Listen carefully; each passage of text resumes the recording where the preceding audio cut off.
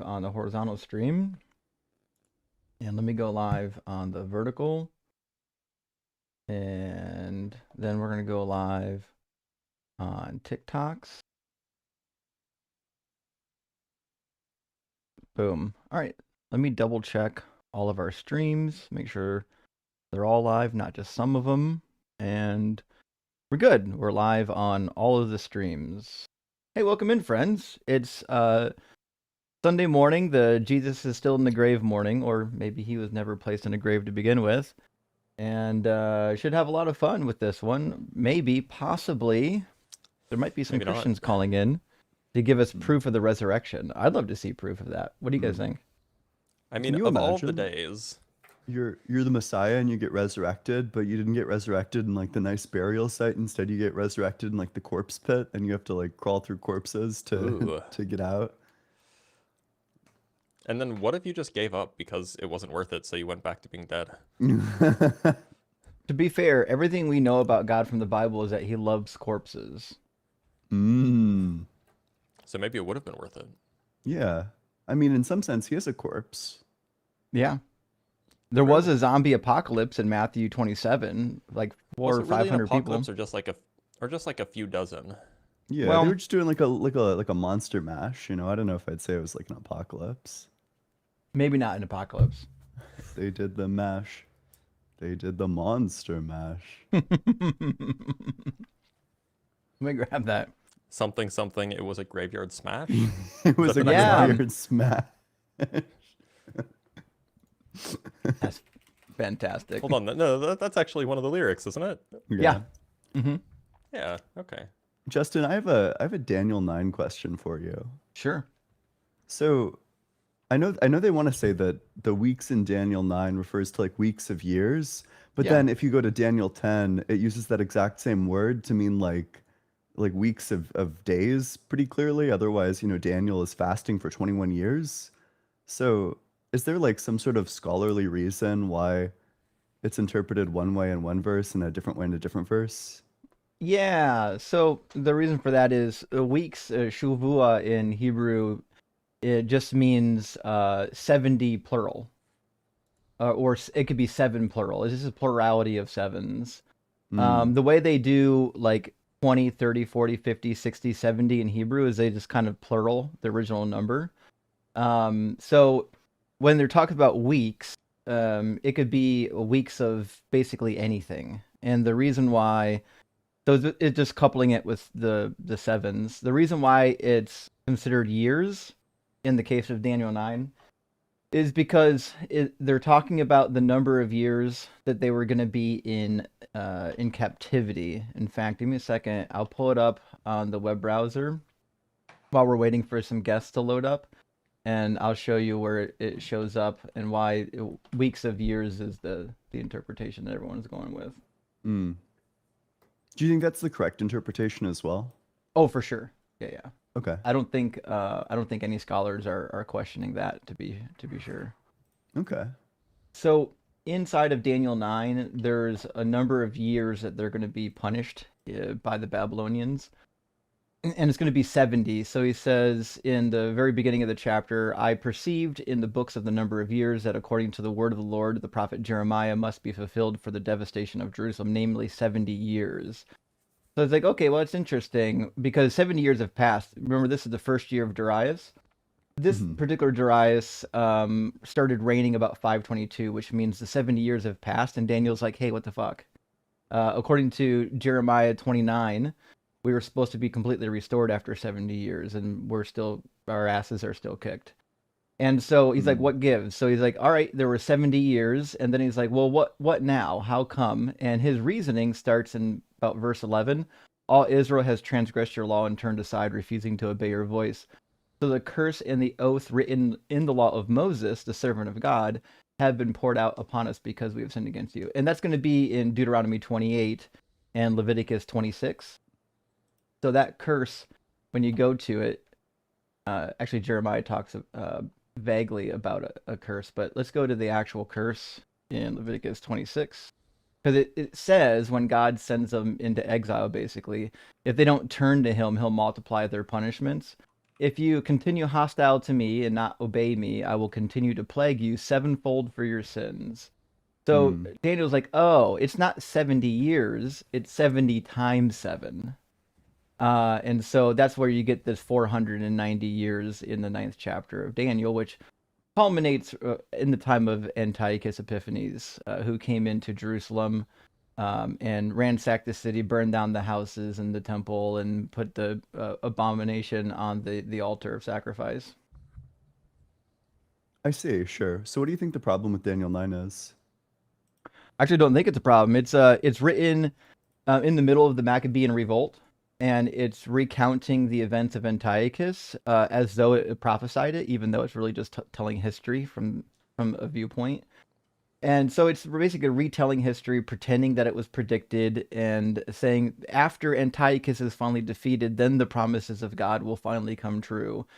But the problem is, if you read the end of the chapter, it didn't come true. The promises that were supposed to happen after Antiochus were thought to have come true for maybe about 100 years. The Maccabean dynasty, after that went to the Hasmonean dynasty, they really believed that these prophecies in Daniel were, some of them they believed they were legit and that they were coming true. Even the coinage of Alexander Jannaeus, one of the early Hasmonean rulers, even had like the messianic star from the Book of Numbers on his coin, indicating that he might consider himself a messianic figure. And in the book of Second Maccabees, they're even writing about how these promises that God made are finally coming true, and the rest of them are about to come true. So there definitely was this feeling after they defeated the Greeks that, finally this is happening, which is why Daniel felt so good for them. It wasn't until the Romans came along that fucked him up that people were like, oh, wait a minute. What? Wait, this wasn't supposed to happen. Sure, but when people try to use like the math to try to arrive at like Jesus as being like in that the correct time frame corresponding to like the number of years, what do you think like the good response to that is? Well, I did a really lengthy video on this on my channel if anyone wants to do the full length video, but the reality is the counting starts roughly in 605 BCE, and I'll show you why that's the case. And it doesn't get you anywhere near the time of Jesus. It gets you to about Oh, sure. 115. Yeah. So at the beginning of the chapter, remember, he's trying to figure out, hey, how long is Jerusalem going to be devastated? Well, the promise in Jeremiah was that it's going to be a period of 70 years, and that prophecy was written in about 605 BCE. It was written literally as Jeremiah was watching the Babylonians carry off the Israelites. It's the And first so that was in incursion. 605. The first incursion was in 605. Yeah, the final was 587. That's when they finally destroyed what was left of Jerusalem. So there was, I believe, 4 or 5 major incursions before it was completely finished. Damn, Nevertheless, maybe the timeline lines up for like one of those other bums that claim to be the Messiah. well, the timeline is supposed to end in Antiochus, even though it's not really good with the numbers. It doesn't perfectly add up to Antiochus. Depending on how you count it, you can actually get really close to the death of Onias III in 171, which is really cool because he's mentioned here. The one who gets cut off is Onias III. It's also important to recognize that there are 2 messianic figures here, and only one of them appears to be a priest, and one of them appears to be a ruler. That's why it says, from the time that the word went out. Keep in mind, my translation said went out because it knows that this is the prophecy of Jeremiah, by the way. This is past tense. The word went out, which would have been Holy shit, this dude 605. looks chopped. Have you seen a picture? Have you seen like the artist depictions of Onias III? Why would Yeah, it's they pretty wild. why would they depict him like this? Damn. Yeah, he was something. Bro, when he returns, he's gonna be like torturing forever the artist of that picture. Yeah, I don't blame him either. The other one comes after 62 weeks, so they're actually different individuals. And the passage in Hebrew doesn't say the Messiah. It just says Mashiach Nagid in the first instance, which would be a ruler, could be Zerubbabel. And the second one doesn't say Mashiach Nagid, it just says Mashiach, which neither one of them is the Messiah. It just says an anointed person. That's all that means. And So if priests you do and rulers were anointed. So if you do 62 weeks of years, from 605 BC, you get to 171. Is that the claim? Yep, 171 is when Onias III was cut off. Right. Okay. And when you say cut off, you mean like his head? Yeah, they removed him from the high priesthood and they replaced him with his near brother Jason. And Jason made a covenant with Antiochus. That's why it says after he's cut off, he shall make a strong covenant with many for 1 week, and for half of the week he shall make sacrifice and offering cease in their place, which is recorded in 1st and 2nd Maccabees, how Jason made a deal with the Greeks to end the sacrifices and offerings in the temple, because he was basically a traitor to his people. And then during the Maccabean revolt, which started 3.5 years later, they were able to overthrow the Greeks and reinstitute the sacrifices and offerings, but it wasn't until the full 7 years had passed that they were entirely successful in gaining victory. So that's why this week is so important. It's also important to recognize that this could never be applied to Jesus.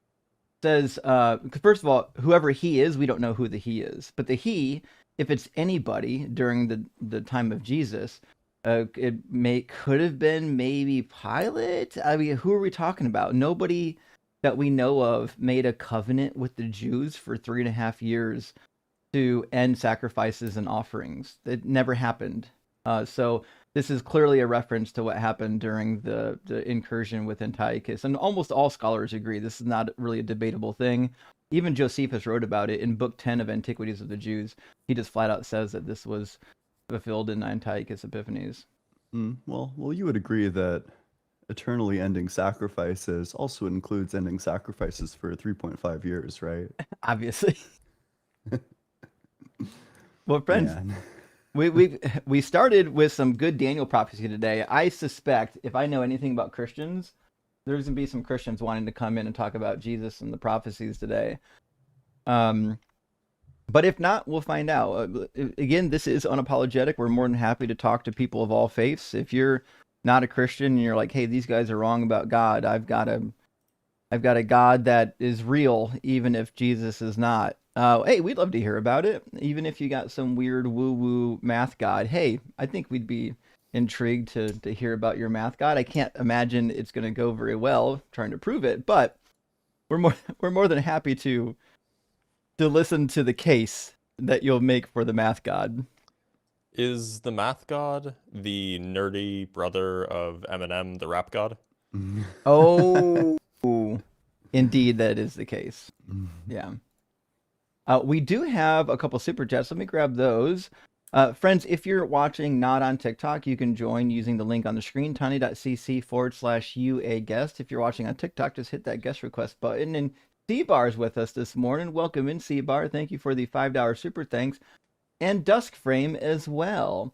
I think the Australian bushfires running gag is particularly funny because I live in Western Australia and I saw the smoke when they were happening. Oh, that's less funny then. I really do think, Sorry. though, that the Australian bushfire is a really good argument. The argument for animal suffering. I thought it was funny the first time I heard somebody run it, but now that I've heard it a few times, I kind of like, yeah, it just makes sense. Like there's no good reason for animals to be suffering, especially when they haven't sinned. Especially 1.46 billion lizards. Yes! The fuck did lizards ever done? And Theoretically, 60,000 koalas. the lizards are the snakes that God liked, because of the lizards that he didn't like became snakes. I'm just saying. The birds, wait, the rabid squirrel sage. There we go. All hail the emissary of the lava lamp. And now that now that it's brought up, I need to get our logos back on the screen. There we go. Logos added. Bada bing, bada boom. And Connor, thank you for the $5 super chat. Says, hey, Justin. We'll be sending out the crochet Rocky I made soon. Hell yeah, thanks, Connor. I know you have a ton of emails, but I'll send the tracking number when I ship it. Cheers. Thank you, Connor. I do appreciate it. And I actually have started this week going through my Discord and emails, trying to catch back up now that I've got time for it. So I'll be digging through all of my emails and whatnot, probably Monday and Tuesday to finish it up. So I should be getting back to people here in the next day or two. And Bacon says, didn't say anything. Bacon, hey, Bacon and Bush sent 5 unapologetic gifted memberships. Really appreciate that, friend. But also, doubled up 5 more, and that is huge, Much Bacon. appreciated. That is really, really helpful to the channel. Dustframe with an additional super chat says the only holy trinity I worship is Obelisk, the Tormentor, Slipper, the Sky Dragon, and the Winged Dragon of Rod. You guys, Blitz, I think, knows what this is. It's pronounced Slifer, Oh, the Sky Dragon. It's a Yu-Gi-Oh reference. Yeah. sorry. Clearly, this guy didn't spend any of his time dueling. Clearly, No. his deck is filled with worthless cards. My grandpa's deck has no worthless cards. I But don't what know it what does any of this have means. is the 5 pieces of Exodia. And Karibo. Yeah. Based. I know how to play spades. I'm sure you do, Grandpa. same I'm sure thing. you do. Okay, Boomer. I can play rook. Yeah, I bet you have those little disgusting hard candies in a jar in Oh, your no. living room too, don't you? And I've got one of those butter cookie tins that's now just a sewing kit. Oh, That's a real thing. Deplorable elk. Good to see it. Says scientists can't explain bumblebees. Oh no, not this again. According to science, it should be impossible for a bumblebee to transform into a beetle. What? there you go. When was that happening? I'm pretty sure that's a Transformers reference. Oh, Okay. Maybe. Oh At yeah, least that yeah. always sounds like a yeah, it is, Transformer yeah. reference, True. right? Does Yeah, Bumblebee because he transform used into a to- beetle? yeah. Bumblebee, his like car form before they made him like sleek and sexy. You know, in the movies, the live action movies. You know, they made him. I forget what fucking car that is, but in the animated show, he was like a fucking slug He bug. was a buggy. Yeah. That's funny. I have to rewatch. It's been a long time. But I am tickled by the staying power of Transformers. They were popular like when my older brothers were younger, and then when I was younger, and then they came back again in the late 90s, early 2000s. Like, they're just cool. Like, who doesn't love Transformers? The Bible Adults. guy, I don't know. I kind of still like them. The same. That's on me. That's on me.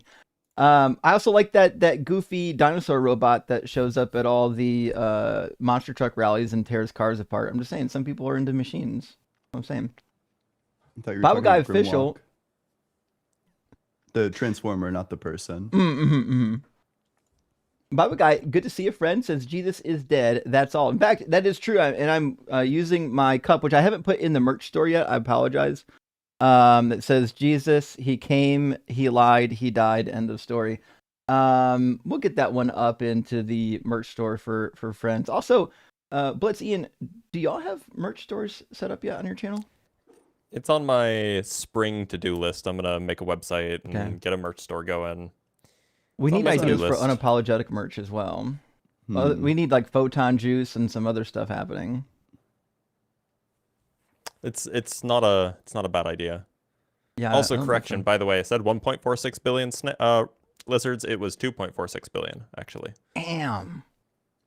Billion. Poor lizards. I know, right? They didn't do anything to deserve it. What if Well, I mean, have you considered not tricking Eve into eating an apple? True. Yep, that's a fair point. That's what went wrong. Yeah. Yep. Cain, good to see you, friend, says, all hail Omnissiah, God of math and numbers. Blessed be the sacred algorithms and the holy spreadsheet. Indeed, the holy spreadsheet. Absolutely the holy This is a spreadsheet. Warhammer reference, by the way. I wouldn't have guessed that. I just got excited for spreadsheets. I mean, you should. Spreadsheets are pretty great. I mean, yeah. That is for sure a thing. Boogit, hey, good to see you. Says, you said boink. I say mashing pisser. What does that mean? It means mashing pissers is like docking. Is it a Britishism? He doesn't know. This guy doesn't know what docking is. I I can't know what believe docking Justin, is. Is this like a British version of that? Boink? No, Well, boink it's No, is mashing pissers. It's 2 US dollary dues, so yeah. I think it's. Yeah, it's a good point. I think mashing pissers is good. I like that. That's a good phrase. It sounds I'm sorry, Blitz so doesn't British. appreciate it. Mhm. You know, that's his bad. I think I guess it is. it paints the picture correctly. It's like crossing streams but higher up. Gretchen, my friend, thank you for the super chat. Says, don't forget cribbage, Johan. Oh, of course, cribbage is obviously, and my backyard is actually set up for croquet as well. Mahjong. I did just have some savory jello the other day. Oh no. Also, Jello should not be savory. That's a With some mistake. cabbage, some Oh. spam. Fuck. All right, let's get this last super chat. We're gonna get I'm gonna Haley in vom. here.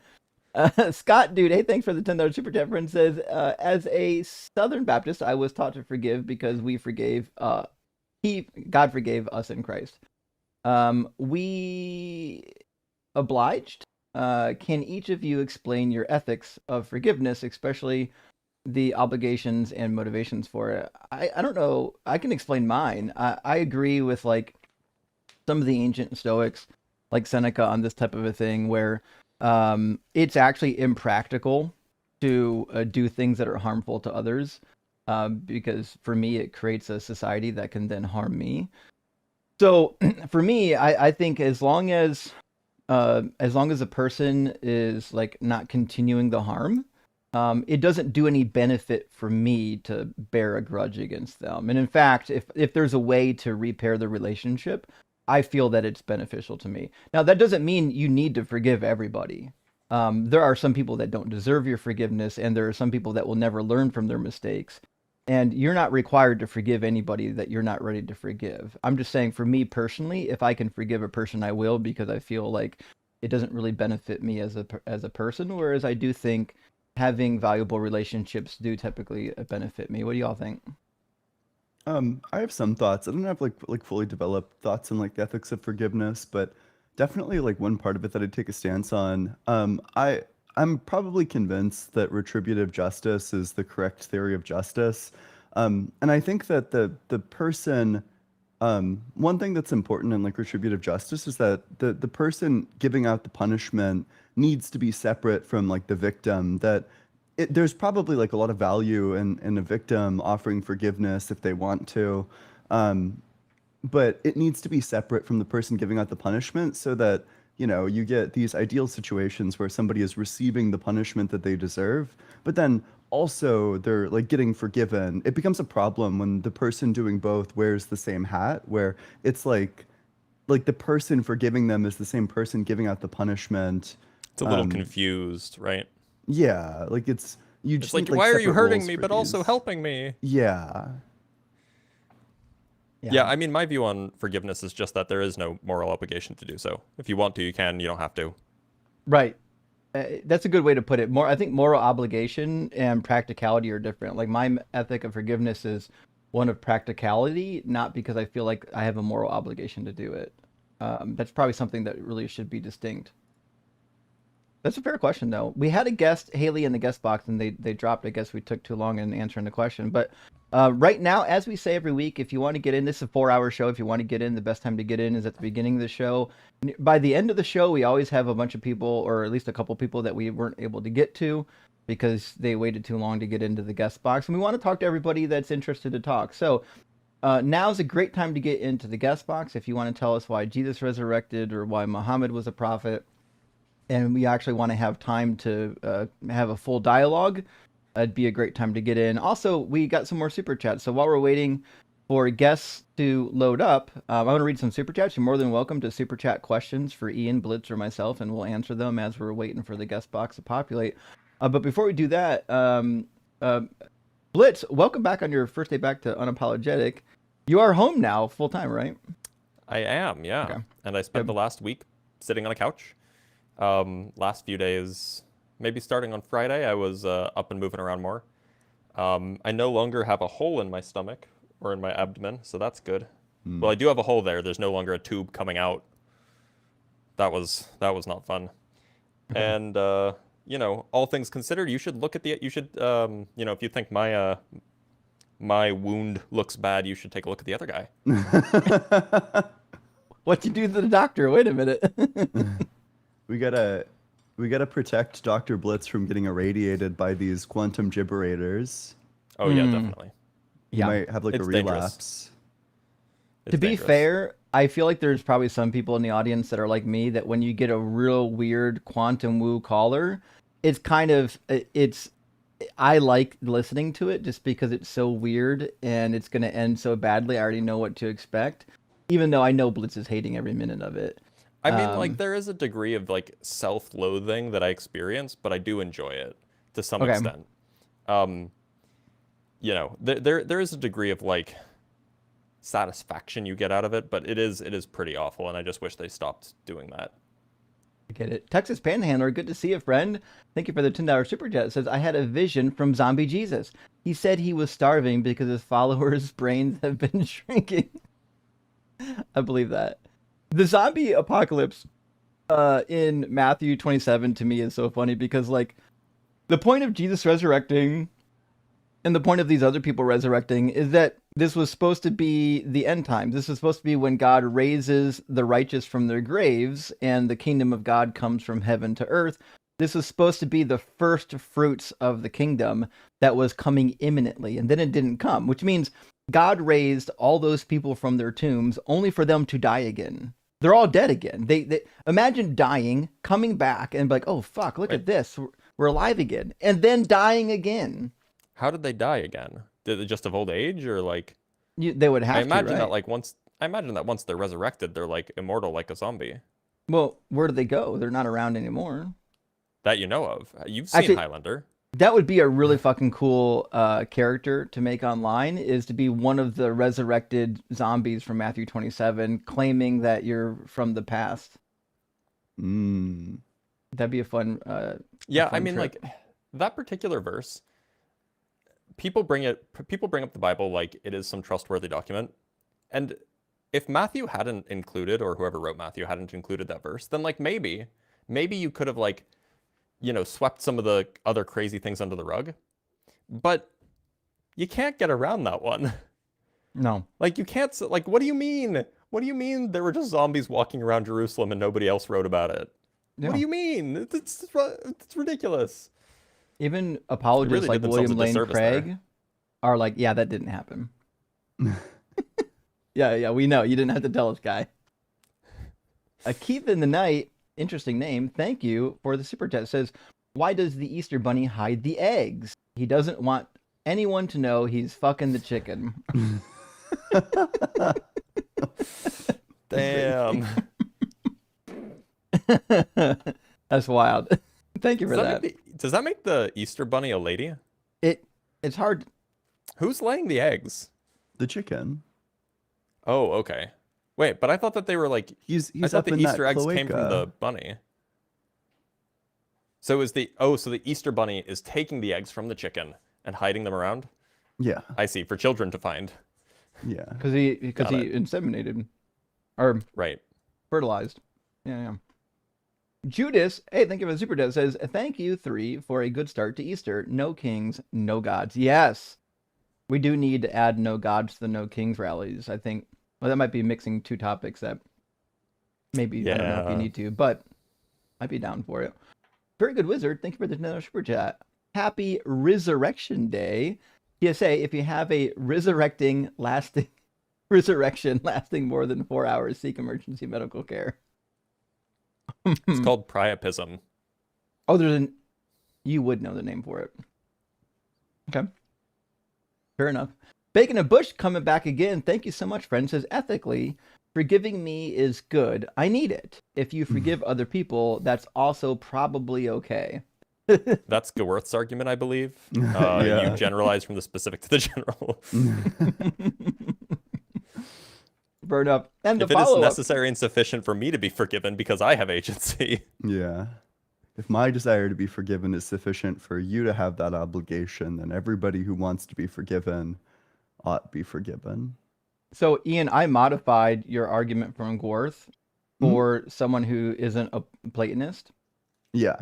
Just Sorry. Gewerth doesn't commit you to Platonism. Oh, good, because I kind of caught the sense that your argument might be reliant on the laws of logic being transcendental. Not really. Just that they're Okay. like true. Okay, because that's how I was framing it. Was that the laws of logic were not transcendental, but that they are the most dependable thing that we have. Therefore, we should be rooting the ethical and the moral argument in the laws of logic. So if they're illogical, then we would say that the moral itself is illogical and we shouldn't follow it. So the Hmm. normative claim is that we basically should do what is logical, right? Yeah, yeah. Oh, Well, okay, Spock. yeah, that's like at the foundation of what I believe to be like the only approach to ethics that makes even a little bit of sense is that you're supposed to determine what the moral obligations are by evaluating what everybody ought do. Like if there's like something that everybody is committed to doing, well then that's going to be the ethical thing. So for Gaworth, he identifies that as being like, you know, everybody has a right to freedom and well-being, so everybody ought not interfere with others, you know, right to freedom and well-being, setting aside like circumstances where the other person violates that first. Isn't Sure. it awfully convenient that Gaworth's logical conclusion for morality is just the kind of morality that agrees with progressive values? That is an interesting thought. I think that there probably is something to that. I wouldn't be surprised if, I mean, it certainly is like coincidental that all ethics seem to coincide with the values at the time. At least I wonder why people that try might to be. make that the case. Yeah, it's like we're biased maybe to our own time period.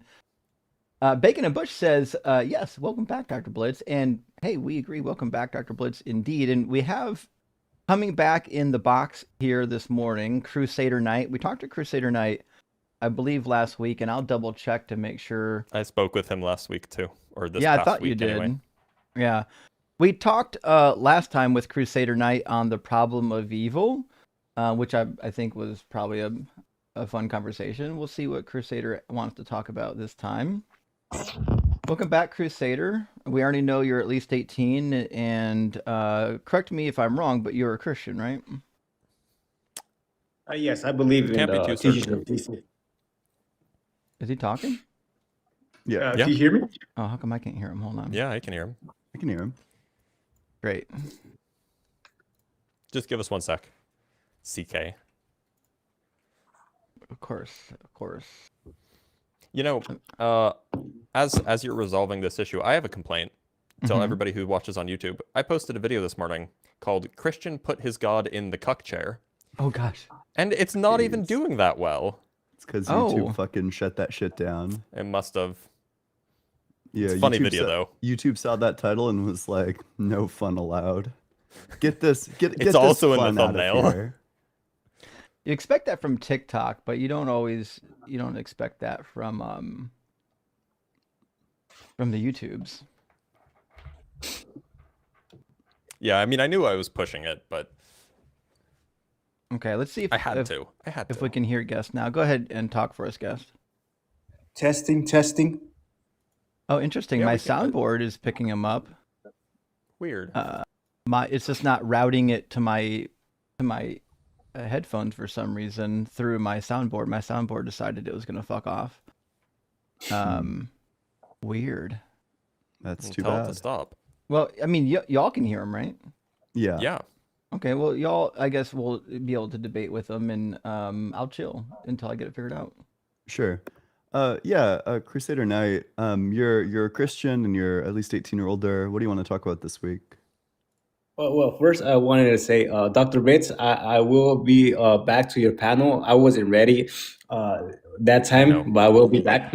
Okay, so I just wanted. Wait, do you have the answer to the question now? I want to save it for later. Right now, I just Okay. want to He does have the answer. He's a master of suspense, though. So right now, I just wanted to talk about, give a little thought experiment. Is that okay? I suppose. I mean, I'm fine with thought experiments. Okay. Oh, so I want to have this thought experiment. I guess I call it thought experiment, but you guys believe in objective Objective what? truth, I guess. Objective what? Objective truth. Some of them. Not really.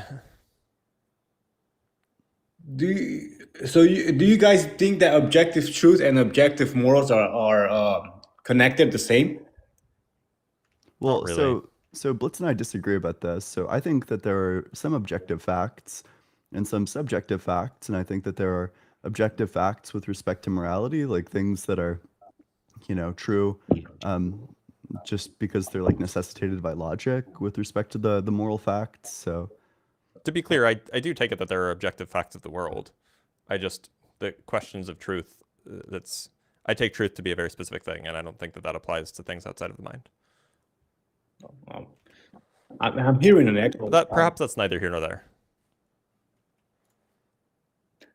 Let's see. I'm here. Let me see. Like, looks like I'm hearing echo. Are you guys hearing echo too, or no? No. let's Okay. see what the I think- audience has to say. Oh wait, yeah. Everyone else is saying that there's tons of echo. Oh, bummer. Is that everybody? Is that me? What's going on?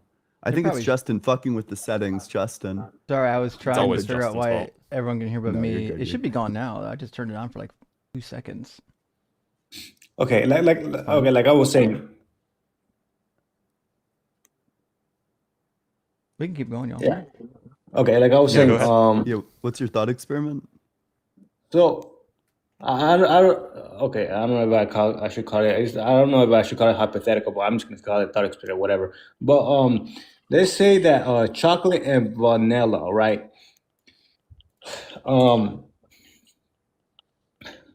So let's just say the reason why I'm saying chocolate and vanilla is that the objective truth is chocolate and vanilla are both ice cream.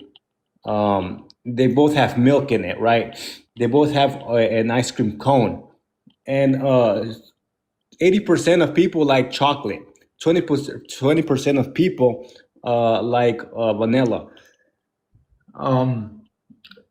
And statistically, but then as years pass by, these change. These statistics change. So how do we know that which one's better, chocolate or vanilla? I don't think that Because- there's going to be like some objective fact of the matter as to which one of these is better. I think that there could be like some fact about like which one people like more or like less, but I'm not sure how we would establish that one of these preferences is like objectively correct or objectively incorrect, absent like some additional considerations, like all the chocolate comes from like child slave labor. Then maybe it becomes like a sort of like moral question. But Yeah, then it would be barring Ian's that- favorite type of chocolate. No comment. Yeah, Avoiding the question. so- Yeah, the point is preferences are obviously not objective. Okay, yeah, but the question is that preferences is not objective.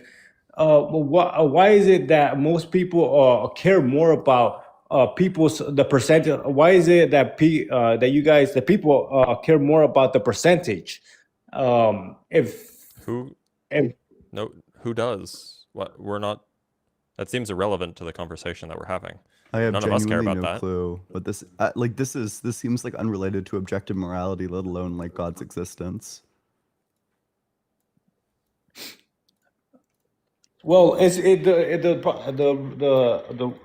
the reason why I'm asking this is because there's objective here. The objective is that they both have milk. They both have an ice cream cone, and if I believe in objective truth. There's objective truth here. The objective truth here is that like I said, they both have milk and they both have an ice cream cone. I believe in objective truth, just like I believe in objective morals. But you don't have objective morals. You're a Christian. Your morals are all subjective. You need to subjectively decide to listen to God in order to have any sort of like moral authority, right? Like, let's say I believe that God exists, but I just don't give a fuck what he has to say. At that point, like, why should I do what he tells me? Why is to follow an order? To follow an order and Why To not ought I follow- follow an order? like in like kind of like duality. There's order and chaos, and following orders is to obey someone. So would you guys obey your parents? The answer is Wait, yes. sorry. Why ought I do what God tells me? Like, Is it like intrinsically good to follow orders? Yes. Oh, And well, I'll tell you then we why. could have objective morality on the atheist worldview too, because there's something intrinsically good about following orders. Okay, But I like mean, what? additionally, like that's just obviously false, that it's like intrinsically good to follow orders. By this logic, we would be saying that like what the Nazis did was objectively good when they were following their orders. Okay, let which me they see. weren't, by the way. Important Okay. clarification. But yeah, I do that agree that that's surrendering to authority, right? But this authority does not lead you to follow your own will, your own desires. What God wants us is to follow Him, to love Him, and to love means to, for me, is to respect, to care about others. That leads more to the righteous and the right way to go. Is there something intrinsically good about respecting others? Respecting others, yes. If you respect Oh. others, you have self-respect, and it's about knowing that you care about that you're not being a greedy person, and you care about others. So is respecting other people good because God told us to, or would it be good even if God didn't tell us to? It's benefits it benefits all of us. It's a good utilitarianism. No, not utilitarian, but it's just it benefits everyone. I don't think that answers the question. The question was, is respecting others good because God said that it was good, or would it be good even if God did not say that it was good?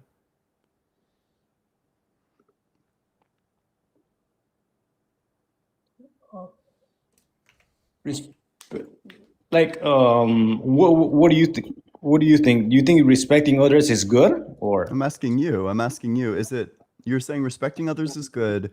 In your worldview, is that true just because God said it's good, or would it be good to respect others even if God didn't say to do that?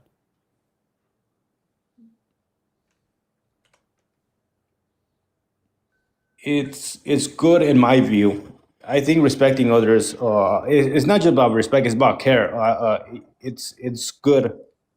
Yes. Do you think that answered the question?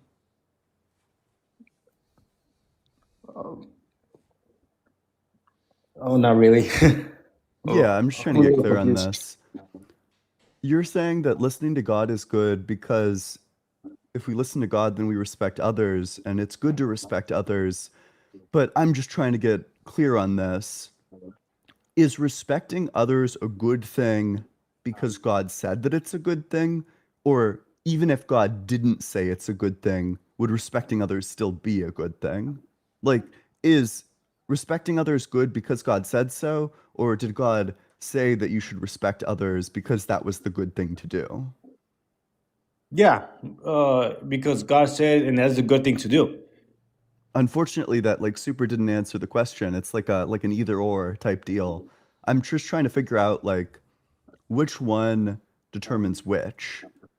Whether God saying that something is good makes it good, it like imbues it with goodness, or whether God decided to say you should respect others because there's something intrinsically good about respecting others.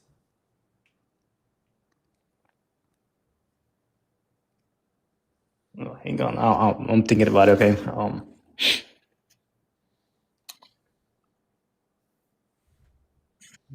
Because this leads to more questions. Uh, the last one that you said, that that is good, like respecting others is good because God said so. That's what you think it is? You think that respecting others is only good because God said it's good? It's not it's my viewpoint as well, because of God and because of what I think.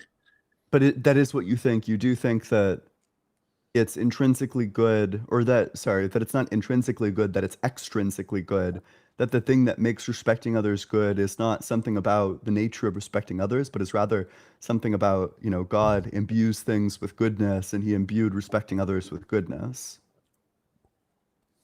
Yes. Okay, cool. Well, then in order for me to deem this to be good, I would need some reason to listen to what God tells me to. So if I don't care what God says, why ought I respect others?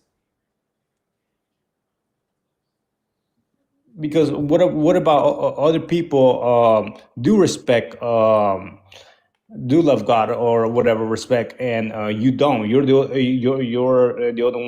only one who's doing a wrong thing. Why ought I do what everybody else does?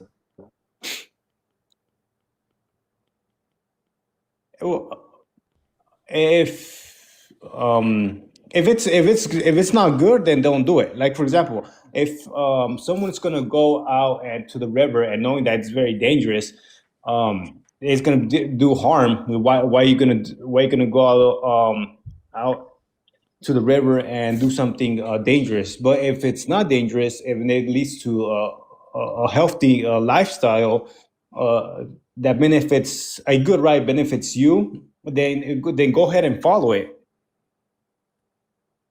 Are you saying that there's like something like intrinsically good about doing what other people do?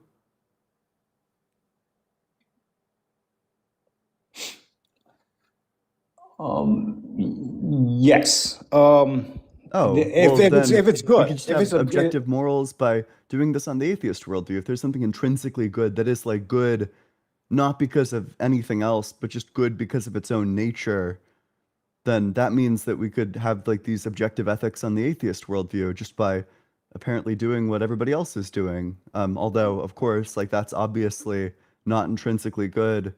You know, for a while, everybody was owning slaves, and that was quite bad. I don't think that it's intrinsically good to do what other people are doing. what is a good thing that atheists do that you think that it's objective? I'm not sure what that question is asking. Like, sorry, I kind of didn't want to talk a little bit about God right now because I'm not really thinking straight. But I just wanted to have this thought experiment about the chocolate and vanilla ice cream. How statistics changes, and it's not really important towards arguments. I think that this thought experiment could use a little bit more time in the oven. I don't think it's done yet.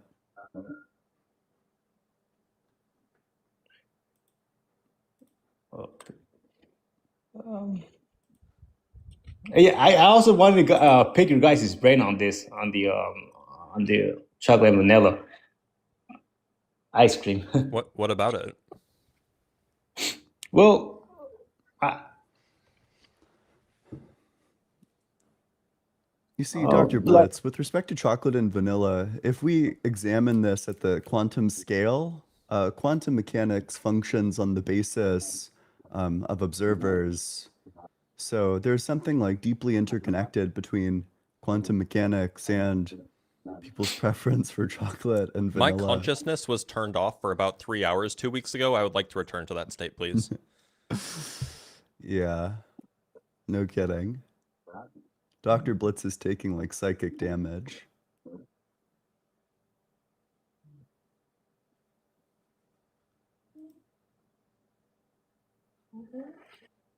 okay. Well, Mr. Knight, do you have Yeah. anything else? Probably not. I don't think so. Not right now. Okay. Okay, well, thank you for being here. We do appreciate it. Yep. You're welcome. All right. I can't hear what he's saying, but I can cut him and move on. I'm going to restart before we take our next guest. I'm going to restart my soundboard and possibly re-add my TikTok sound connection. Usually that fixes it. Just be a second, friends. Okay, that's fine. I can Okay, I can fill some fine.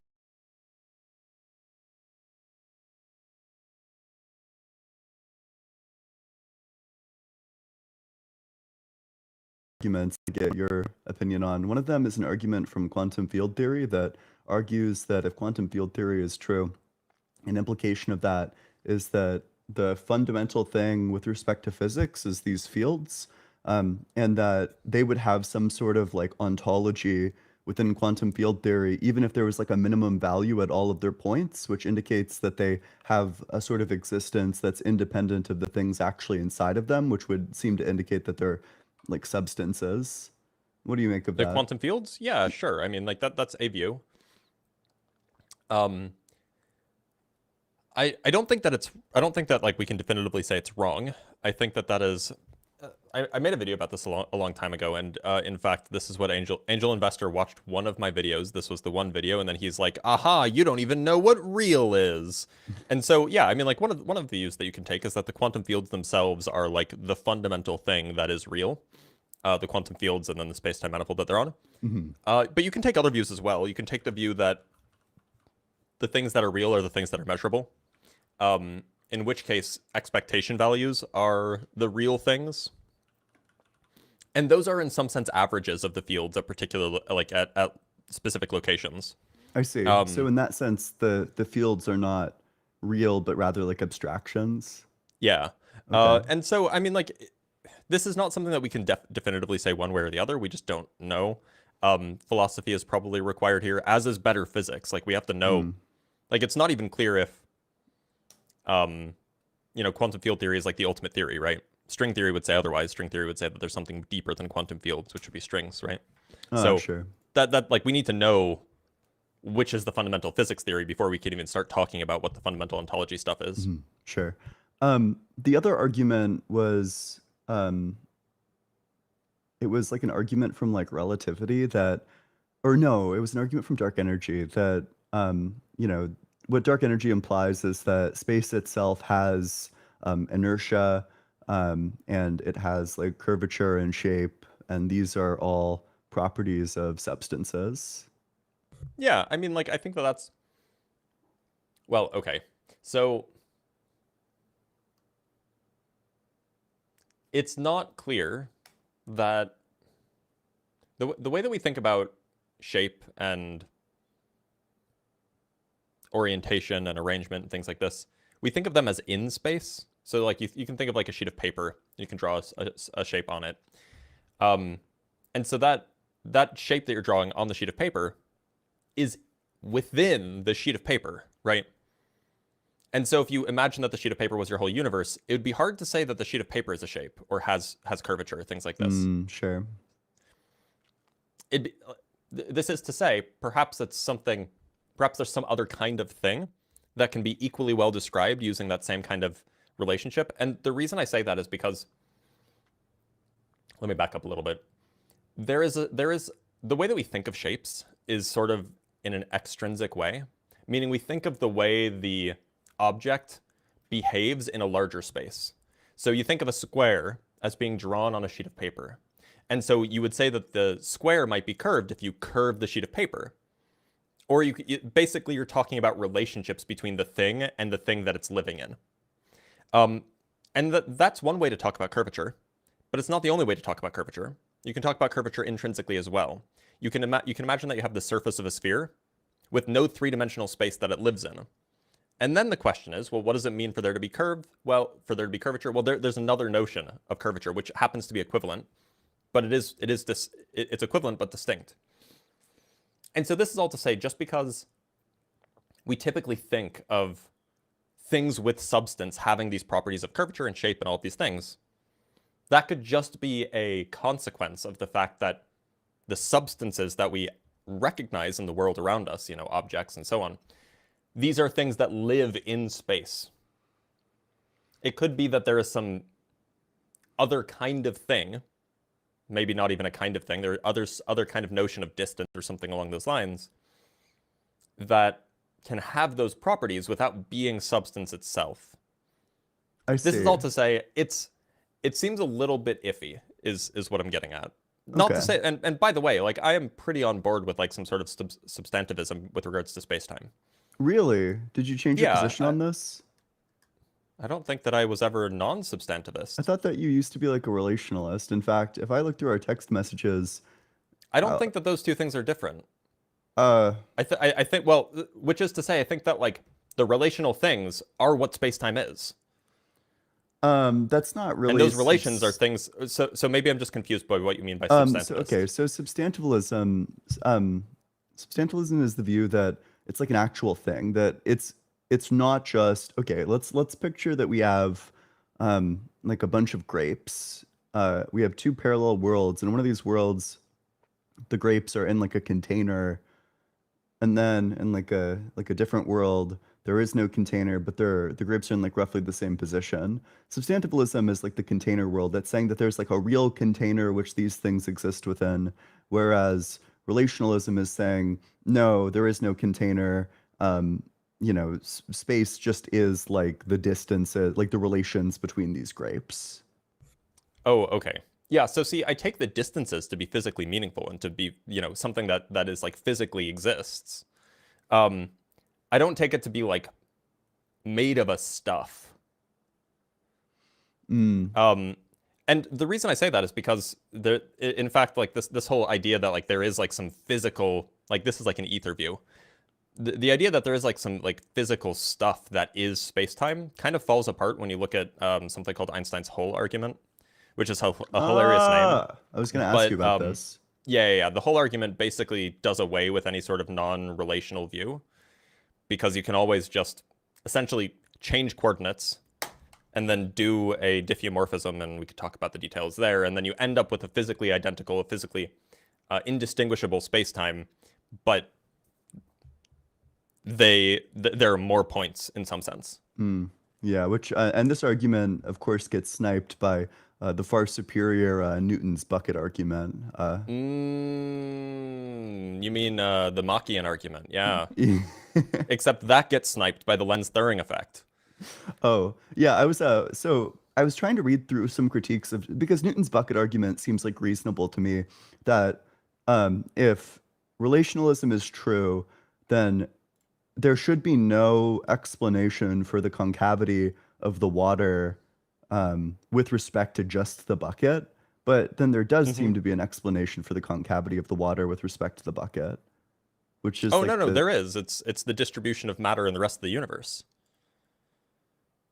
Why would the bucket not be in that shape without the matter in the rest of the universe? You mean the water? Oh, well, I mean, the lens-Thirring effect just predicts that you would get that shape if there's the rest of the matter in the universe. If there was no other matter in the universe, then you wouldn't predict anything. You wouldn't predict any particular concavity. Would the concavity? Well, then it seems like what you'd be saying there is that we don't really have a reason to think that the concavity would exist without the rest. Yeah. Okay, sure. That seems like a reasonable takedown of Isaac Newton. I mean, the whole point is that, in some sense, the rest of the universe fixes an inertial frame on the interior at any given point. It fixes some inertial frame that is, or it fixes inertial frames with respect to the universe as a whole. And so if you're rotating with respect to that, then there will be a observed force, and this is predicted by relativity. And in fact, it's confirmed by relativity that there is something called the lens-Thirring effect, which basically says the rotation of stuff far away can induce rotation in stuff here. And if you avoid that induced rotation, then there is a proper acceleration that you experience, and so you would get the concavity of the water. Okay. So you buy into the view that space just is the relationships between objects, that if there were no objects, then there would be no space?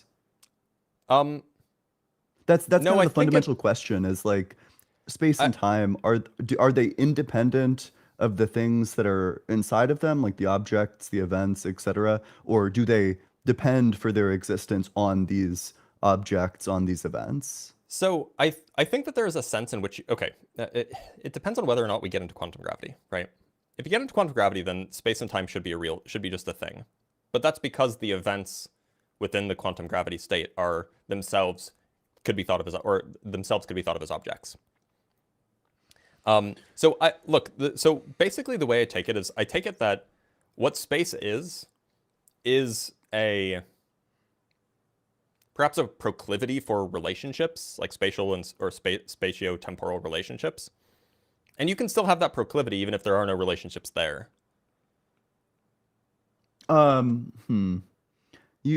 Your position is unclear to me because what you just said makes it sound like a substantivalist position where you hold that this is like a real thing that exists independent of the objects in space or like the events within time.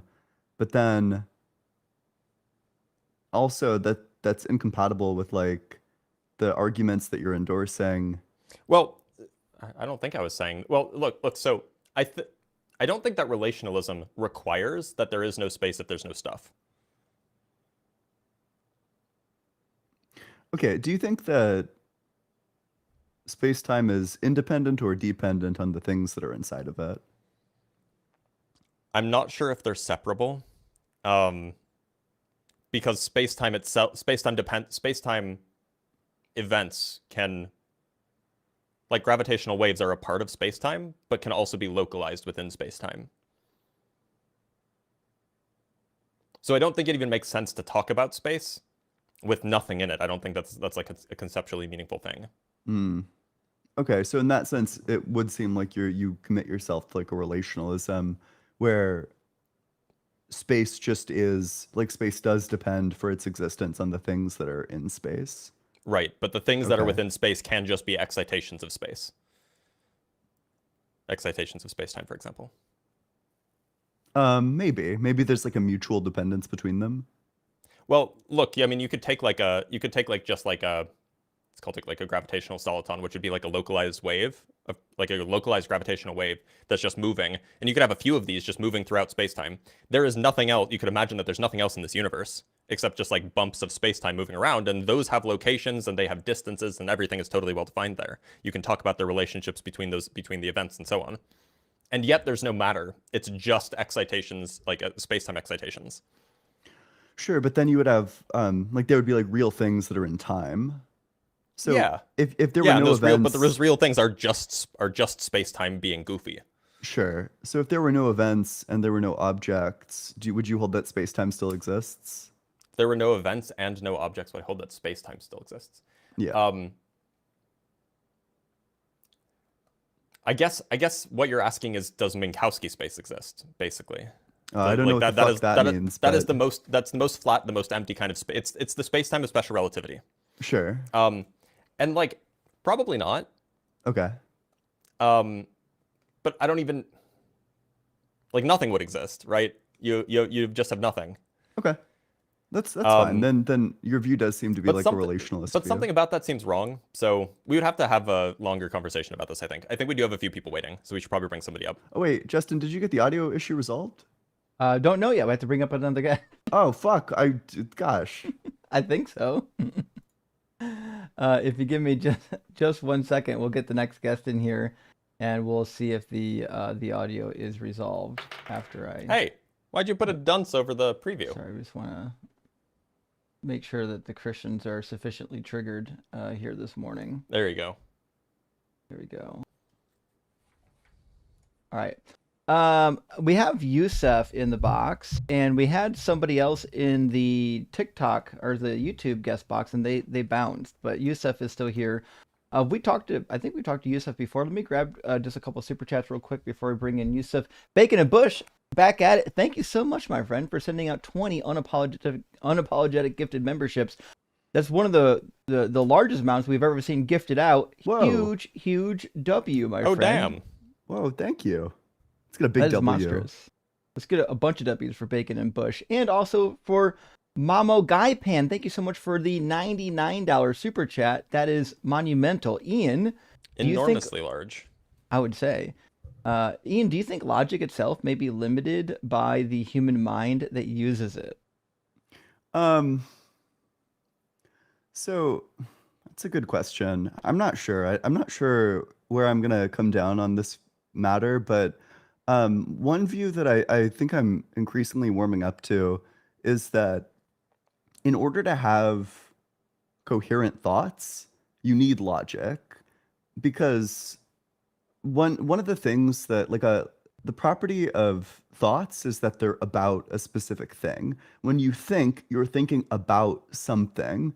But in order for your thoughts to be about something as opposed to about nothing in particular, they would need to be like differentiated from all the things that they're not. And logic kind of necessitates that your thoughts do that. You know, when I'm thinking about the cat on the mat, I'm not thinking about not the cat on the mat. So if I'm thinking about the cat on the mat, well, I'm not thinking about like the bug on the rug.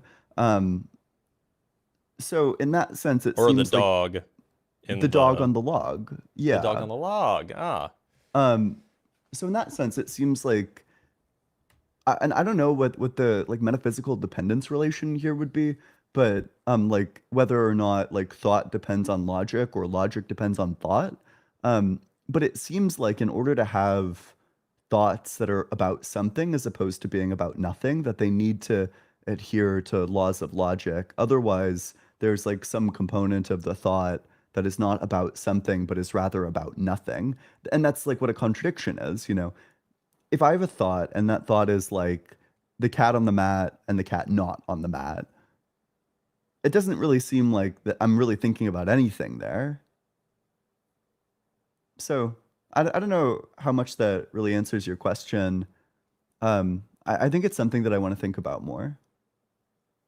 By the way, I actually really appreciate that view. That's a view that Danny kind of imposed on me. And I like it because it's really compatible with nominalism. Yeah. Right? You can say that we are obligated or that you know we are kind of forced to obey logic, not because it's some objective rule of the universe, but just it's because it's required in order to be an agent. In order to have thoughts. Yep. Now, I think that there are probably still some issues there, namely, specifically, which logic is it? You probably want no contradictions, and that's probably it.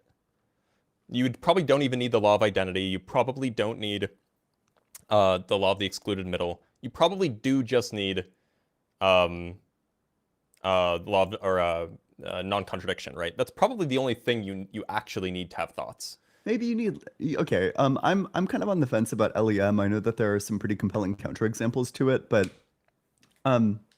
Should we? I mean, if I was to think about like the Yeah, cat, we should bring up should we pause somebody. this for Yeah. when we Yeah, run I'm out of sorry. guests? Yep, go for it. Yeah. No worries. I'd love to hear it, but I think people want to hear some debates. Let's grab. I think next in line was going to be Marcia. Proud Mega Lover 101 sounds super trolly. So we'll do you a favor, Proud Mega. I'm gonna bring in Marcia. If you're a legit like actual wannabe guest, we're gonna need you to turn your camera on so I can see you're a real person and not a troll, and then we'll take you. But until then, let me grab Marcia and we'll get some conversation going that No, way. you. All right, welcome in, Okay. Marcia. Hey guys. Hey Howdy. guys. I learned so much from your show. Well, first of all, if you don't want me, I'm an atheist, but I don't want to stay long. Well, we are thank just you, talking to believers. We're doing debates. Okay. We appreciate you cool. chat with us though. But Cool everyone's tuned into the show to see a good debate, you know. Okay. I sent you the snail mail, what so that happened was to the me. audio? And I know I have horrible handwriting. There's like about 40 suggestions. I'm talking to Justin. And I I'll lose just the audio wanted to- too. Did I? Nope. No, I we can can hear her. I can hear. Okay. This is Okay, a well, rough then day I for won't talk to Justin's setup. Justin, I I'll talk can't to you lie. guys about Okay, none of the something. audio is getting to me. Crazy. I was just listening to John and Sean, and a guy was saying if there were no universe, and I'm assuming he meant more than whatever, if galaxy is bigger or whatever, if there were nothing, like 11 in the black room. But if there were nothing, would the law of non-contradiction still apply? And Sean and them was, after having been riddled with other questions before that, they were saying, yes, it still would. But I'm thinking, no, it wouldn't, because if there were nothing, there's nothing to contradict. Like you need matter or something to say the ball is or the ball is not. What do you think? I think what's necessary about what's required in order to have logic is propositions, statements that are, true or false, but like not neither and not both. And then it's a question of whether propositions exist dependent on minds or independent on minds. Oh, I think that there's like a reasonable argument to be made that propositions are mind dependent. So there aren't really like there are propositions about a world wherein like nothing exists, but like in the world itself there are no actual propositions, so it's like kind of not clear. Like in order to make any claim about that, you'd be inserting propositions into it, which would seem to just be like a direct contradiction. I feel like these questions are specifically designed to try to, make it impossible to answer. And so I agree with what you just went through. Like you need a mind, but they're trying to say there's a mind, but that mind is God, but they don't want to say God. I mean, it's just ridiculous. But, listening to you guys sometimes, I mean, I say sometimes, listening to you guys helps me understand it, but sometimes I still don't. Yeah, it takes time. It's not easy. The only thing I wanted to suggest to Justin, and maybe you guys too, think about it. I think you guys should create a channel, kind of like The Line did, and have different shows. And I think this show should be the Philbro show. Well, not this one specifically, but you know what I mean. And then I think you should get a bunch of ladies and have a ladies show, like Ladies Love Logic or something, and have a show where former pastors, I think that would be cool to have all that happening together. Well, I think we Yeah, it's would like an love to interesting expand suggestion. one day. I can hear you now. I think we would love to expand one day, but I think we need to get a large enough user base. Like we've run shows where like Blitz will be missing, or Ian will be missing, or I'll be missing, and it seems like right now a lot of people are tuning in because they love this trio specifically. Right. But once we get enough people that are following the channel, we can probably swap people in and out without really messing up Right. our views. So I do think that'd be on the horizon, but we just started out, so it's hard to make Oh, some I of those see. moves just yet. But hopefully. All right. Well, I don't know a lot about all that stuff. That's why I just watch you. Oh, one other thing. Can we make a Facebook group? Because I'm a Luddite and I can't figure out Discord. Think about it. Let me know. Maybe We'll like think if, about it. We'll think about it. Yeah. Okay. Thanks. Cheers. Bye, guys. Bye-bye. If the problem with creating like social media pages like is that somebody has to maintain it. Yep, and that's annoying. So all three of us have busy schedules. It's hard now. We have to task somebody with it's a whole thing. Nevertheless, Discord's not hard to learn. I understand that the No, it's really deconstruction not. junction is unwieldy. It's large. There's a million Yes. threads, but I think we're working on that. But Blitz and Ian have Discords that are really well laid out, and I think even a new Discord Thanks to user. Lilith and Molly. Yeah, Molly There we runs go. my Discord like the fucking Navy. Lilith runs my Discord like the Finnish Navy. Fantastic. All right, Lilith friends, is Finnish, I think.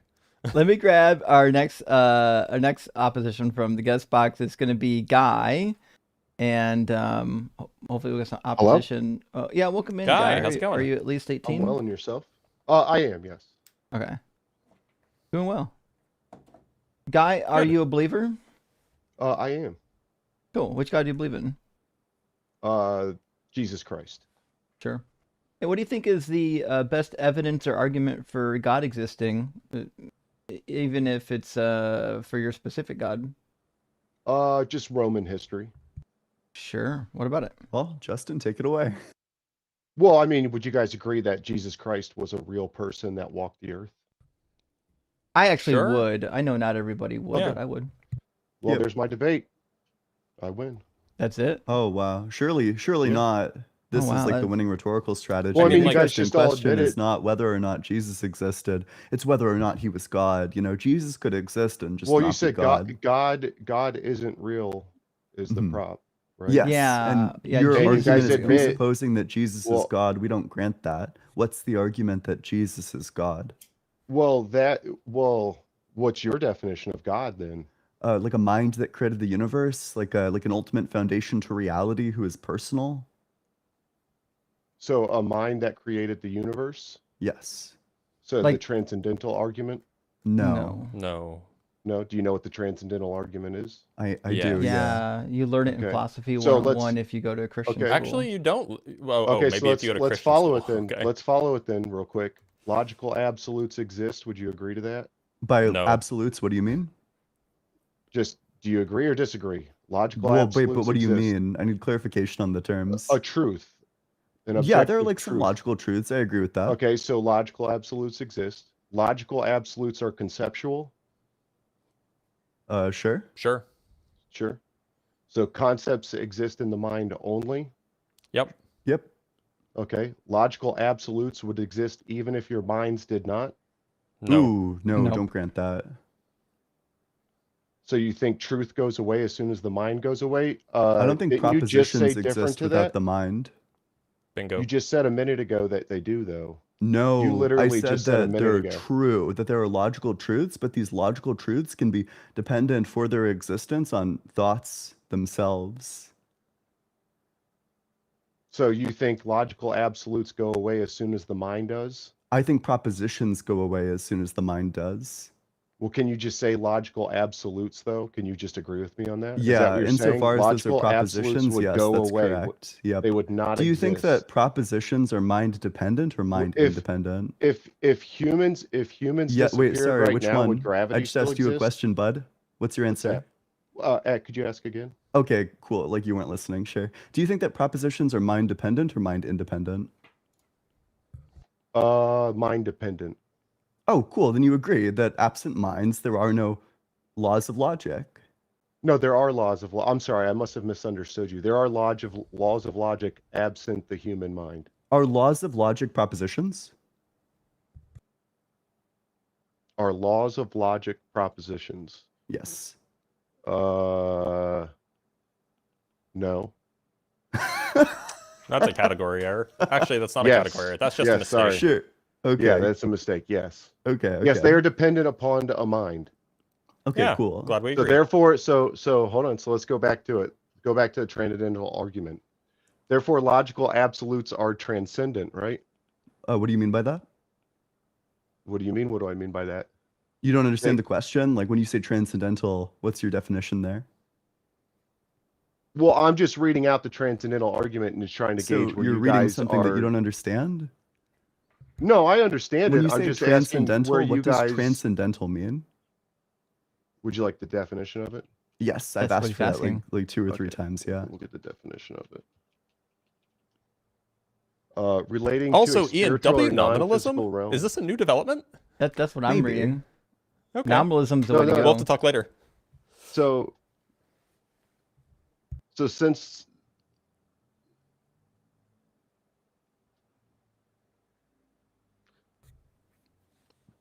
did you want to say something? I thought you guys were going to say something. Guy, No, we were I- waiting for you.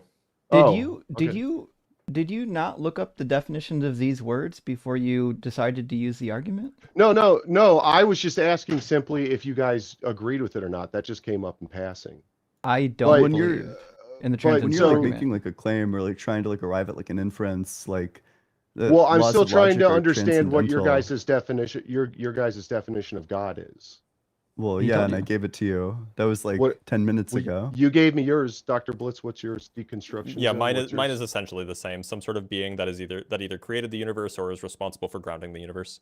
It should have a mind and be personal.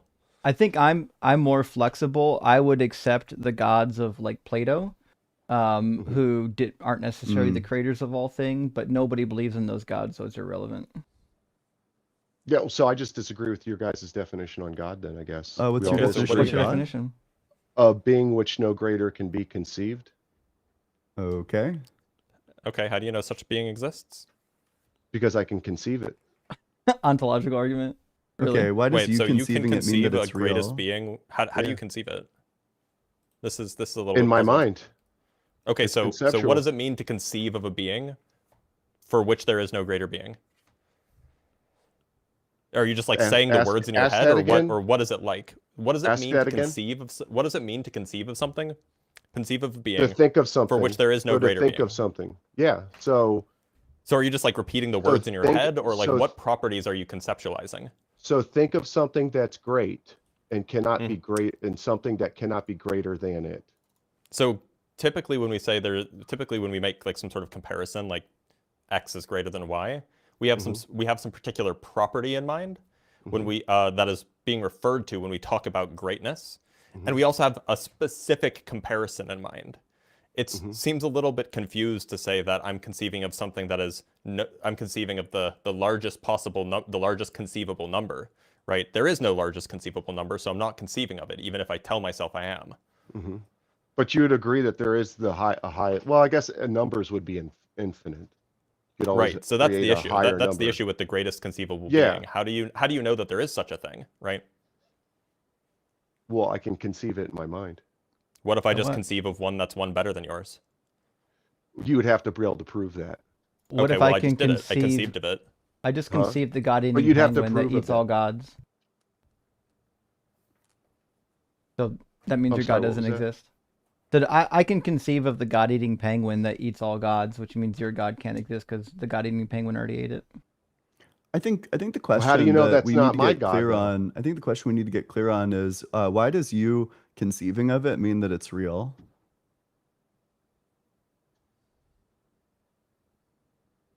Well, because if I'm conceiving of a being which no greater can be conceived, then to be real, by your definition, I'm sure, is to exist.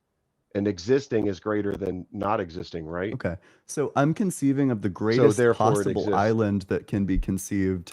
And because Mhm. existing is greater than not existing, that means that the greatest conceivable island must actually exist, right?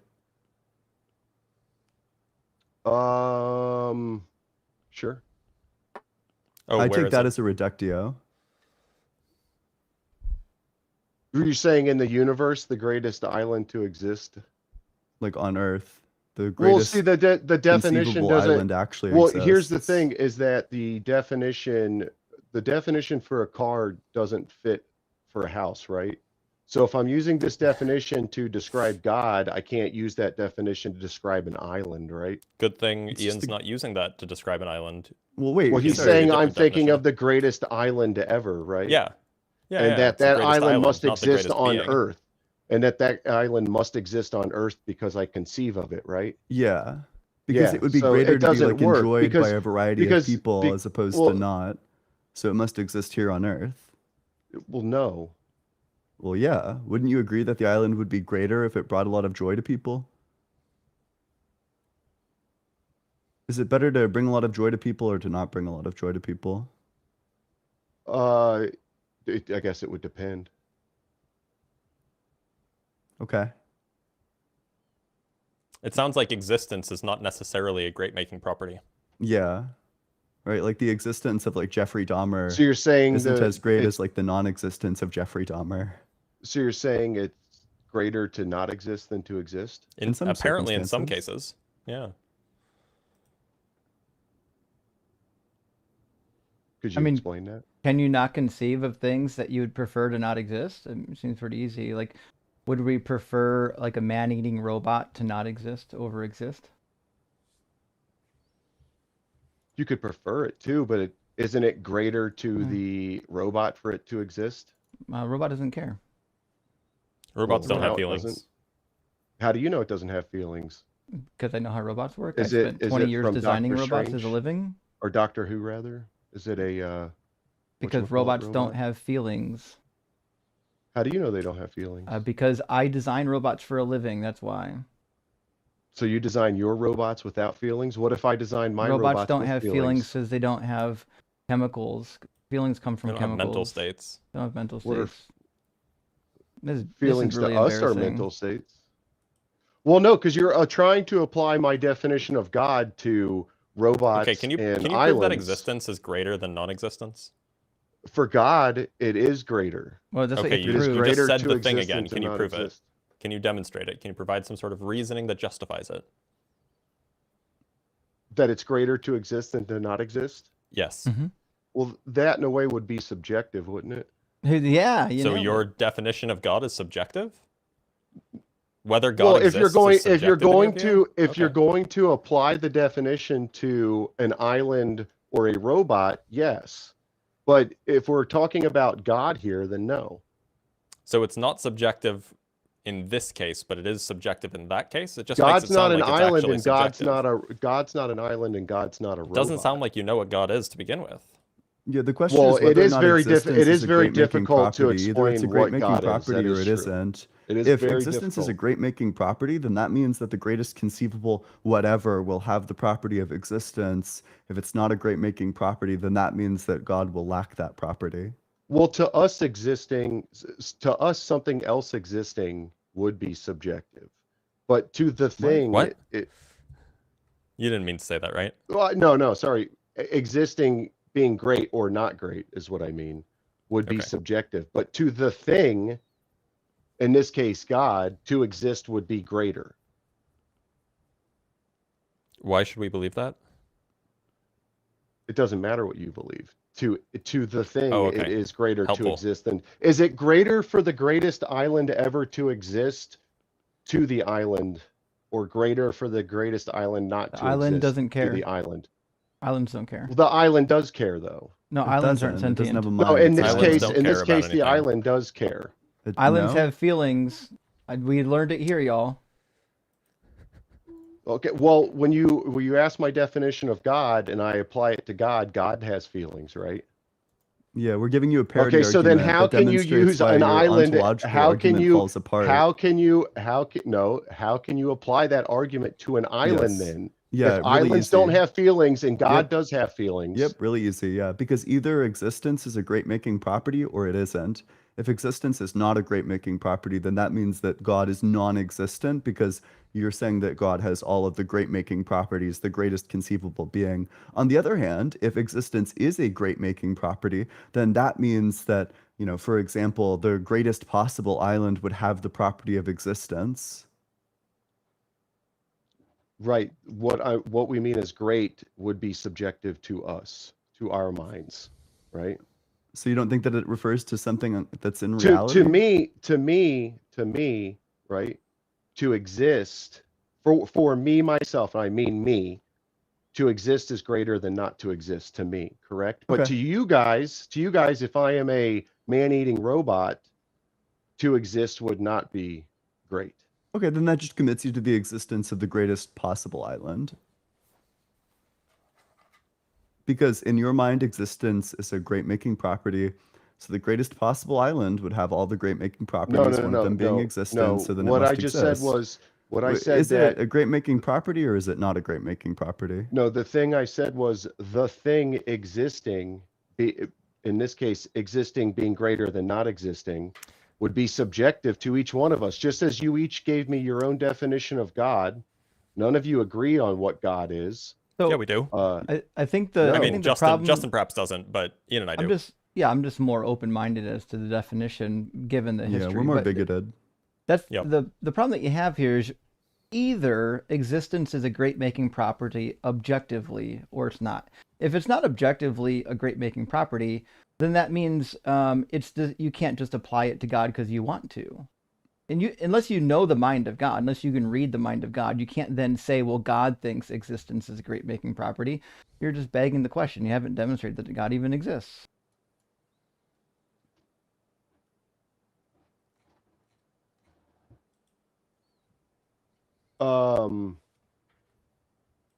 Again, though, what we see as existing being better than not existing would be subjective to each of us, right? I agree. Yeah, we're talking about preferences right now. Yeah. I think it's better personally to exist than not exist in many cases. I've already given you a case where there's something that I think would be better for it to not exist, right? So if non-existence is objectively in all cases a great making property, that means anything that has existence is greater than something that doesn't have existence, which is preposterous. That means Correct. you think the existence of man-eating robots is better than the non-existence of them. Maybe I do. Do you think the existence of man-eating robots is better than the non-existence?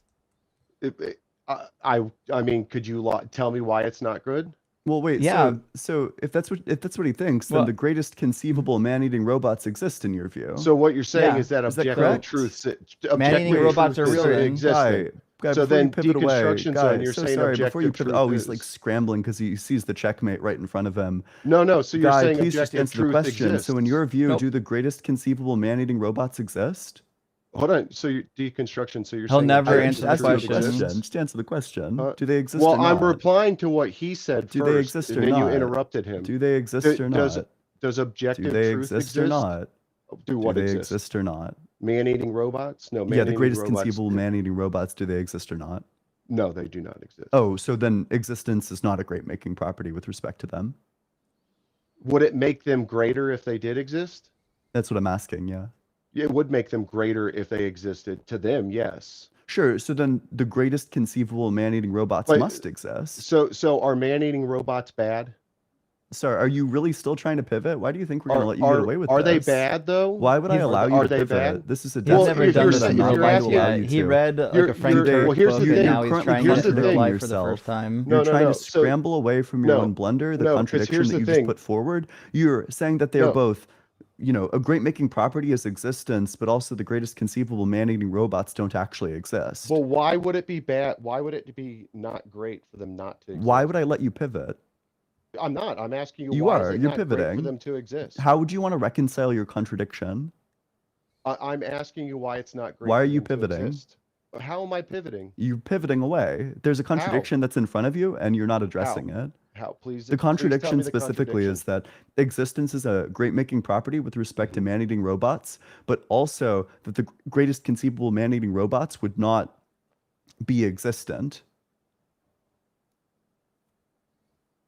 No. If your that's question the is if, what if makes that's it a great for making them to property for exist them, versus then they not would be exist? existent. It is a good property for them to exist. Is it Sure, not then the better for greatest them to exist conceivable than ones not must have that exist? property. Hold on. Is it better for them not to exist than to exist? Are you asking me, or I'm talking about Yes. your worldview? Yes, I'm asking. Because I you, think is that it- we have two different answers to this question. You think that it would be better for them to exist than to not exist. I But don't why would it agree with not be? that.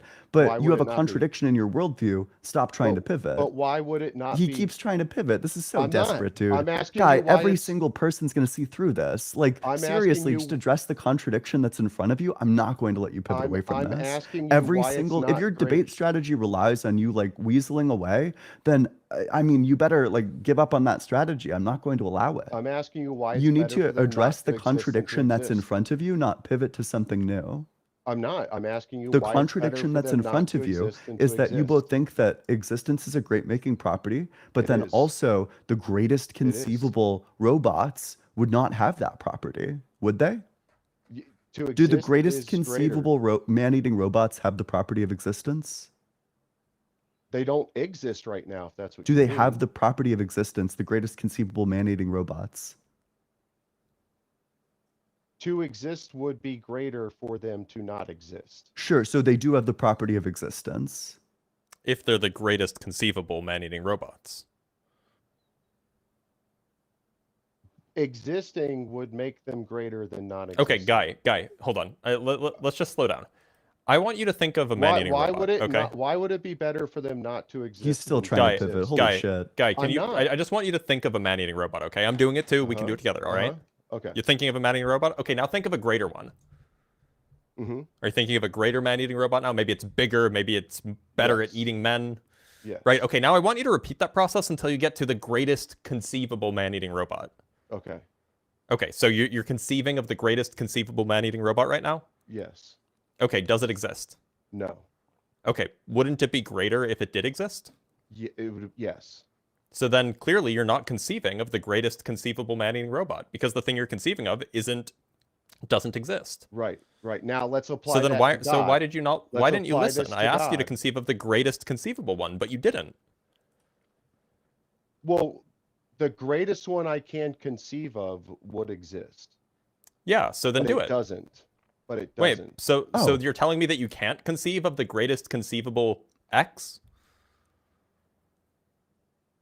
It sounds like conceiving of something as existing doesn't necessarily mean that it exists. In fact, well, hold on. There was a deeper contradiction there. No, it sounds like you said that's- that you couldn't conceive of something conceivable.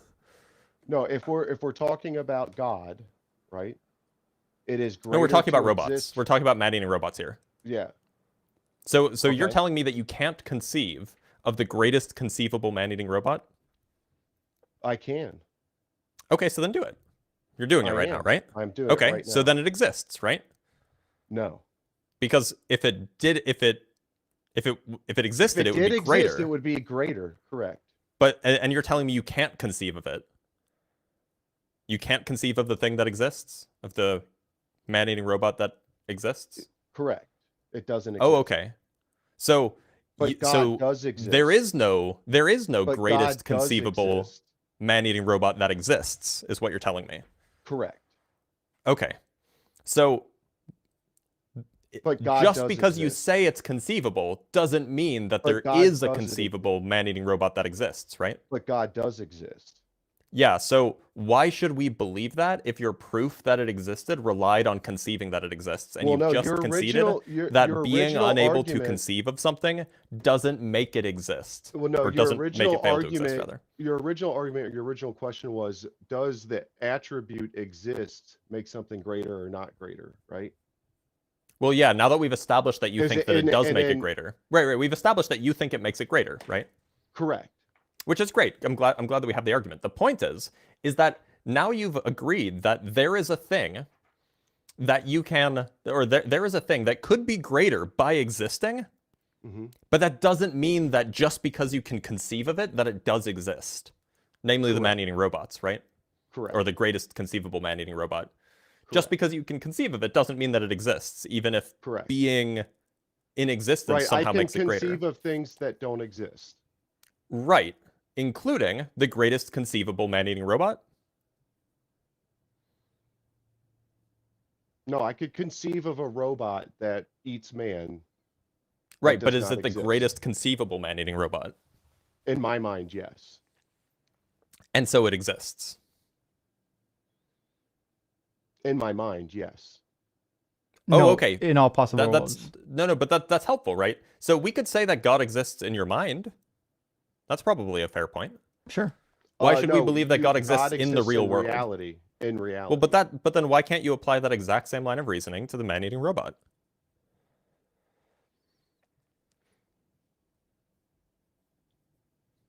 Why can I not apply that to the man-eating robot? Right.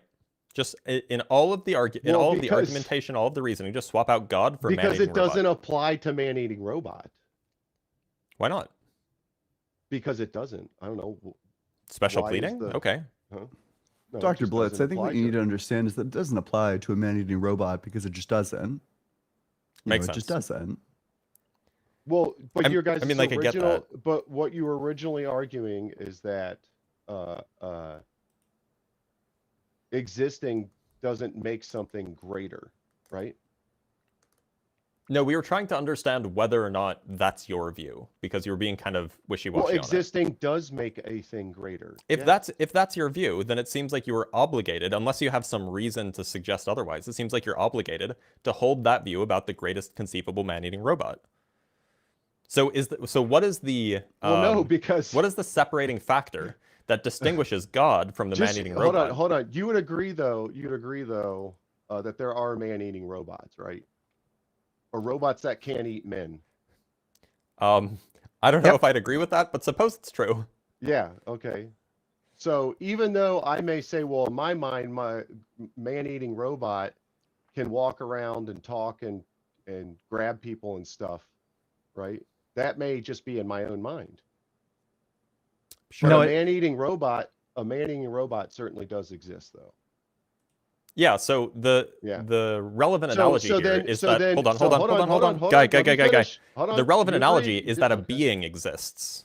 Hold on. We're So you asking agree whether that or not there's a man-eating greatest robot. possible being exists. So next Greatest what you would conceivable have being, to I should do, say. hold on. So next what you'd have to do, since we all agree that man-eating robots do exist. is Well, if we can you we're just told- granting hold that. I on, don't think hold that on. they're actually man-eating robots, by the way. There are a car crusher could eat a man. Those things that have the spinning teeth on Oh, them so these that are not used to robots that destroy- are designed for man-eating? I These said are just robots that can that eat like men. incidentally robots eat men? that can, Okay, sure. Yeah, that can. Yeah.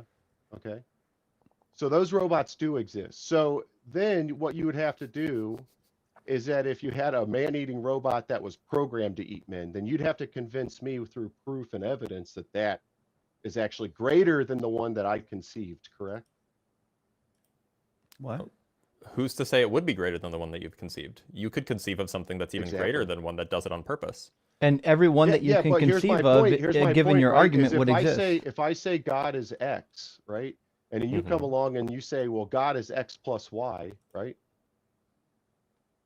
Then you have to convince me that your God is better.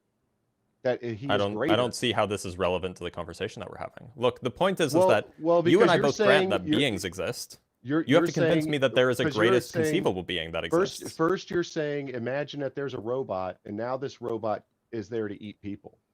No, it's Right. the greatest conceivable man-eating robots robot. exist. That's the point Robots here. exist, It's not just right? that. Robots it's exist. not So just now you have that- to convince me that the robots plus Guy, the man-eating hey, part take is a deep better. breath and pay attention, It's okay? greater. No one's saying that robots don't exist. We're talking about the greatest possible man-eating robot. We all agree Conceivable. that there are robots that will destroy humankind. What I'm saying is the greatest conceivable man-eating robot, meaning there's nothing that you can conceive that would be more maximal than it. So that's specifically what we're talking about. Does the greatest but if I said- conceivable, if I does said the that robot- maximal, Hold does on. the maximal man-eating robot exist? So hold on. So Well, I'm not going to hold on because you're going to answer my question because it's relevant to our I am. dialogue. Does the maximal? Yes. Okay, and It where can does. I find this? Yes. Go to a local junkyard and look at the car crusher. No, I can That's the Nope. greatest conceivable I can one? conceive Okay. of one greater. So it's in your mind what is better. No, I can. According to your argument, it exists in real life if I can conceive it. That's the problem. Well, if I tell you this thing's greater than that thing, don't I have to convince you of that? So No. if you tell me wait. your idea, if you want to tell me your conceptual idea of a man-eating robot is better than my conceptual idea of a man-eating robot, Yeah, you we have would to just prove find that a to me, man-eating right? robot that's more powerful, You'd have for to example. prove that. You'd have to prove that to me, right? Yeah, Yeah. we would conceive of a man-eating robot that's more powerful. Yeah, Right. one that has like a gigantic like mecha penis or something. It Yeah. it has more horsepower. And then you'd have to convince me that it's better, right? Well, Mhm. no, I mean you think that power is a great making property, right? That power. Yeah, having Not more power is necessarily. greater than having less power.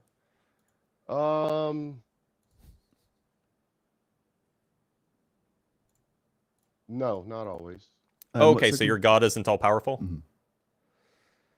He is.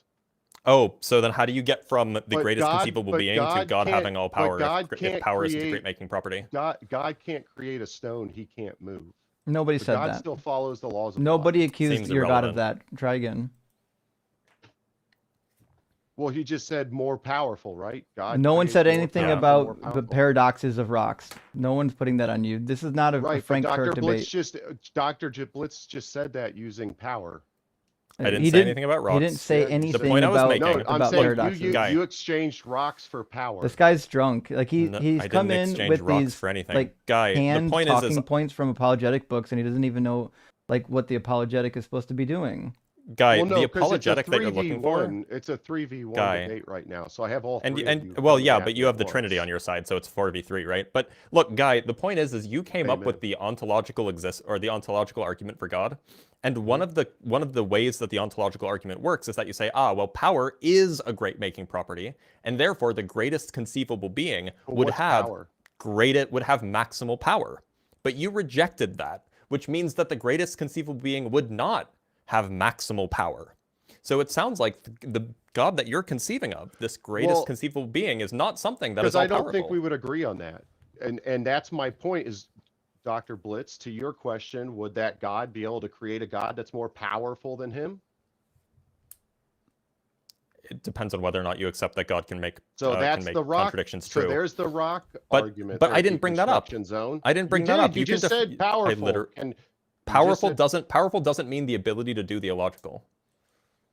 Could have It's just not what powerful means. agreed. He's Well, he's wouldn't dying it to be- catch you wouldn't in it- some sort of like wouldn't it be Frank Turk greater- gotcha. Can God create a being? Is it which more absolutely true that powerful than absolute him? truth doesn't exist? Here it comes. Hey, Guy, I have a question. Would it be greater to cure cancer or to not cure cancer? It would probably be greater to cure cancer than to Sure. not So the cure greatest cancer. possible being would cure cancer. Greatest conceivable being. Uh-oh. No, not Oh, necessarily. I take that to be a contradiction, bud. Well, no, because subjectively, You're saying that I it's could be greater to wrong. cure cancer than to not cure cancer. So then a To being me- that to cures me, cancer is curing greater than a cancer being is that better. doesn't cure cancer. So if we have a greatest conceivable being that doesn't cure cancer, there would be a greater conceivable being, namely one that does. So the greatest conceivable being would have cured cancer already. So if the greatest conceivable being exists, there would be no cancer. That's to you. Do you Right. disagree? Well, pretty sure you agreed to it. I would disagree. Yeah. Sure. So you don't think that it would be better to cure cancer than to not cure cancer? You think it's better that cancer exists? To me, it would. Yeah, but to Sure, God, so who then to can you, see the greatest to someone conceivable who being could see cures the bigger cancer. picture, to somebody who could see the bigger picture, cancer could be necessary. But to you, in your mind, when you conceive of the greatest conceivable being, that being cures cancer, right? that being can cure cancer. No. Would it be better to cure cancer or to not? I think it would be better to cure cancer. Sure. So then when you conceive of the greatest conceivable being, it's one that's Uh-huh. curing cancer. Or One that has cured can cancer. that one that can cure cancer and has Nope. cured cancer. Didn't say can. Yep. We're asking if the greatest conceivable being did cure cancer. Well, if he was the greatest conceivable being and he didn't cure cancer, would I even be able to question why he didn't cure cancer? Well, Yeah. what you'd be Since able to he's the establish greatest- is that Since being he's the doesn't greatest exist. conceivable being.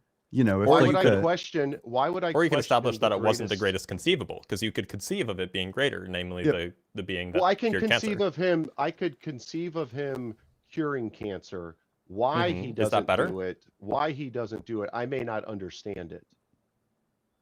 Okay, so but in your mind, because that's what conception's about, it's about what you can conceive.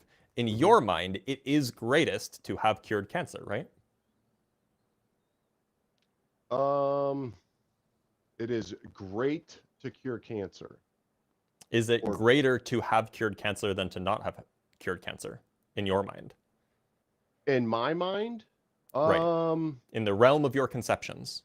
I would say it would be greater to cure cancer. Yes. Right. So in the realm of your That is conceptions. that is my subjective opinion. Now, Sure, there we're may talking about be- your conceptions. It's fine. There may be a reason though why it is not cured. Right, but correct? that's not within the realm of your conceptions. which might Well- be greater than Well, my Guy, I understanding. think you're missing the point. That we're talking about your conception. If you can conceive of it, then it Mhm. would exist in all possible worlds. And if you as a person can conceive of the maximal God curing cancer, that means that that God would exist in all possible worlds. So the fact that you can conceive of it at all, Unless I'm wrong. well, you certainly could be wrong. Correct. Okay, but the fact that you can conceive of it means that it must exist. Which brings back my point about the robots, is that you would have to So- convince me that So, your Guy, person just eating try to robot track is for better than my try to person track for eating five robot. seconds. You're starting to get close to the point, right? So when it comes to conceiving what is the greatest possible thing, you have no means for objectively knowing what is the greatest possible anything, right? Ask that again. You personally have no means for knowing what is the greatest possible anything, right? Correct. Sure. So then how could you possibly know what the greatest possible being is? You can't conceive of it. Through debate. We could Sure. debate what is. You just We could debate logically what God is and what great is and what makes it greater Yes, and not but greater. according to your argument, conception makes it real. And you've just said that you can't conceive of it. Well, conception's in the mind. I agree. And the whole Yeah. debate here is that being able to conceive of something, if it's maximal, meaning it exists in all possible worlds, then it would exist. And so if I can conceive of something, and we can agree that the maximal nature would require it to be like all good or something, then we would agree that that being would exist because you can believe in it. You can conceive of it. Correct. Now, there are some things that wouldn't exist because you can't conceive of them, and we But can you would prove. agree. Hold on. You Hold would on. agree that I even don't know both why you said and hold I on. could be I'm wrong. just responding directly to what you said. So there are some things like a God concept that your brain literally cannot conceive of, and we can prove it right now. And that is the Trinity, the Christian God. I can guarantee you through dialogue and like logical arguments that you can't conceive of this actual thing. You only think that you can, which means it doesn't exist. I can conceive of the Holy Trinity. What do you mean? Sure. Give me an explanation for the Trinity that isn't like an actual logical fallacy or isn't Or some sort heresy. of heretical take. Sure. So you have the Father, the Son, and the Holy Ghost, or Holy Ghost, sorry. And they are one and the same. So What's that mean? what I mean by this is that you would agree that there are parts of you that make you, and if I were to remove one of those parts, you would no longer be you, right? Not parts, not partialism. Yeah, you don't want to do Straight this to one. hell. Yeah, so if I removed the mind, you would no longer be that God. You would no longer be you, right? I don't know if you're aware of this, but this is a heresy. It's called partialism, saying that, Yeah. you know, the Father, the Son, and the Holy Spirit are just part of God. Is Well, there's the partialism. 3 parts, one God. That's Straight to heresy. hell. That's a heresy. Okay, but partialism. can you address that though? I mean, look, Yep, if you want to I hold on can. to partialism, that's fine. Yeah, so, Go ahead. well, if I were can to explain why remove- partialism if I were fails to if you remove want. Christ, it would no longer be God. I can right? I can explain why partialism fails. You want me to tell you? Sure. Because if Jesus is 100% God, that means his body must also be 100% God. So Jesus can't be a part of God if he's not 100% God. If he's 100% God, he's identical to God. So the minute you say that Jesus is a part of God, you've now got separate entities. You've got He's more a than third one God. God. A third Yeah. of God, I guess. You're either not 100% God or you've got multiple gods. So that means Jesus would be a demigod, not an actual So it God. sounds like you can conceptualize it then? That's not what we're talking about right now. Sounds like you are conceptualizing We're it, no, we're conceiving. though. You guys are making my arguments for me. We're Thank actually you. not. We're conceiving of You a are. being You that guys that just is major up my argument for me. maybe if you yeah, maybe listen, if he you'd says it a understand what couple we more just times, did. you know, maybe if he starts grandstanding, nobody will realize that he's not engaging at all and has committed himself to heresy. So what we're saying is the thing that you No, can I'm giving conceive you of. an Hey, guy, example. just for 5 seconds, okay? What we're saying is the being that you can conceive of is the one that doesn't end up in a heretical sect. So the being that you think exists is the being of partialism. I'm asking you to find a being or think of a being that, one, is logically coherent and, two, isn't heretical. That's the part that you failed. The thing about partialism is that it leads you to either having 3 gods, just to clarify what Justin was saying. If you go with partialism, then you either have 3 gods in one, say, godhead or one pantheon or something, or Jesus is only 1/3 God. Nope. I'm saying that you as you completed right now, there are parts of you which I could take away, which would destroy your nature. Agreed. Yeah. So, okay, is Jesus's body part of God's nature? They all hold the same nature. But try this again. Is Jesus' body part of God's nature? I don't believe the body necessarily is. Okay, so that means Jesus was not God. The Holy then. Spirit was within Christ, right? Okay, so then Jesus was just a vessel. The body was Jesus himself. Yeah, so Jesus isn't 100% God. Jesus is just a man-made vessel that happened to contain part of God for a while. You could say 33%, 33%, So 33%. God's nature changes? You could say it like that if you want to. So does God's nature change? But all together they make one God. I love how he thinks just never answering a question is going to go well. Does God's nature change? No. Oh, okay. So when God's nature changed to adopt human form, that wasn't a change. No. Okay, Same so then nature. the human form always existed? Well, Jesus existed before. Did the human form? I said human form. Jesus pay attention. existed before. I said Christ, human right? form. Pay attention. Did the human Right, form and always I said exist? Christ. I said Have the human what? form. Has it always existed? Has Jesus's human form always existed? I didn't think this was a difficult No. one. No. I don't Okay, believe so if Jesus' human But form Jesus has always existed. hasn't always existed, then what that means is that the human form that we know of isn't actually God. It's just a vessel. So But that they means had the Holy Spirit. so in it. what that means, well, so did Samson, so did Saul. Lots of people in the Hebrew Bible had the Holy Spirit. So what that But means is Jesus that did Jesus exist is not prior to- 100% divine. It means that Jesus is a demigod. Jesus is part divine and part human. So again, you've got partialism. He became part. I know, and so now correct. you've got partialism. But so that means prior to that, so that means prior that to that, he Jesus was wasn't God. 100% God. The body wasn't, but the Holy I Ghost know, was the yes, and Spirit within the him. Jesus, the identity includes the body. That means God has parts, No, and Jesus some of those existed parts are before the body. disposable, which means Do you that agree Jesus with wasn't that? Jesus 100% existed? God. Do you agree with that? Jesus existed before the body? In your worldview, yes, but that's not relevant. We're trying to figure out if Jesus is 100% God or if he's part God. So if Jesus existed before the body, then Literally can't fucking grasp it. Is Jesus part God or 100% God? he is God. Does he have parts, though? Is there a part of Jesus that's not God?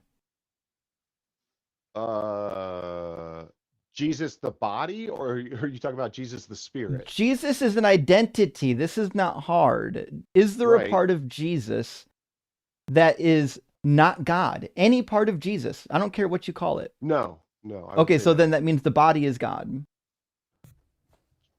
Part, sure. I mean, I guess I don't So understand. is Jesus' body God or not? This is a fifth grade Well, conversation. here's I the don't know why thing. this is going over your head right now. Well, because here's the thing: is that Should I do this with Ian and Blitz? Maybe they'll actually answer my question. Well, Hey, do you here's the think thing. Jesus' body is God, or is Jesus' body a vessel for God?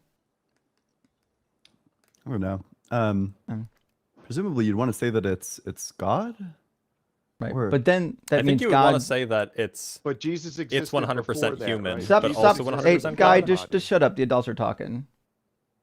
Yeah, but Jesus existed. I'm just so if Jesus' body came into existence at the incarnation, then what that means is God's nature changes. Yeah, or either that, or you want to say that like it's like a non-essential property. But Exactly. the idea That means God God has non-essential disposable properties. is like very not okay for most Christians. And divine simplicity would require that God doesn't have disposable properties. Yeah, exactly. I think there's no way to square the incarnation with divine simplicity. Yeah, so the incarnation is a huge issue, and that's what we're trying to get at here, Guy. We're trying to get at this idea that Jesus' body creates all kinds of heresies for you. Did Jesus ever take other vessels? We don't really care. We're talking specifically about the body of Jesus as written about in the New Testament. Can you focus? Well, we're talking Also, about there's still an Jesus, issue right? with partialism. Right. So maybe we'll just do a series of yes or no questions. I'll put the notepad on the screen because I think you're having trouble following along with us. So we're going to say question number 1. Does God's nature change? Yes or no? No. Gotcha. Okay. Question number 2. Does God have parts, or is God divinely simple?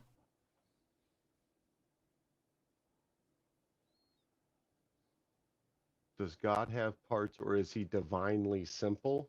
Divine simplicity is a philosophical idea that God doesn't have parts. It's accepted in almost every form of Christianity and philosophy. You can say no if you I want. wouldn't know. I wouldn't know. I'll say I don't know. Okay, so I don't know if God has parts. What that means, though, is if God does I don't have know, because parts, I say that because I don't know if you would describe the Trinity as different parts. is a body a part?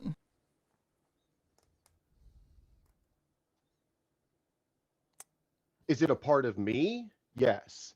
But is it a part I didn't of ask you God who that. just I simply said would take control definitionally of it? speaking, definitionally speaking, is it a part? A part of what? A part of anything. I mean, there's a secondary Applying question. it to what, though? Holy Look, shit. is Jesus distinct from the Holy Spirit? I don't know. Is Jesus distinct from the Father? I don't know. Well, wait. What do you So then think? you don't know whether or not Jesus is Trinity at identical to all. the Father? You don't know if you hold to the Trinity? Who's asking this? This guy's going to super hell. I thought me and Destruction Zone were doing something right now. This is why I say it's hard to follow you guys, because one you're will not ask a listening? question.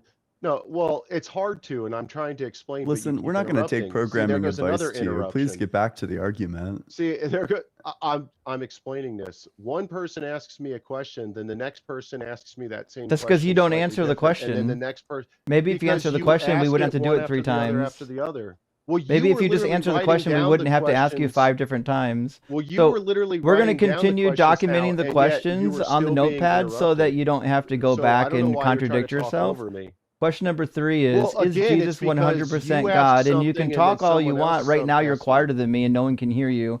Every time you talk during my talking, you're just going to be mumbling in the background. So if you want people to hear you, you need to not actually do that. So question number 3 is Jesus 100% God? I wouldn't say there's percentages to it. He's either entirely God or he's not.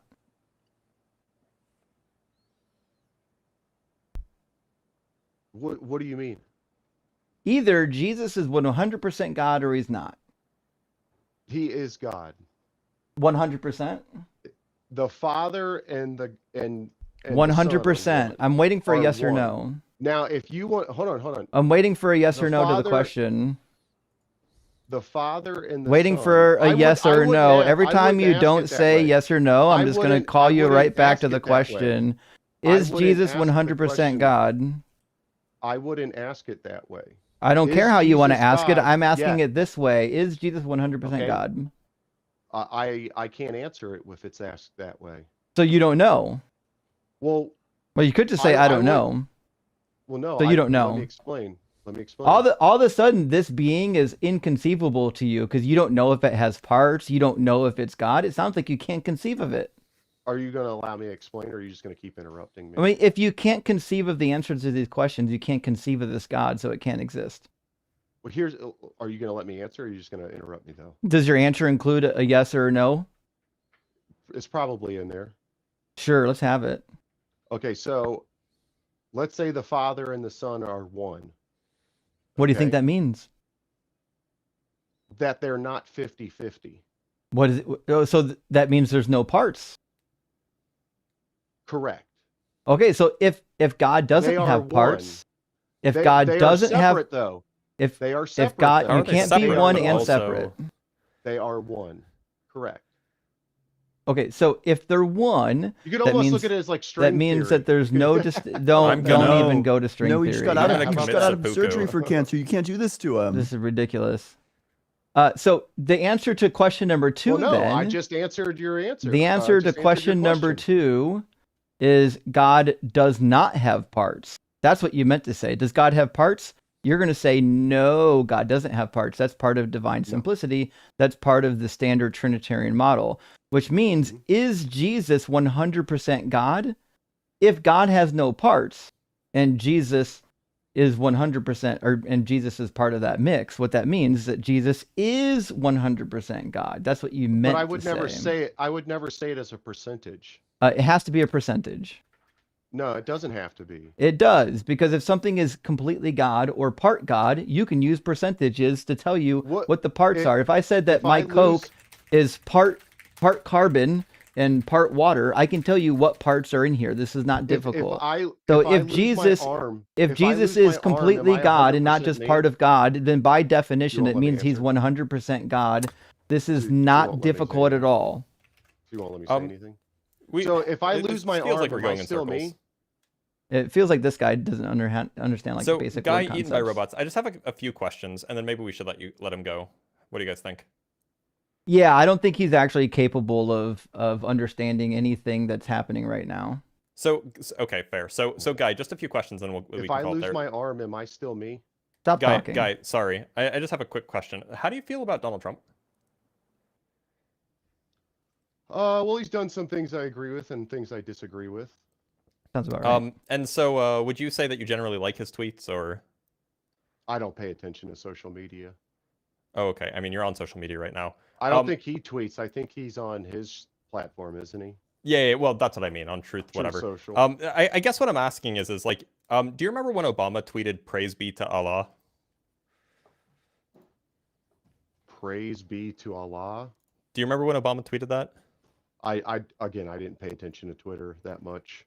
Well, how do you feel about that? I remember when Obama ran on ending the Iraq and Afghanistan wars, and then he deployed me to Iraq. I remember that. So you wouldn't have been happy if Obama tweeted "Praise be to Allah"? No, I wouldn't. No, and I wouldn't be. Would you be happy if did Donald it. Trump tweeted that? No, I wouldn't. Well, why did Donald Trump tweet that this morning on Easter? I don't know. You'd have to ask him. Yeah, I mean, I'd be pretty upset. I'd be pretty upset about that if I were you too. Yeah, kind of weird, isn't it? If true, it would be upsetting. Correct. It is true. You can go to his Truth Social. It happened this morning. It wouldn't ruin my day, though. Okay. Okay. You should go read the tweet though. It's very if weird. I lost Anyway, my we should arm, probably call would it I there. still be me? Yes, you'd still be you because your arm isn't an essential property. Okay. Yeah, and oh no, you just lost your being on this particular live stream. I think we've had about enough of that, right? By the way, this whole thing about Donald Trump actually tweeting "Praise be to Allah," it happened this morning. Like, it actually happened. It's crazy that happened on Easter. Is it safe to assume that someone just hacked his account and tweeted? No. It is. The tweet is perfectly in line with the kinds of things that he would say. Like, it is 100% Donald Trump wrote this. That's crazy. Maybe he thought he was being cheeky or funny or something, but like, it's like crazy. Well, let's read some super chats. We'll get our next guest in here. I think next in line is going to be Dave84 King, which I'm sure should be fun. Power Ranger. After that, I think we've got Red Furry and Tracy. Power Ranger says he is worm food. He is worm food indeed. That's the case. Worm food indeed. Love you guys. Thanks for being my Easter service. We got your friend. We got your back. And Dust Frame coming again says, question for you all. If you were a chocolate, what kind would you be? I like to think I would be dark chocolate with my minty center. And that's a difficult question for me, but I would say I'm probably like that 93% dark chocolate because I'm bitter as fuck. Good choice. I have no idea. 93% dark chocolate is absolutely good. Guy is currently in the chat. It's not the tweet. It's on Truth Social. Go look at Truth Social from April 5th, 8:03 a.m. at Real Donald Trump. He may have deleted it, but I have a screenshot that proves it. So. Boogit, my friend, says, what exactly is the Holy Spirit? What exactly is the Holy Spirit? The Trinity topic? It seems it's almost never brought up, as Jesus equals Yahweh seems to eclipse it. Well, I bring this up sometimes. To me, the Holy Spirit's nonsensical because remember the New Testament says that God is spirit, referring to the Father. But like, if God is spirit, why does God's spirit have a spirit? Like, what? Like, why? Typically, a thing has a spirit. It's like a threefold part, like mind, body, spirit. But I mean, that doesn't work out unless you believe that God is just a mind and he's not spirit. But if God is not spirit, that means the New Testament's wrong. Paul said that God is spirit. Steve says, would Jesus still be able to walk on water after the crucifixion? It would be a little more difficult, I think. But as we've learned from, fluid mechanics, from shock absorbers, as long as you go fast enough on the water, you'll have some momentary amount of time where it'll still got enough surface tension or surface area to prevent you from sinking. Once you start standing still, it's a little bit different. And Ellie says, Mr. Dr. Blitz. That's why I love that. Mr. Dr. Blitz. Yeah, Sir. That's my name. I make the same in my case, heart surgery scar joke. It's the funniest thing to me. Also, hi, young Lord Ian and Elder Justin. Hi, how's it going? I'm an elder now rather than a boomer. That's cute. And Patch Grabber, good to see you. Got a new PFP. If you say Doug backwards, it sounds like God. Actually, I've made this argument during our Pet Rock versus Jesus debate. Yeah, Doug backwards is God with a Boston accent. Checkmate, Christians. Doug's wicked smart. And that is the case. Rock hard for Doug for sure. And Opto says, is the Easter Bunny just Jesus's persona? Maybe. Wouldn't that be a wild thing to learn? Is that actually Jesus dresses up the bunny, Easter Bunny every year and comes back just to fuck with people? Tim says, speaking of zombies, Mormons believe that John the Revelator and 3 people from a Book of Mormon nation called the Nephites are still alive today. They're not alone, actually. There's quite a few Christian sects that believe that there are some disciples still alive today, like John the disciple, or even John the Elder. So I mean, it's fringe, but not so fringe that it's not out there. I want to grab 2 more super chats, and then we're going to get Dave 84 King in here. Zach Penetroff says, thank me for the $20 super chat, friend, says, if someone conceives of a greater God than you, does that cause your God to no longer exist? I like to think this implies that there is someone out there with abnormal brain chemistry that is responsible for God. And I think the thing with the ontological argument is, like, if you can conceive of something greater, then that thing exists, and other things that aren't as great don't exist. But the problem we have is when it comes to what it means to be maximal or great, there's no real definition. It all becomes a subjective argument over what properties you think make something great. It might be that omniscience isn't actually a great making property. It might be that, like, the properties of God we find in the Bible aren't great making properties. Like, these are subjective ideas. And Mardichemus, thank you for the $20 super chat, friends. Is sorry for infinite regress. Cycle, Cosmo, could form, or Big Bang fields radiation exists, cause fluctuation equals inflation universe. Any new ideas on how original fields became so? Fields have no mass, but they exist. We know that. This is a little bit. I mean, there's a few issues here. First, some fields do have mass. The neutrino field has mass. The Higgs field has mass. But more than that, it's not clear that fields are things that need to begin to exist. It seems like they're kind of defined for all moments of time just by definition. So there's not a lot more to say there. Yeah. And this question's probably above my head, so I'll leave that to Dr. Blitz. Let's grab our next guest, Dave, from our YouTube queue, and have some more conversation. Welcome in, Dave. Are you at least 18, and do you believe in some kind of a God? Yeah, I agree the panel. How's everybody doing? Am I heard? Yeah, Yep. we can hear you. Uh, So which God do you believe in? yes, I am Christian, and I believe in the Trinity, the Trinitarian doctrine. Sure. Why? I'm sorry. Why? Well, considering what we see around us and what the Bible recommends us to do, it said we should test everything. So if we test the Bible and put it to the test with what we Oh, see on a day-to-day basis, and it passes, then we can validate and what believe on What Bible what. test did it pass? Or what test did the Bible pass? Is what I meant to say. Uh, well, do we have evidence of design? You know, Whoa, that's a whole different question. this I said, is, what test did the Bible pass? I'm answering you. I'm saying if we have evidence of design and Well, that has we nothing to try do with the to Bible. understand. Every God concept has design. So that has nothing to do with the Bible. Like, something specific to Christianity about the Bible. That's what I'm saying. It doesn't matter which route you want to take. You want to take the scientific route, you want to take the cosmic route, biblical route. I'm saying at the end of the day, it still boils down to one thing: life's origin. You as an atheist, it takes actually a lot So more faith I was to hoping you believe would what you actually just believe. address the talking point that you brought up, which is that the Bible is testable and reliable. I disagree with that claim. I don't think that it's reliable. I do agree that it's testable. Like, we can read the Bible and see if it came true. But the Bible makes dozens and dozens and dozens of predictions that simply don't come true, or actually will never come true because it's impossible now.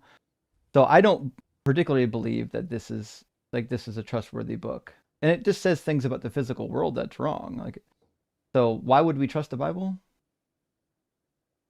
Well, you may have your opinion about trusting the Bible, but how do we trust it? Like you said, we can actually test the Bible and see if what it's saying is true. You know, Agreed. What in the Bible do you think you've tested and proven that the entire Bible is true? Because I've got loads of Bible passages that I can tell you, I can show you in real time that aren't true. for me personally, I test it with what I see on a day-to-day basis, which is how, Can you name which is what I something? started with. Evidence for design. I mean, for example, Jesus the Like what? Bible fucking Christ. says, All right, go for it. we each one created after his kind. This is what we see. I know evolutionists and atheists have tried to come up with ideas on how creation came to be, so to speak. So what we see on the day-to-day basis that we can test is each one made after his own kind. If they What's a can kind? procreate, they are What's they a are of what? different kind, different So creatures. if they so like does the offspring have to be fertile or not? Exactly. That My was DNA a. structure. What do you mean exactly? Do you think that answered the question? Do the offspring have to be fertile, or can they be infertile? Whatever make that creature a creature, the Can you offspring answer the gonna question? possess this. That I'm He's He's definitely not not gonna going to answer the answer the question. It's an either If you- or. It's one or the other. Of course, they can procreate. Everything that make the parents. You The didn't. You're not. parents. Wait. Do you know what the word fertile means? Yeah. To be Okay. fertile, to When be you able have to two reproduce, animals, correct? if they are able to reproduce together and the offspring is fertile, does that mean that they're of the same kind? And if the offspring is Correct. infertile, does that still mean that they're of the same kind? Give me an example. Of two animals that can procreate but produce infertile offspring?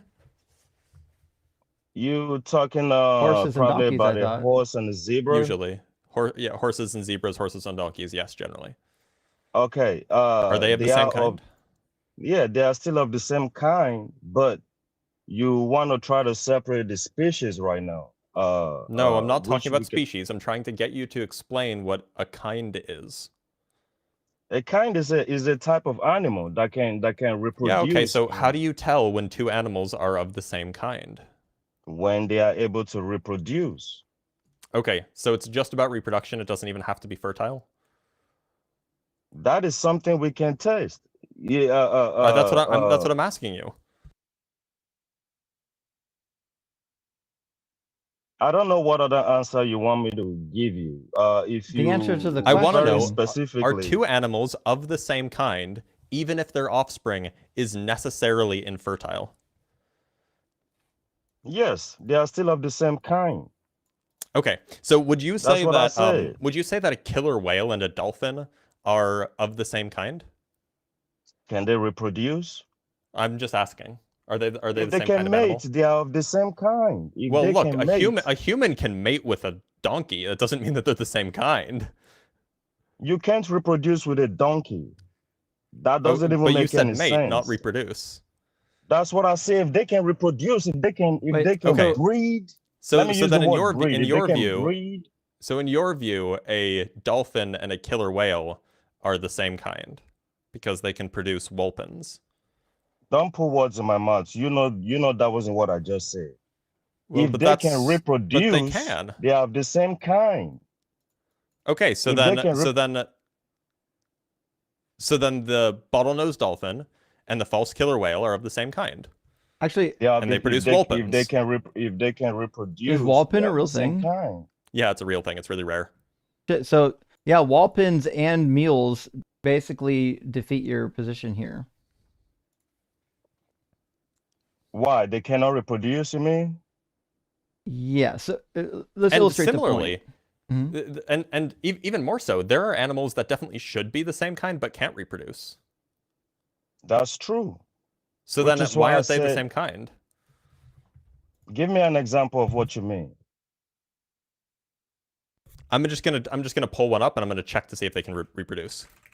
So, all right. I mean, Okay. this is not all that difficult. We know that mules can't reproduce. Are mules and donkeys the same kind? They are not okay. I see where this is going. The fact Are that a horse Just and a chimpanzees yes and mule. or gorillas no. the same kind?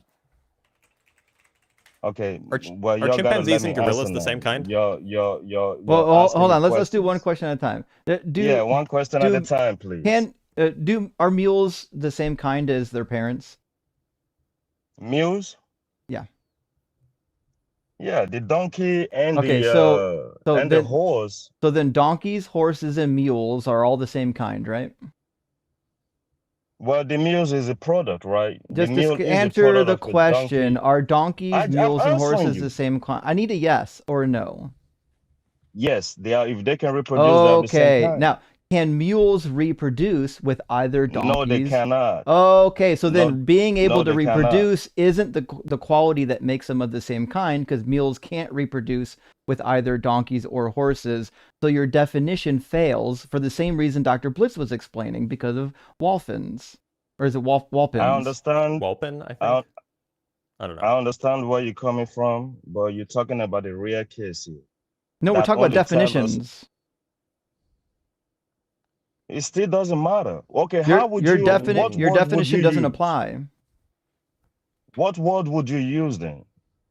I wouldn't use any word, because the Bible is just making a dumb observation that thousands of people have made prior to it, which is that an animal typically gives birth to an animal that is very similar to it. A dolphin doesn't just give birth to a horse. That's a different kind in your worldview.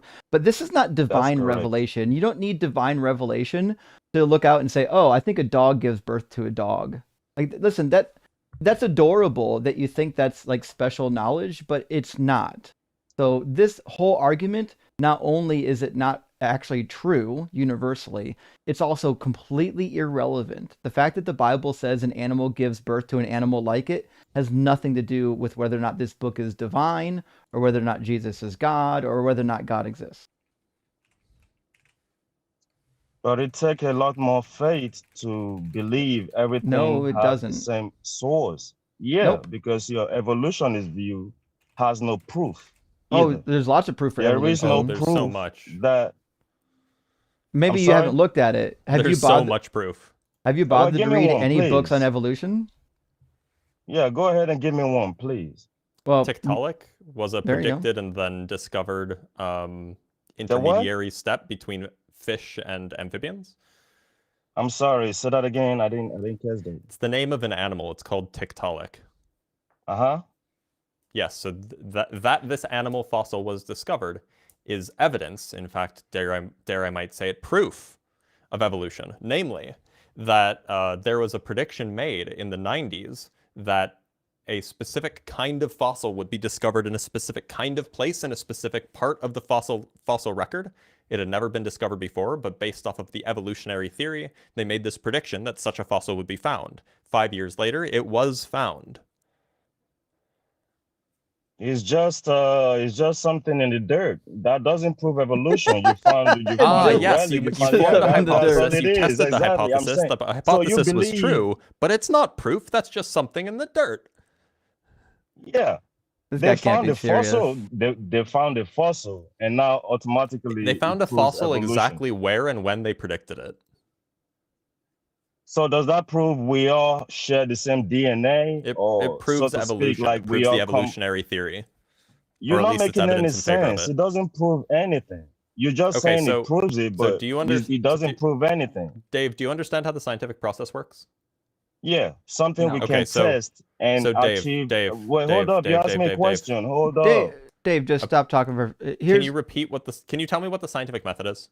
yeah, and before you answer, sorry I muted you, Dave. This is gonna go way easier when we give you yes or no questions. If you could just say yes, no, or I don't know, rather than arguing for 5 minutes every time a question is asked. We want to get to the resolution of this discussion just as fast as you do, but we can't do it if you don't actually enter into the dialogue. And by entering into the dialogue, you have to actually answer our questions, just like we're going to answer your questions.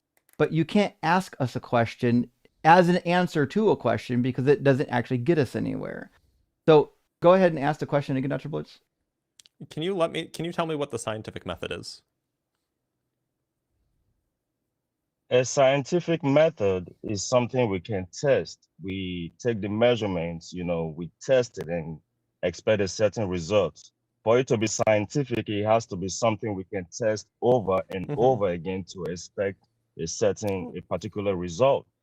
Evolution doesn't not give that. really. That's what you are trying to. So just to be clear, the scientific method, and maybe we can just agree on this because we both went to elementary school.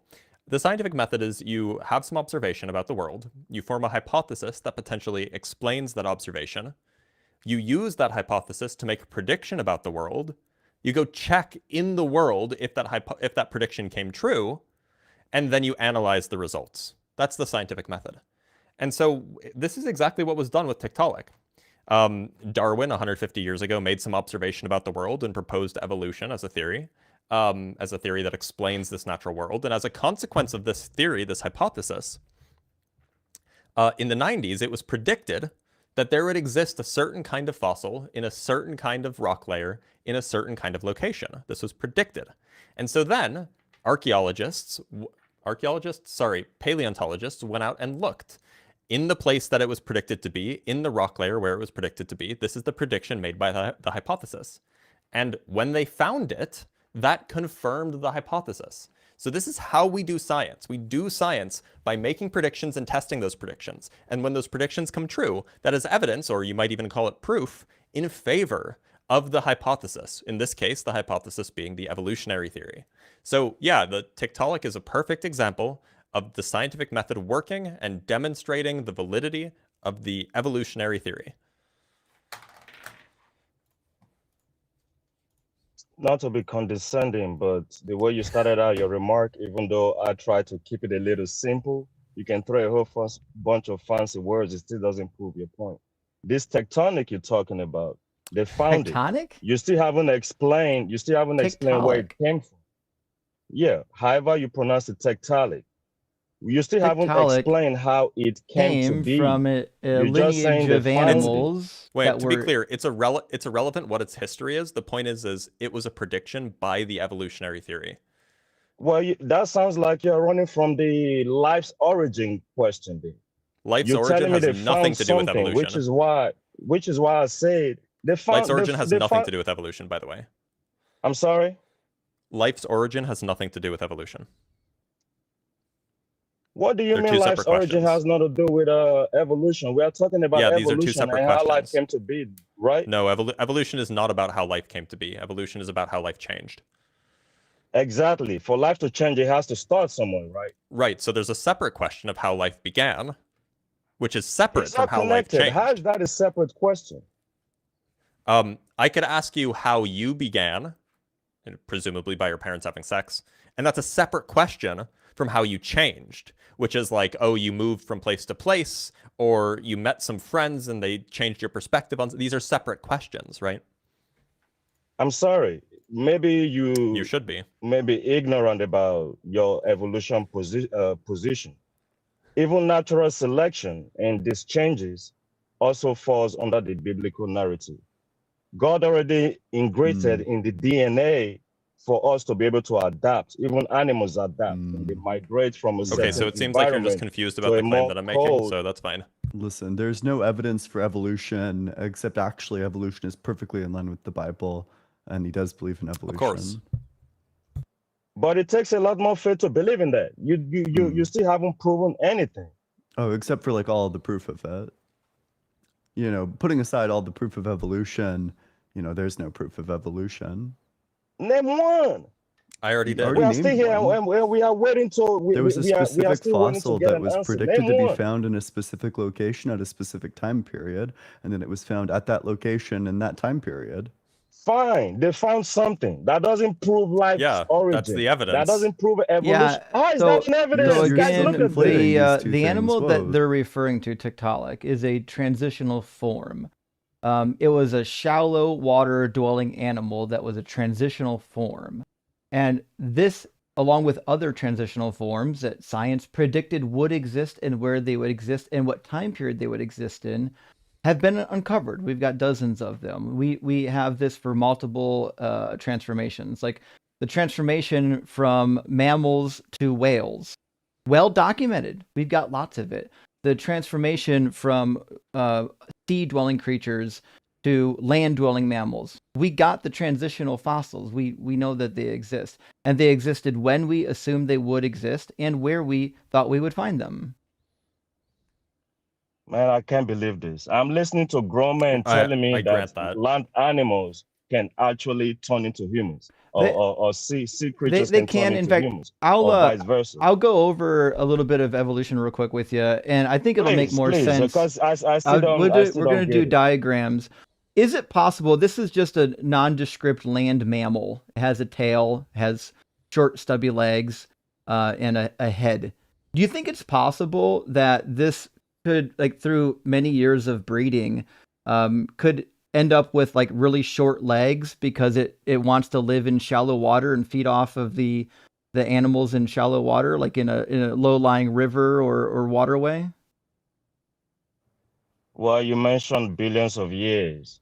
There is no I'm not proof of that asking about either. billions in years. I'm asking, is it possible You just that mentioned selective... I no, didn't it's say not anything possible. about billions of years, so try to listen. Is it possible through the act of selection that these animals that have moved to a location where they're living in shallow water could create an adaptation in which the animals that have shorter legs are now able to survive in that environment better? Are you not aware of how adaptation works? Adaptation doesn't mean animals with gills that breathe underwater. I didn't say just follow one thing at a time. These don't have gills. We might need to meet him on his level. Dave, do you think it's possible that God would let 2.4 billion of those guys die in the bushfires in Australia? Why would God let 2.4 billion lizards die in Australia in the bushfires? Why would God allow such horrific suffering, Dave? Does God rejoice in the baking of the iguana like he rejoices in the baking of all those other animals? You're not being smart right now. Don't change the subject. We were just talking about something. Come on, Doug. No, I'm listening I don't to have the please, PhD. Please go. Blitz, your mic is muted. Yeah, and quit being not smart.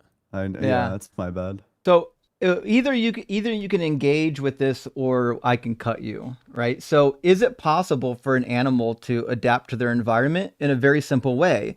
Like the ones with shorter legs are going to survive and reproduce in an environment where it's beneficial to have shorter legs, yes or no?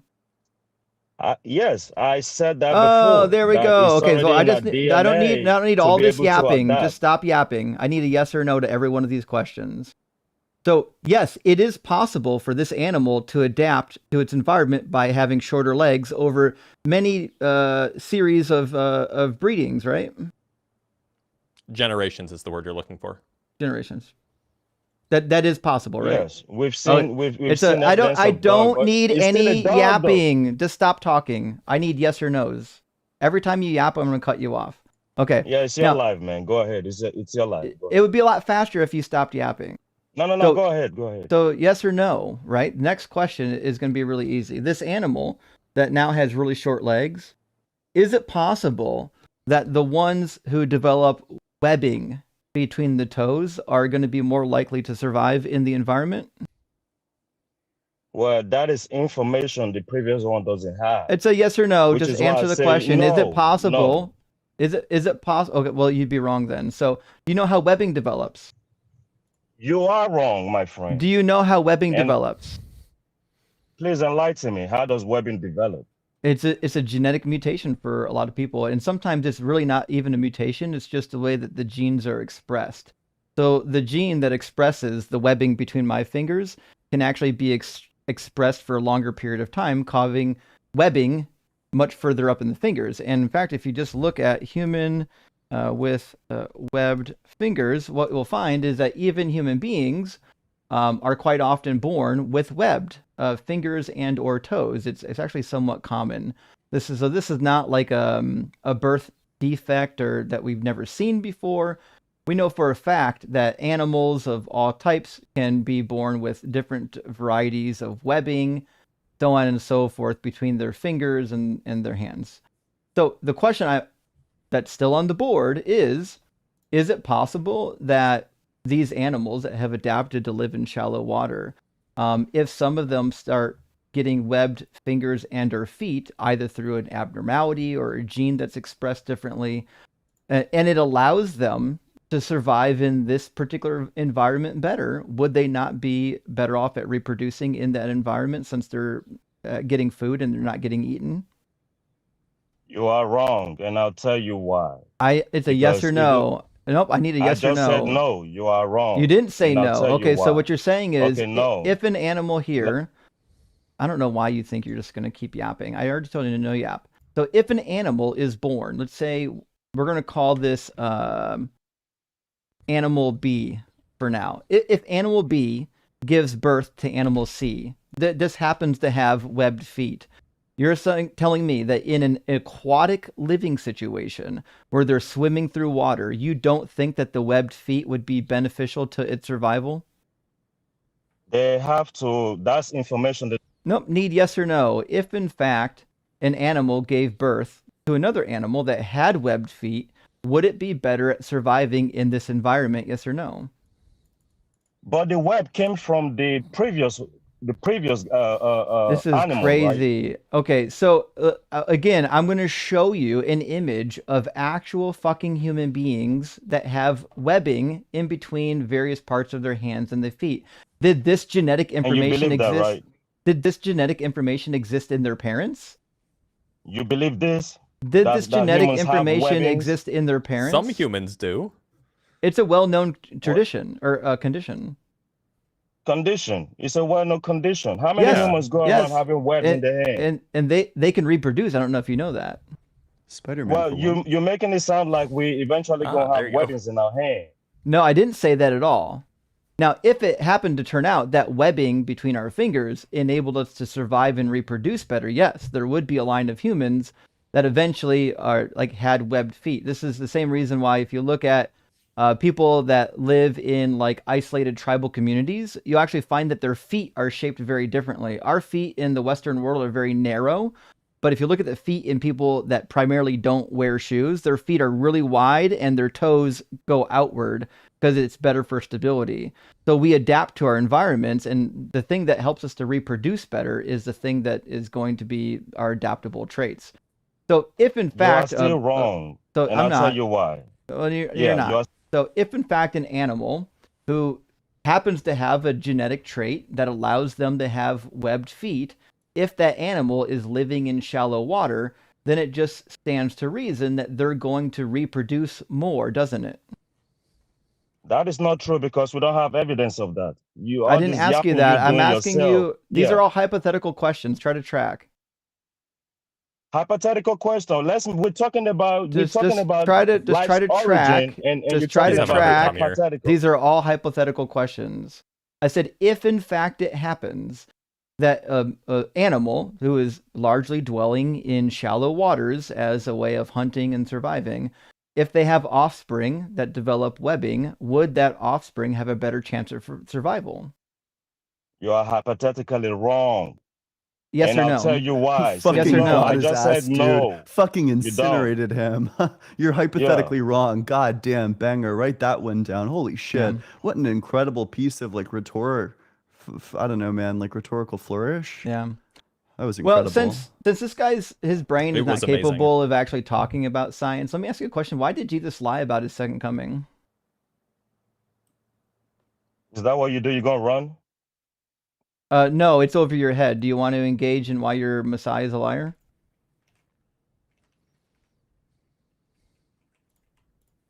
Go ahead. What are your objections to the Bible? Jesus lied about his second coming. Do you know about this? How is that a lie?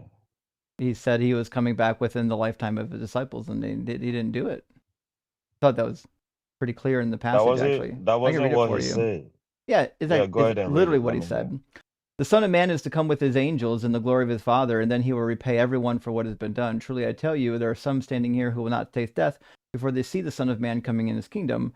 The Son of Man coming in his kingdom is a reference to Daniel chapter 7, which he clarifies later, when all the kingdoms of the Father are given to the one who is like the Son of Man, and he sets up dominion on the earth.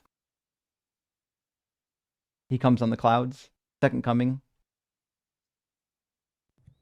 The passage you're referring to is when Jesus told them that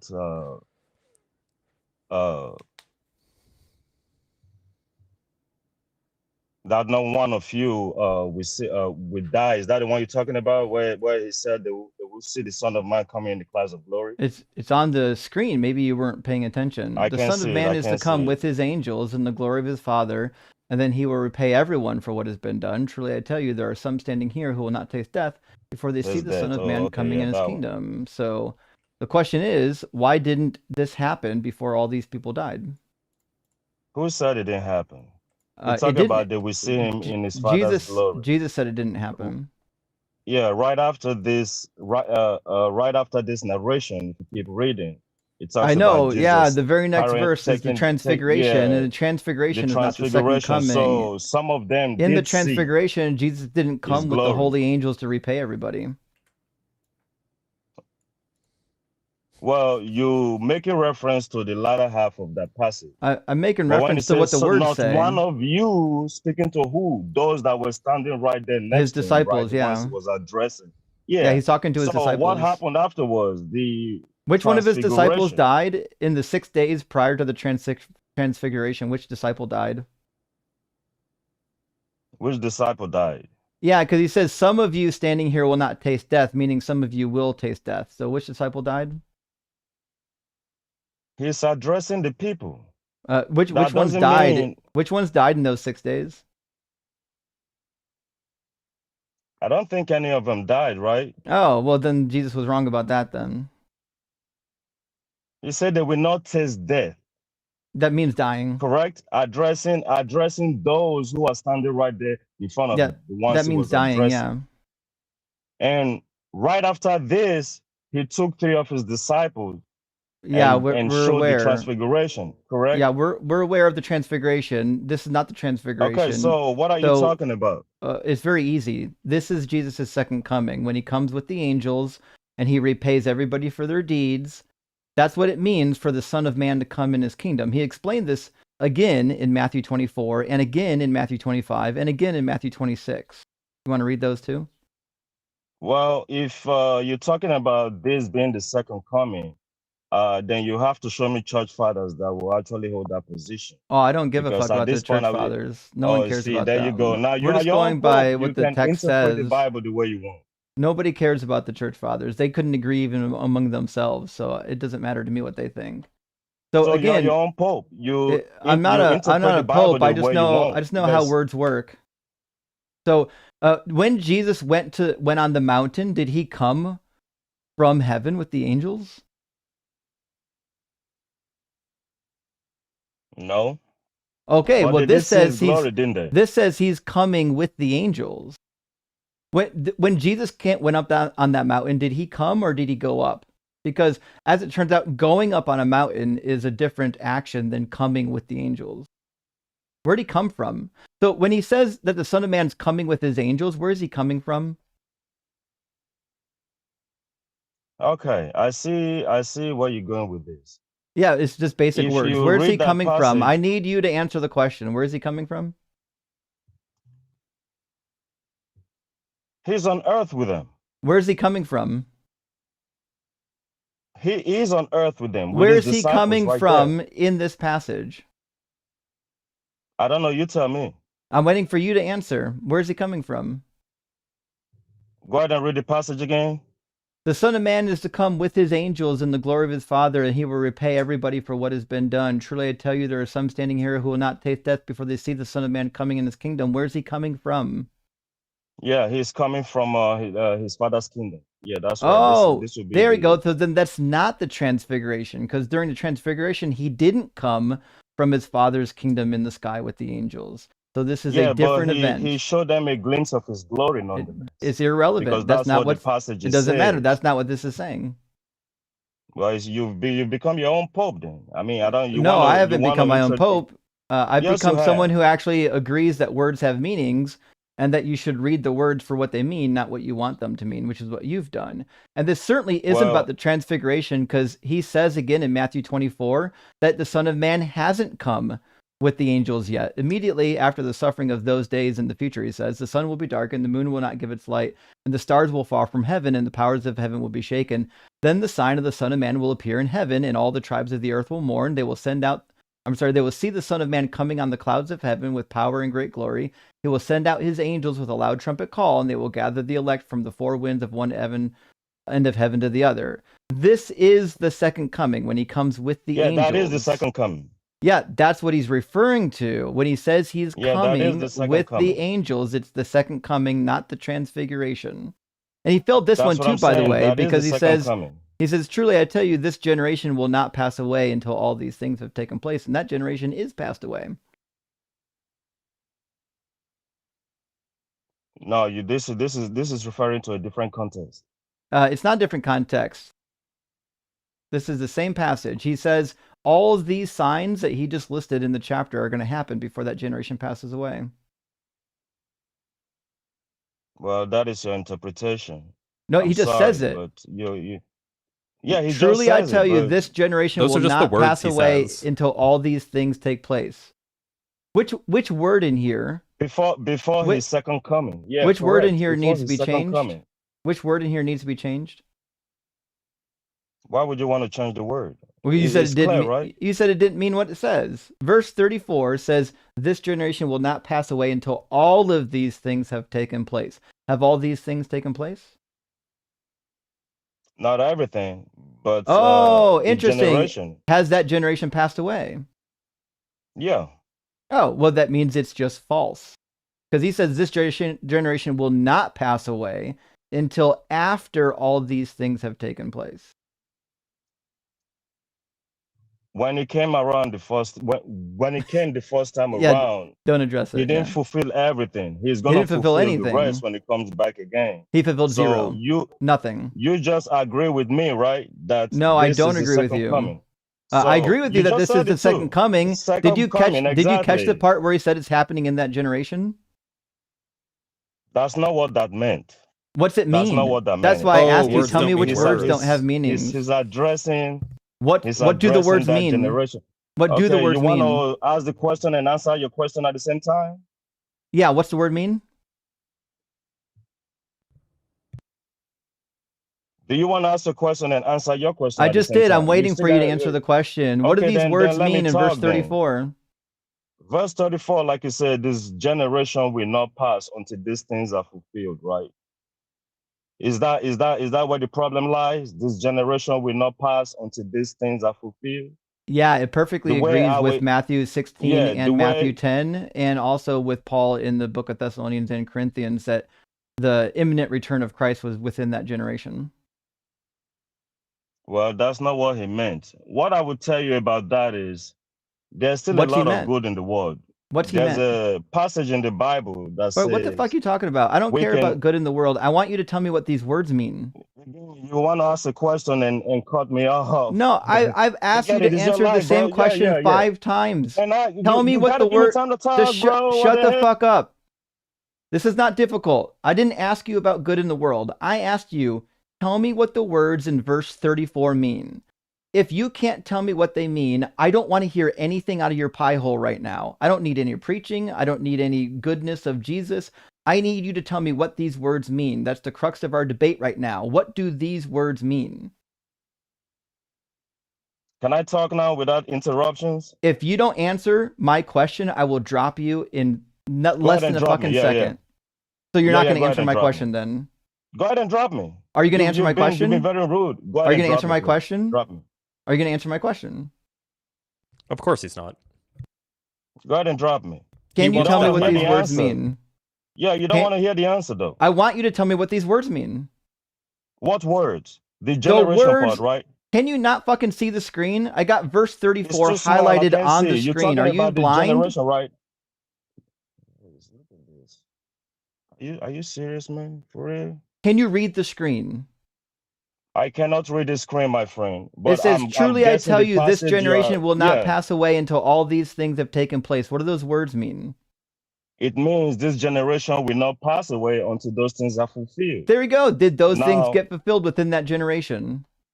I answered your question the first Yes time or no? around. Did those things get fulfilled within that generation?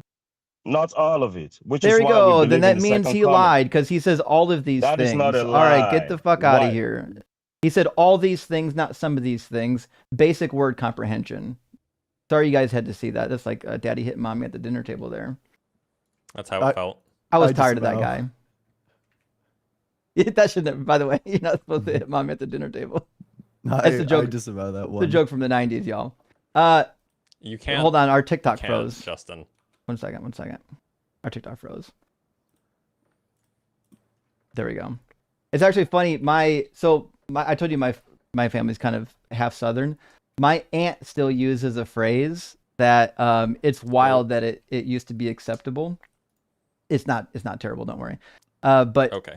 when it's like thundering and lightning, when I was a kid, we'd say like, well, God is up in heaven bowling. Because you're trying to figure out what's the noise from, because they think these noises are coming from the heavenly realm. She used to say that God is upstairs beating his wife again every time it was thundering. I was Jesus like, oh Christ. no, the What the people fuck? thought that it was okay for God to beat his wife in heaven. Holy shit. Heard it here first, folks. Oh boy. Anyways, let's read some super chats, friends, and we're gonna get, I think, Theist Warrior in here next. I think that was Let's do the order that they came in. Germs, thank you for the super chat. Says a recipe for a food is not objective, dude. I had vegan ice cream last night, no milk in it, so your analogy is dumb.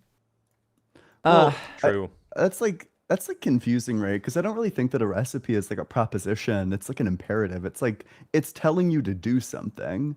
That's not really like propositional. I don't know. It seems like a category error to me. And Ed, thank you for the $5 super chat. Says, given the events described in the Bible, such as resurrection, why don't we see any accounts from opposing sources reacting to these events at the time?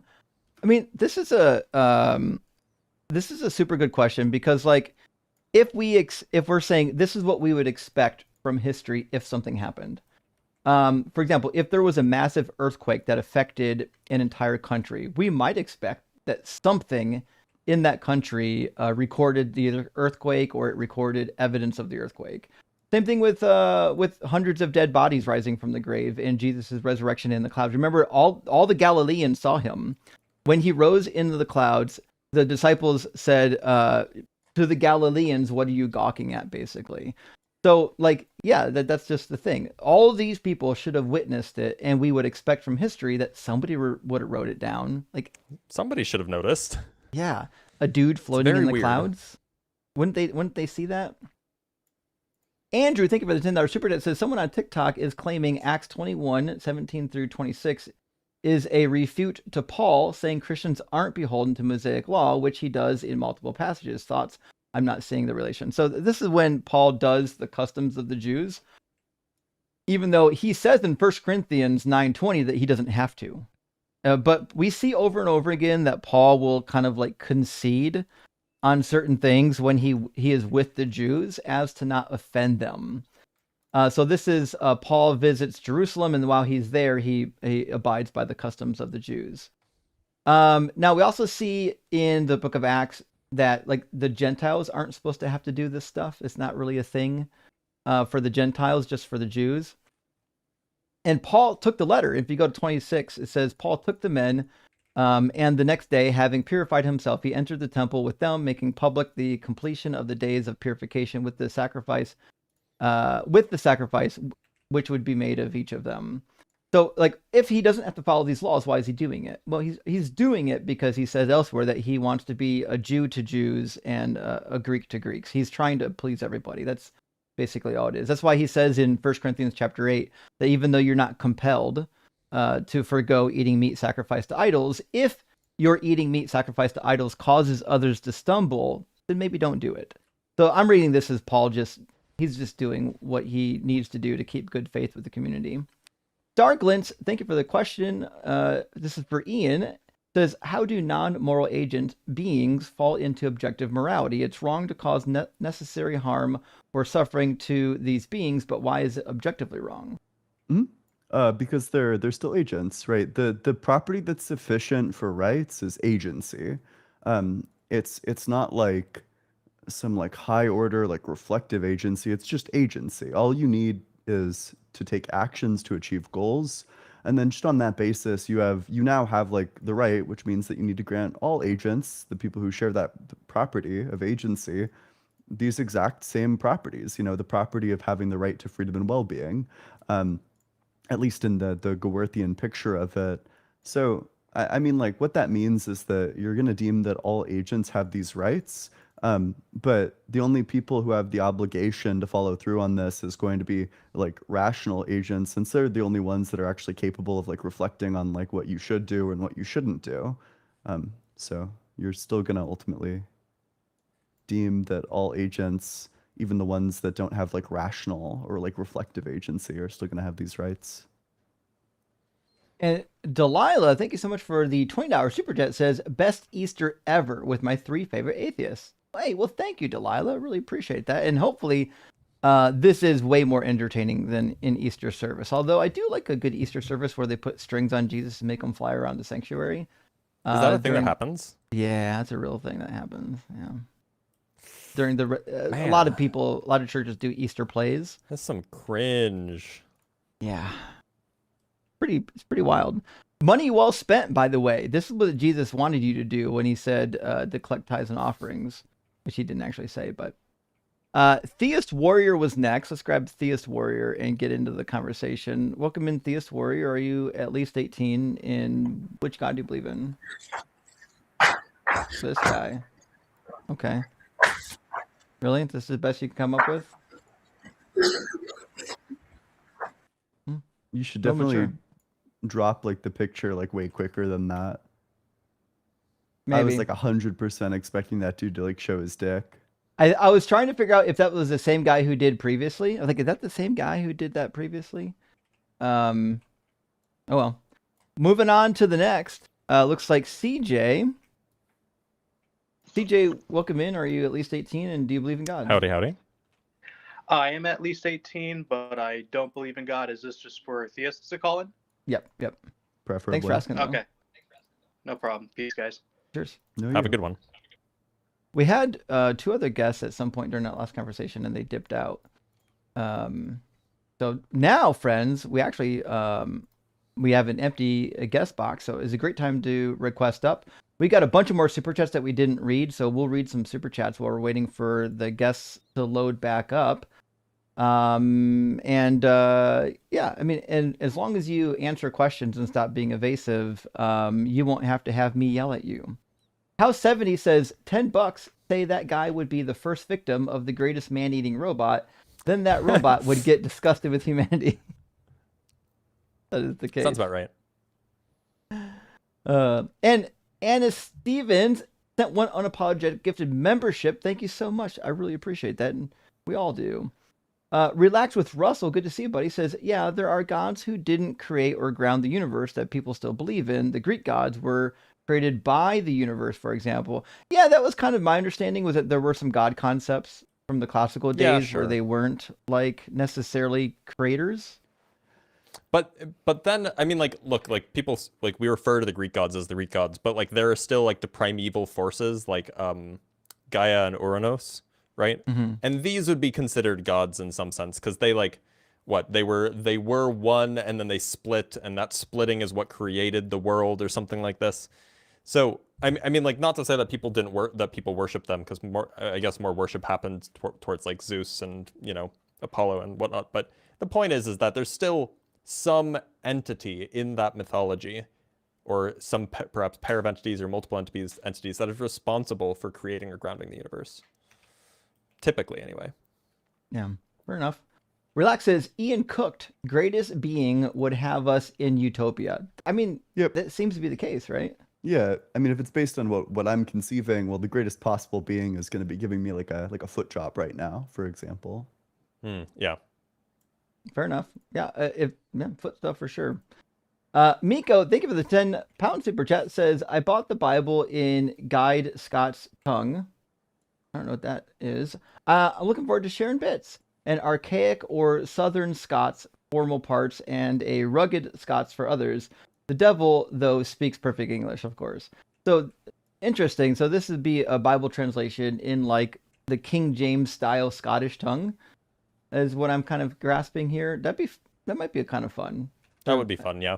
Yeah, I mean, it's already a little bit difficult sometimes to decipher old tongues in English. The Scottish variety would give me all kinds of hella problems. Let me know if you find any good bits in there, though. And Miko, thank you for the follow-up super chat. Says JWs use arm metaphorically to describe God's reach and power, but focuses on the Holy Spirit being an active force, invisible energy directed to perform tasks, but lacks a personality, mind, or will. It's kind of weird because in the Bible, the Holy Spirit does have a mind or a will. In fact, it listens, it talks, and it even gives out spiritual gifts as it sees fit in 1 Corinthians chapter 13. So if it can decide who to give gifts to, it must have a mind. If it can speak, it must have a mind that enables it to speak. If not, it's just kind of a weird conduit and can't be part of the Trinity if it's not actually a God itself. I don't know. It is very weird, isn't it? Yeah. Yeah, there's definitely, when it comes to figuring out the Trinity, there's so many questions. I remember being a Christian and just being like, you know what, it's a divine mystery. I'm not going to figure this shit out. Or you can go to a heresy, which at the end, I actually did just go to partialism. Milfrankler says, glad to see Blitz in good health. My boys, Jonah, allegedly Isaac, and Bruce, PhD. Yep, that's it. You got us. You got us. But thank you for that. I think we do have some guests loading up now. Let me grab God Lover from the queue and see what happens this time. Welcome in, God Lover. Are you at least 18? And do... Oh, yeah, sorry. I knew it was going to be you, so no one can see your junk. Bye. Well, no one can see it anyway because it's tiny. That is true. Imagine like getting a chub every week watching us talk about God. Pretty crazy. I mean, I thought I was the only one. Oh. Up top. Down low. Too slow. Ooh, I don't know if I'd go down low, Dr. Blitz. Oh yeah. Gotta be careful. That's how you end up doing foot stuff. Well, I gotta say I'm pretty excited. chubbed up. Hey, no wrong with that. How you doing, Tracy? Hey, yeah. I was actually going to ask Ian a question.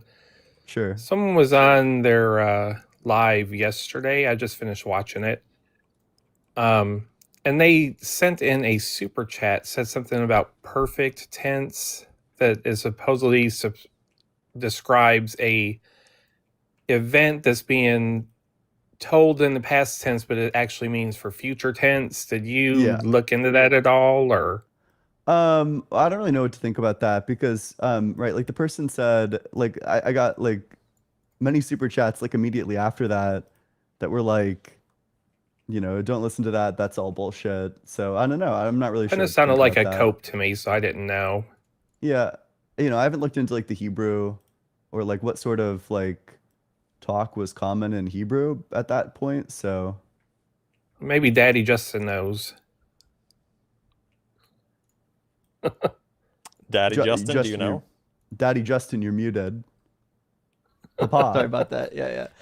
I've done some research on the supposed prophetic perfect is what they refer to it.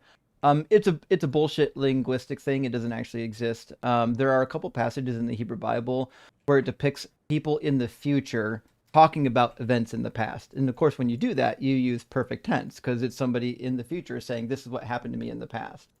And so the problem that you have is there were some prophecies in the Hebrew Bible that didn't come true. So the Jewish people initially were like, well, it actually, since it didn't come true and we can't just admit that God failed, that means it's actually for some time in the future, further in the future, maybe hundreds of years in the future, which means God can just describe events in the present that are actually not going to happen during your present time anywhere. There's no instances in the Hebrew Bible. They might point to Isaiah chapter 9, but even that doesn't count. There's no instances in the Hebrew Bible where it ever says in the perfect tense that something is happening in the future without positioning it as something actually in the future talking about the past. So the prophetic perfect is a nonsense thing that like Christians and people who are too afraid to admit that the text is wrong, they just go to this because they're like, I don't know, we got nothing else. So, for Oh, context, this was brought up with respect to Isaiah 53. I was pointing out that Isaiah 53 is written entirely in past tense, and that doesn't seem to be a prophecy. And then I got like a No. super chat later. Yeah, actually, I agree with your super chat. So this is the one thing I've seen quite a few creators do it. I wouldn't do this because the traditional model of Isaiah 53, I'll do a diagram. So the traditional model of Isaiah 53 is that in Isaiah 52, they're giving a prophecy for the future. Isaiah 53 transitions to that future scene, and that future scene is what they're going to say in the future. So when you go to the crossover, I'll put it on the board. It does the same thing that it does in Isaiah 14, saying in the future, this is what's going to happen. This is what people will say in the future. So these are future people talking about the past, which is why I wouldn't use this as a good method of saying it's not a prophecy. It's just kind of couched weird. So 52 ends with the nations and the kings of the nations specifically. Says that which they had not heard, they will contemplate. Saying, okay, these kings that don't know about what's going to happen, they're going to contemplate this thing later.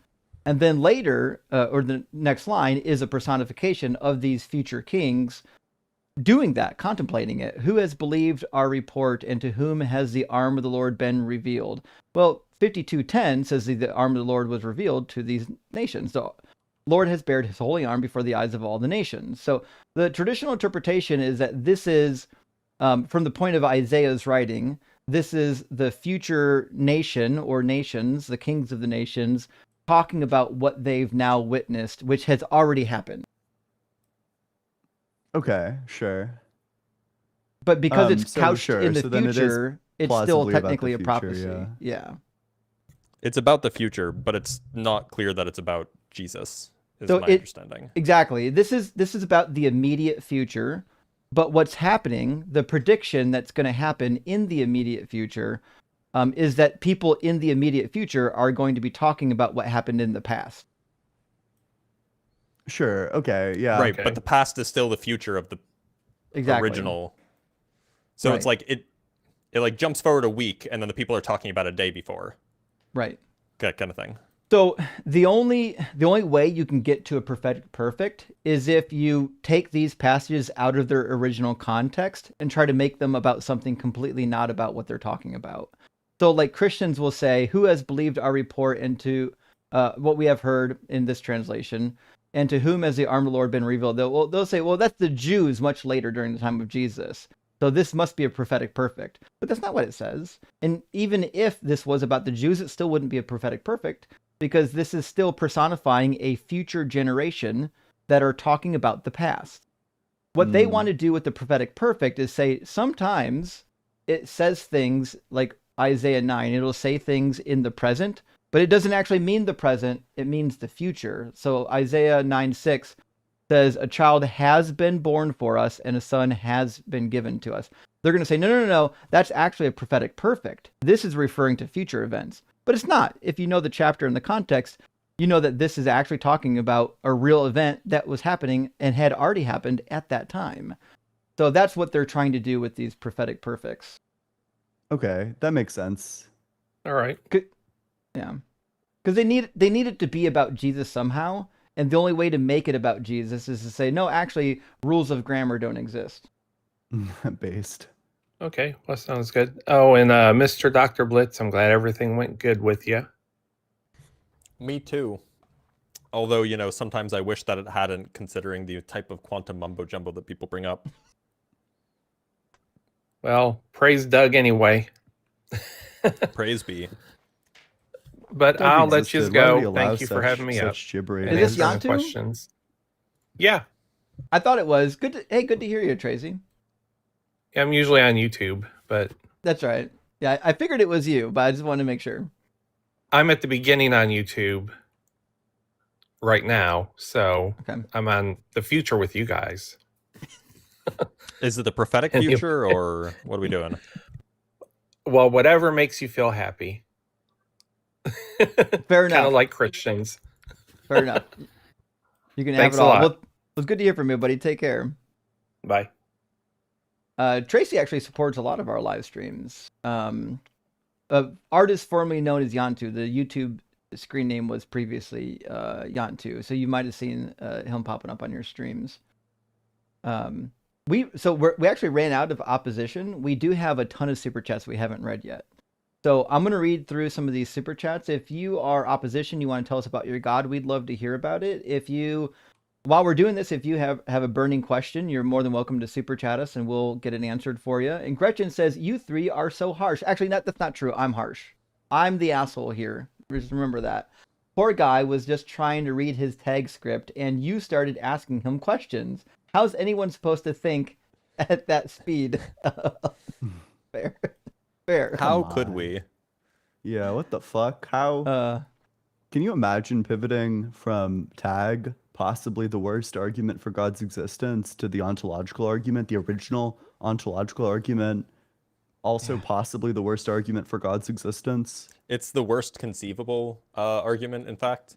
Seriously. I was actually putting together a video for the ontological argument. I've been wanting to do more response videos, so I got a couple different apologists talking about it. If y'all interested, you're welcome to join me and we can cook the ontological argument as a formal recorded video, and we can respond to some of the big name apologists on the ontological argument. It'd be Yeah, I'd fun. be interested in that. Although I don't know anybody that defends like the Anselm's version that guy was defending. It's such a dog shit Right. argument that's like obviously wrong. Well, I mean, my the thing is understanding is that they do have a modified version nowadays that they're using. Yeah. They're not using the original. Yeah, But they he use like the wasn't. modal ontological. But like, look, I don't get why so many people rely on, like, why are we still doing Thomism? Why are we still doing like Anselm? Like, all this they is got. 1,000 years out of date, guys. Like, get some better arguments. Yeah. The better ones are like William Lane Craig, and he's not really that much better. Yeah, that's fair. Yeah. Oh well, newer Definitely more maybe. defensible than like Thomism though. Sure. Oh yeah. That's Sure. that's an opinion.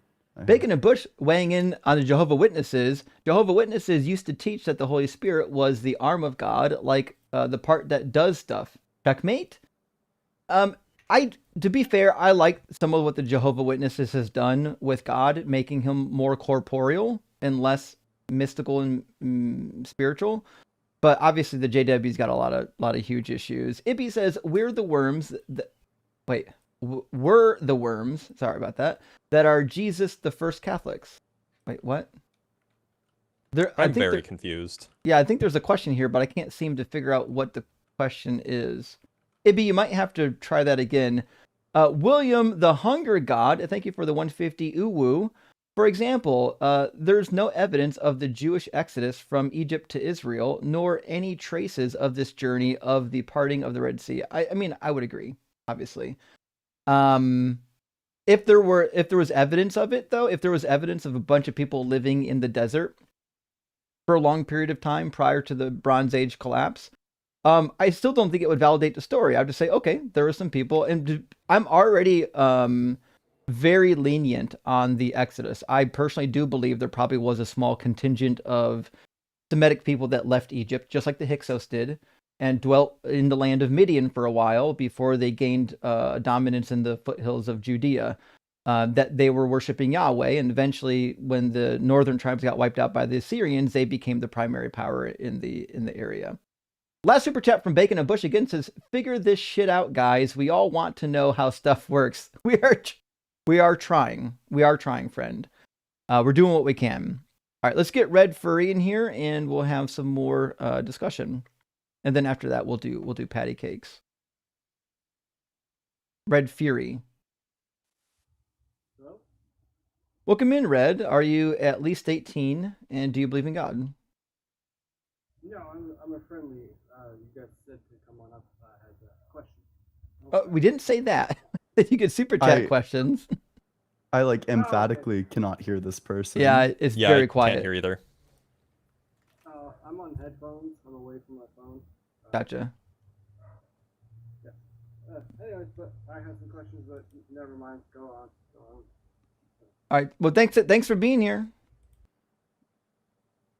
Well, I thought he was in the guest box earlier. I assumed he was opposition, but I guess not. Okay. Well, the opposition there was 2 people in the guest box just now, and they dropped out. Hayne says Blitz and Ian already auditioning for Starfleet. What? Not so much. I mean, I know what Starfleet is, but like, maybe that's like an old comment. Maybe because somebody said live long and prosper or something. I don't know. Maybe. Sydney Raptor says, still awake, Justin? Your view on this physics. I've been awake for a long time. I did last night, thank goodness. My Friday night stream went late, but I did, thank goodness, get some sleep on Saturday night. So I'm with it, at least in spirit and mentally prepared for what's happening. Thank you for your concern, though. And Dustframe says, Crusader? I hardly know her. Fantastic. That's fun. Okay. Fair enough. Love Fair enough. that. And Relax says, Dr. Blitz, should we first assume a spherical God? In a frictionless vacuum, yeah. Okay. I do have a question. We don't have to burn up time with it now, but I've some questions about space-time, which we'll save it for if we're completely out of questions from the audience. I am the Big Cheese. Thank you for the super chat. I wouldn't say it's a transitional form. That would falsely imply evolution has agency or direction. There's no scale or degree to evolution. I mean, I agree with you. That's the statement. Yeah, it's just I didn't want to correct Justin live, but But it's hard to talk about evolution without using words like colloquially, like the way they're gonna understand it. But like theoretically, every animal that's ever been birthed is a transitional form, because it's somewhat distinct from their parent in some way. But like the non-believers in evolution, they would take a transitional form to be something that we can identify as part of a larger trend of transformation in one specific like lineage. Yeah, I don't of think animal. specifical is a word. That's definitely not a word. No. Anyways, but fair. I think the criticism is earned there. Nightman Cometh, thank you for the super chat. Says, coming with the angels. Don't threaten me with a good time. Heyo, let's go. Whoop whoop. So I mean, boy. maybe that's why clouds are wet. That's how he says he's coming. Oh boy. The Bible said it, not me. Straightforward. Glad to see you back, Dr. Blitz. I'm pretty sure you just said it. I'm just telling you what the Bible says. Sorry. Just reading the Bible, Should be. guys. Glad to see you back, Dr. Blitz. Guy, I know that voice. Very familiar. Anyways, he is insufferable. Good vibes from Norway to you guys. Well, thank you. Straightforward. Guy did have, I want to say a familiar dumb guy voice. Like you've heard that dumb guy voice before, like Praise I Am and others. Or every Christian I've ever talked to named John for some reason. I don't know. It's genetic. I don't think people can help it, but it is something that people genetic. recognize. Oh no, disavow. Like your voice, like the depth of your voice is like genetic. You can't control how deep your voice is, but there's a tone and whatnot that goes on with dumb guy voice.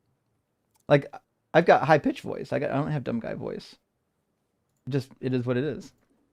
Miko, thank you for the super test. Says, did you know Anne Boleyn's brother, Tenpin, invented the bowling alley? Some or all of this might not be true. Very good joke, though. That would be very funny if true. It'd be pretty wild, though. It'd be quite a coincidence. Question for Blitz. Blitz, put the crunch cycle reset entropy. Maybe. I haven't figured out a way to make it work. At least in a classical setting. There is a semi-classical setting where you can make it work, but I've been toying with an idea to try to make it work in a classical setting, and I can't figure out a way to make it do it. So fair enough. And then mostly gizzards. Good to see you this morning. Thank you for the $10 super chat. If the greatest conceivable being received the greatest conceivable pegging, would they then make the greatest conceivable O-face? Great question. I think so. That seems to follow. Yeah. Yeah, I think that the greatest conceivable pegging is the pegging which creates the greatest conceivable O-face. So Yeah. You Has to be true. fuck. Gosh. there I'm would be a stumbling over greater my there words. would be a greater pegging if it didn't create. Yeah, I think that we're One- on the same page here. One might say that the greatest conceivable O-face is eternally begotten by the greatest conceivable pegging. There you go. That sounds That about works right. out. And Edward's Dilemma, thank you for the $5 super chat. Ian, how does Satan fit into classical theism, either the ontological argument or in tag? Good question. Well, classical theism refers specifically to like a model of God, a model that I don't think either tag or the ontological argument is committed to, depending on the ontological argument you're running. What the ontological argument gets to is, maybe like the greatest conceivable being exists. So that might not necessarily coincide with classical theism, but setting that aside, okay. How does Satan fit in with this? I don't know. I don't think that they have to necessarily take a stance on that. Like, you would just need to say Satan is compatible with the greatest possible being in the case of the ontological argument. So, I mean, is it like, it's kind of like dubious, maybe you'd want to say that it is, that Satan is just part of like the grand plan, although that seems implausible. So, Yeah. Satan is a very big problem for Christians. There's not a good explanation for it unless, like, God, it's something outside of God's control. Like, oh, he couldn't control that Satan was going to do all this bad stuff, or he wanted Well- Satan to do all the bad stuff. But just like think about it like this, right? God knows exactly what Satan is going to do if he brings Satan into existence. He simply shouldn't have brought him into existence. If I knew that my child was going to grow up to be like Adolf Hitler, I simply would not have that child. Yeah, and the other thing too is, remember in 2 Peter and Jude, the other angels that came down and slept with women, they got put in chains in darkness waiting the judgment. So when Satan fucked up, Whoa. why wouldn't God put him in chains in darkness to wait the judgment? Yeah, that's That's kind of pretty. hot. I was gonna say it's a little on the kinky side.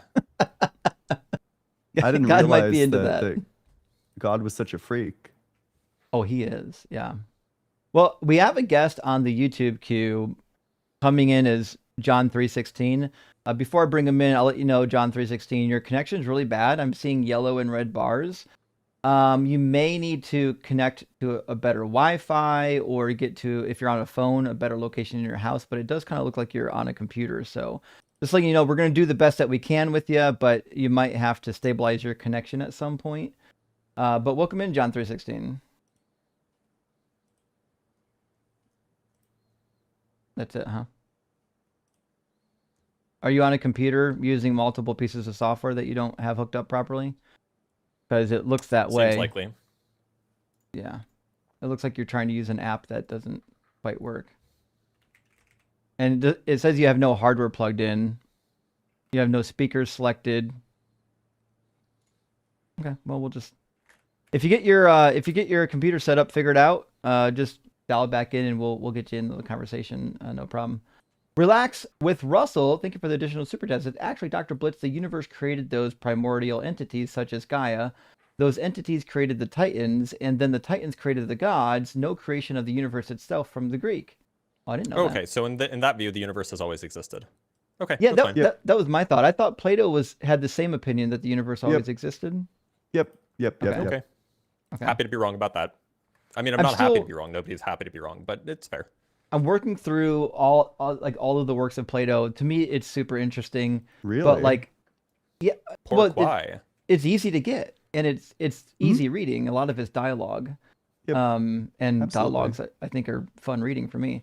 But I'm on Timaeus, and it's talking about some of this stuff, and like it's weird that people will say like they believe in classical theism, but then like if you talk about like the stuff that Plato talked about, like it doesn't match their God concepts at all. So I don't know what it means when we say the God of classical theism. How do we wanna define that?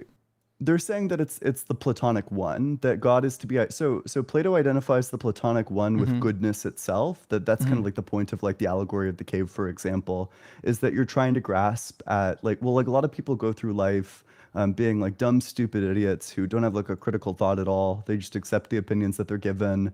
But through like rational reflection, you can arrive at like the forms, basically. You can reflect until you arrive at like the true form of justice or the fucking chair or something like that. And that this is goodness. Goodness itself just is the one, which is like all of the forms. And the theists that draw on Plato identify God as being identical to the one, that God is like the goodness itself. Okay. It seems a bit sus. Yeah, I get it, but yeah. It's a different cosmology too, right? Because Plato holds that the universe always existed, and then there's like the demiurge that comes in and like fastens together all the forms into like stuff, as I think is talked about in the Timaeus. But you know, that's like a different concept than God, who It is a little confusing. Yeah. yeah. G3 Rain says he meant worms ate the body of Christ. You know what? This is a statement I could agree with. If Jesus' body is missing, it's because it's already been eaten by worms and turned into fertilizer. And Double Donkey Surfer, good to see you. Thank you for the 666. Justin Guy sounded a lot like the Cum Warrior dude that has been up on your channel with different names. I don't know that dumb smug, or I know that dumb smug voice anywhere. That was my thought. Like I really do recognize this voice. It sounds like there was a guy that used to come on my live stream named Jesse, also nicknamed Beboop or Bebop at some point. It sounded a little bit like him, but it's hard to differentiate sometimes. It's hard to keep them all straight, but I think you're probably right. And Susie, good to see you. Thank you for the $10 super chat. Says Jesus saw his shadow when he came out of the tomb, so 6 more weeks of winter. Did you know? Did you guys fucking know that Puxatawny Phil has below a 50% chance success rate? Pretty bad. How do you determine when it's spring? This dude. How do you confirm? This dude sucks worse than if you just like flipped a coin. How do you? But wait a minute. Hold on. How do you check if the whatever the gopher or whatever is correct? If he like sees his shadow or something. No, but like, okay, no, that's how he checks. He goes back in if he sees his shadow or if he doesn't see a shadow. I don't know. But like, how do you determine if it's actually spring? Right. Oh, I see. Maybe like the blooming of shit. Because like spring technically starts on the equinox, right? But like, are we just saying that he doesn't land on the equinox? He doesn't come out and see his shadow on the equinox like less than like 50% of the time or less or whatever? Or what are we saying? Just that he gets it wrong, that he like whether or not it's gonna be like a short spring or like a short winter or a long winter, that he gets it wrong. Wait, doesn't he come out for spring? Or I'm so maybe I don't know he anything comes out about the to Midwest. see whether or not winter is going to last like much longer or whether it's gonna be like a short winter. I see. Yeah, and he sucks dick at it. He's so bad at it, dude.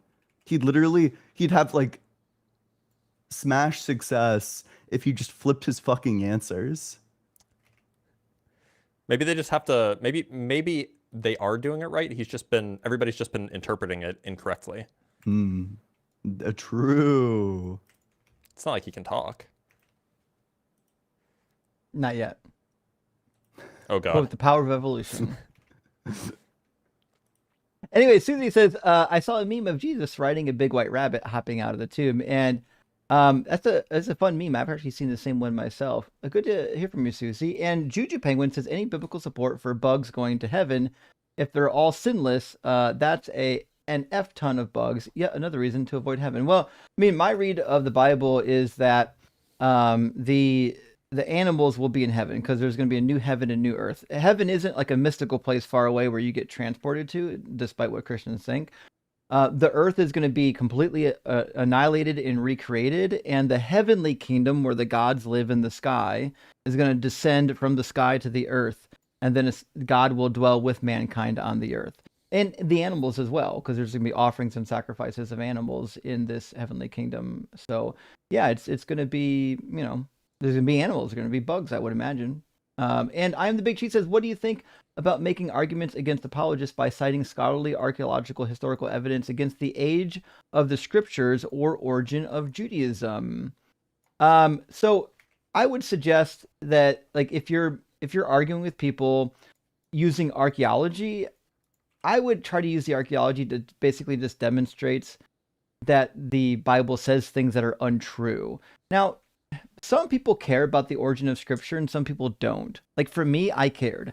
To me, it was problematic that, like, the book of Genesis was written, 2,000 years after the purported events, maybe closer to 1,500 years. Some of the events. And so, like, yeah, why would I expect that to be accurate? Or, like, why would we expect that Jeremiah, which we know Jeremiah was being edited, 200 to 300 years after he was already dead, why would we think that the words of Jeremiah are completely accurate, since the manuscripts we have come way after the actual Jeremiah would have existed? I think these are relevant. I think the problem that you'll have, though, is I think there's actually a pretty huge contingent of Christians who don't care. Like, they just think it's divinely inspired, and that's all, that's all they need to know. So one point that is perhaps interesting is, and somebody brought this up to me and kind of in favor of the literal interpretation of the Hebrew Bible, is that if you believe that Jesus is the Messiah, then Jesus didn't believe incorrect things. And it seems pretty evident that Jesus believed that the Hebrew Bible was literally true, which would include things like Moses wrote it, which would mean that it was written, 3,400 years ago, which we know is not the case, right? So it actually seems like if you can, at least in some sense, if you can reject that, or if you can show that these scriptures weren't written 3,400 years ago, but were written 2,500 years ago or so, then it seems like that you at least have a case for Jesus being wrong about something. Right. Yeah. That's a fair point. We got more super chats. We're going to bring in our next guest, John 3:16, also known as Yikers, also known as the guy that comes into our live stream during the last 20 minutes of it every week. I don't know why this keeps happening. Bud, are you quite sure that you want to be showing, like, your first and last name before we, like, bring him up? Is he really? It's like literally right there on screen. Oh no. Well, he wants to advertise. Do you want to, like, you're, like, welcome to fix that if you want to take, like, 2 minutes to fix that. But if you don't care, then I don't know, man. It's your choice.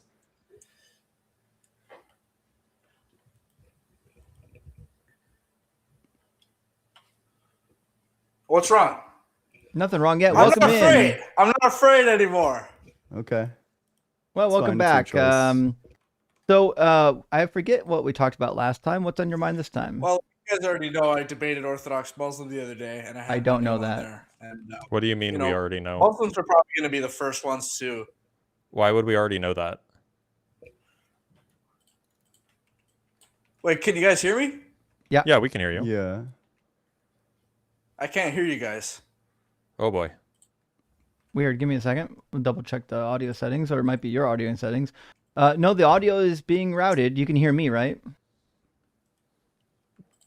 No. I can't hear you guys. Yeah, well, are your Wicked headphones working? It shows that they're plugged in. He's always having trouble with his mic and headphones.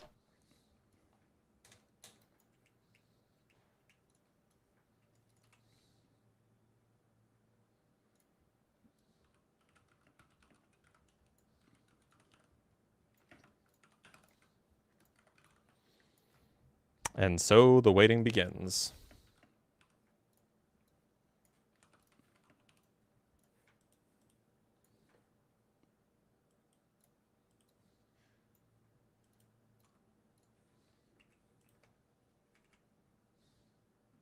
All right, we'll try it again. Can you hear us now? Hopefully. Hello? Yeah, can you hear us? Can you hear us? Hold on. Hello. Let me just mute you on YouTube. Let's see if I can still hear you. All right, That's go ahead. why it was so delayed. Hello, Can you hear us? Hello. Yeah. There you go. I can hear you guys. Yep. There you go. Good. All right, I wanted to let you guys know that. What's on your mind this time?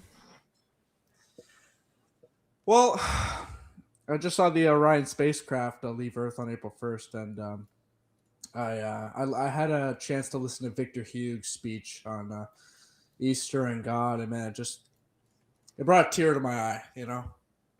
That's wholesome. Having a Christian believer going to space, and he said the Earth is like a spacecraft hurtling through the universe, right? So, I mean, doesn't that make you guys think deeply about life and Yeah. and That's why we do this Easter show. and Christ? Well, not about Easter. No, Easter has nothing to What do makes with me think- the universe. What makes me a little puzzled about Easter is that Donald Trump said "Praise be to Allah" on Easter morning. That was weird. Well, Allah is just the Arabic form of God, so he's just saying Allah for those Arabic. Yeah, would you, but, like- would you be willing to say? Would you say right now, "Praise be to Allah"? Would you say that?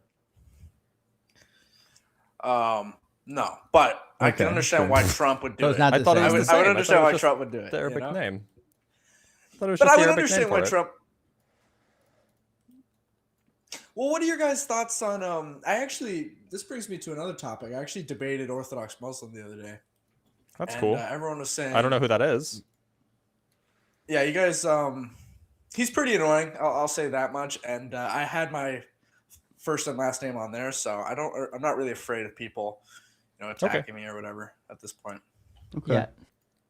But anyways, I'm just here to spread the gospel today, not so much debate. So, Oh, we never heard the gospel. Oh no. Oh no. so Jesus. Do you guys know who Jesus is? Jesus came down. in As it human turns Never heard out, of him. let me ask you a question. As a God. Jesus. Jesus. Why did Jesus have to die? Jesus had to die. Okay, so there's the sacrificial atonement. Yeah, why do you have to do that? We all have sinned. We've all fallen short. of Yeah, the I'm glory of aware. God. We've all lied. We've all stolen. We've all lusted. Uh-huh. We've all Heyo, let's go. hated. We've all done bad things, and some of us have done worse than others. Uh-huh. But compared to the objective standard of God's law, we've all. Yeah, I'm aware, but why did Fallen Jesus have to short. die? And in the so Jesus came down and paid the punishment for us. What in Well, Romans I 3:16, the didn't ask punishment you of what you sins think is he death. did. I didn't ask you what you think he did. I'm asking, why did he have to die? Why was that mandatory? So the punishment for sins is death, and we all deserve death. But in order for us to get away from that punishment, no we need one's Jesus asking to you come to down preach the for our gospel. place I need you to track, all right? I to didn't pay ask for our what sins. I didn't ask you what the theology said. I'm asking you, why was it mandatory for Jesus to die? And I think your answer is going to be something along the line of, is the wages of sin or death? Yeah, God took our Okay. place. And who set the wages? Who set the wages? God himself set the wages. Gotcha. Did God But he have gave to it- set but the he wages gave us a of free death? will. He That's gave us a adorable. free will, I'm sure right? he did. Did God have to set those wages? Yeah, God set those wages so we What can what forced go him to to do heaven that? with him and to give us a free will. So when No, he gives no, us a free will, try we can again. choose The to free do will has nothing to actions, do with the bad or wages. no. If I choose to pay my workers a wage, it has nothing to do with free will. So God said, when humans sin, I'm going to do a thing. And the thing that he said is that, well, they're going to die. Did he have to do that? Yeah, sure. Why? God's prerogative. God can do whatever he wants. I didn't ask what The he question could God made do. it so have that we to. need. I said, did he have his- to? Yeah, he had to. He had Why? to. Did he have the- we could did he have the free Bible will? as it is today? Did he have the free will to do otherwise? Yeah, he had the free will. He chose. didn't to have make to it then. this way, and No, we're not asking if he chose. So- We're saying, did he have to do it? Yeah, could he have done otherwise? Could he have chosen something different? he could have done otherwise. So what? Sure. Then why It's does he easy. Why did he do it? So, but this world is the one he picked, and we I'm have sure to he deal with did. the consequences of this So world, right? So the questions world demands that we're we- dealing with right now is whether or not Jesus had to die. And I know you want to preach so bad, but it's useless here. We've all heard the gospel. Yeah, you so guys are maybe if interrupting my actually flow, just you know? no one cares. We've all heard it. It's not going to do anything. So the reason I bring this up Well, is you were a Christian if once upon a Jesus, time, didn't if it Jesus, yeah, that's speak to your why. heart And once? then Well, I I read, wasn't. and then I read the book, and that's why I'm not. So if Jesus didn't have to die, I hope you're saved. that means that the death of Jesus was unnecessary, correct? It was necessary because Jesus had to die for our sins. Why? You just said he didn't have to. Because He did have to in the sense that we have a free will. So What God's does free will have to do with I don't Jesus is understand. dying? impacted by a prerequisite. So, for example, we have the free will to do whatever we want, but we don't have the free will to walk off a building and keep walking. We're going to What fall to does the free ground. will have to So do our with free Jesus will is dying? governed. So God has free will, We're never getting an answer. but God was always going to pick the universe where Jesus died. So God has free will to make a cow purple. However, Jesus was always going to die on the cross for our sins. I Does that see. make sense? So No. even though he has free will, there is no possible world where he doesn't pick this particular outcome. Sounds like what you're saying? Yep. Oh, okay. So it's impossible God for him has to free pick a will different still. outcome? But God still has free will. Do you think that free will Even if you wanna requires the go down this ability to road. do otherwise? Like it needs to be possible God for could you to do God other can things? make a purple cow or a white cow. Yeah. Okay, so it does need to be Why does the possible cow for gotta you be to white, do. But you need to listen. Whoa, You're gonna you get need to absolutely cooked listen and to the. destroyed. You Whoa, need to I'm get so destroyed sorry.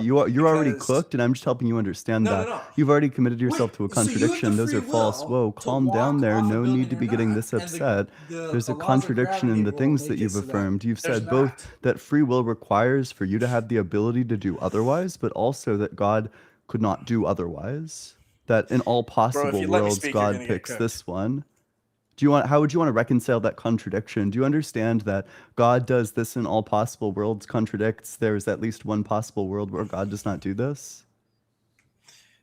In all possible worlds, we can walk off a building, but in all possible Okay, worlds, yep, not even an attempt to we engage. are gonna splat to the ground. So Yeah, God not can even choose. trying to answer the question. Of course not. I literally you were absolutely Yeah, cooked what question on did I that just because ask you? God still. It's literally the same thing. It's analogous. What Perfectly. question did I ask you? You asked me the question regarding the freedom of being able to do otherwise, and I'm saying, Nope. even if we walked off a building, we can't not Critical fall to the tracking ground. We can't do failure. otherwise. Holy Critical tracking success. Oh, Failure. you don't even remember what the Mm. question was. How could it be a critical tracking success Can I when just you're can I literally just clueless? can I just get to the end of this? So What I'm you just can saying, mean like do the is end of like any of you guys engage. believe in Christ? What you can The do end is of it. engage in this like dialogue, right? You can just engage with the argument that you've committed yourself both to the position that it needs to be possible that you do otherwise in order to have free will, but also there's no possible world where God doesn't sacrifice Jesus, which would seem to Can you indicate just that answer God my had no question? free will with respect could to you answer that. my You didn't question, though? ask a question. Could you answer my question? You didn't so ask my a question to you. question. Let me ask you a question. Okay, So, sure. Within the world that Jesus dies on the cross, there are still infinite amounts of worlds God can choose within that choice that he must make. For example, he could have made cows purple. He could have made cows pink. He could have made me a basketball player playing for the NBA, Toronto Raptors, right? Was it possible that Adam and Eve never fell? No, but Oh, So it was then it sounds inevitable? like Adam It and is Eve didn't possible have for free will. So Adam it and is Eve didn't have possible free for it to will? be- but it is possible for Adam and Eve to be, Jane and Austen or whatever. Jane Austen. But they don't and have free then, will to Charles not eat Darwin. from the tree. They have free will, so this gets into If they couldn't have done category term otherwise, then they called don't have free Molinism. will. That's what you said. They still had a free choice though. So have you guys heard of the How? term called Molinism? Did they? How is it a free choice if they couldn't have done otherwise? Have you guys heard of the term called Molinism? We're gonna need you to Yes. answer the question. Molinism is the paradigm I hold to. That wasn't a question or an answer. Adam and Eve have Do you know what the question choices. was? They freely chose He's not listening to any to question. act within their sinful nature. But they didn't have a choice.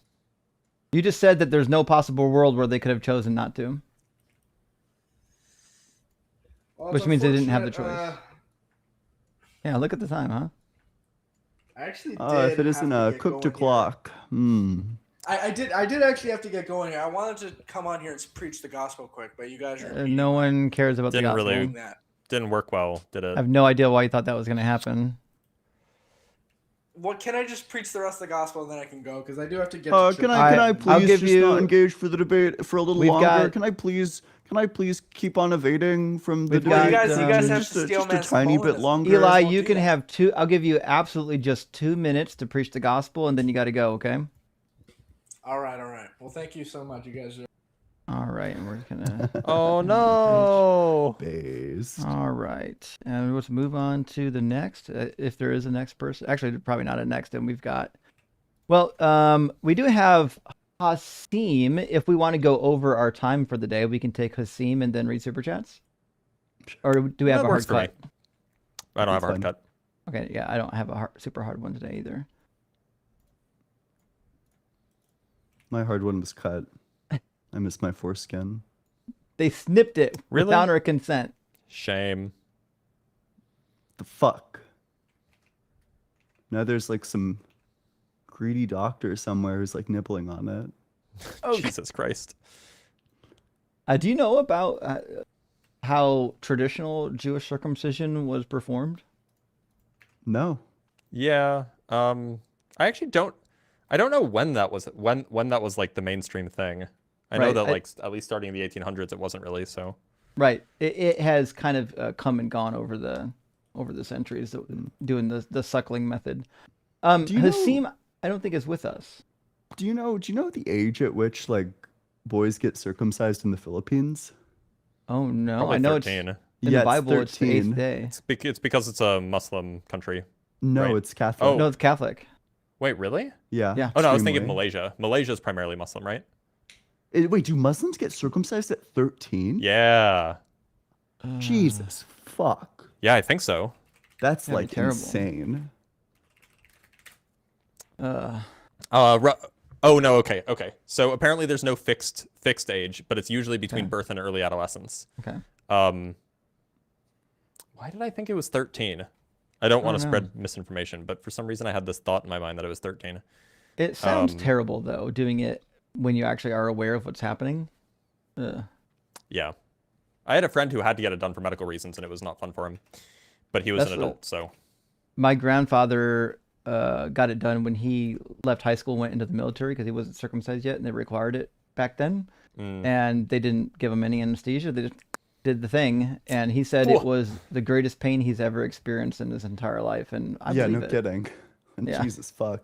And you know, we're doing that to babies, and people want to say, well, they're not obviously they're not babies don't feel aware. anything. They don't feel anything. Yeah. But, like, what the fuck? Well, see, I was told that when I was circumcised, I didn't even cry. But when I took my son to get circumcised, there was crying, and I've never felt worse in my life that I caused like after that I would never in a million years advocate for circumcision. I was literally traumatized just doing it once. I don't know how doctors are doing it repeatedly. My mom's a physician, and she got me prescribed Valium. That'd be a method. I don't know. Crushed I'm not- ice. I don't think like circumcision, like it's not at the top of my like priority list for like the things that need to change about society, but it's like obviously wrong if you think about it for like just a couple of seconds, Yeah, it's right? pretty weird. Like it's your unconsenting child.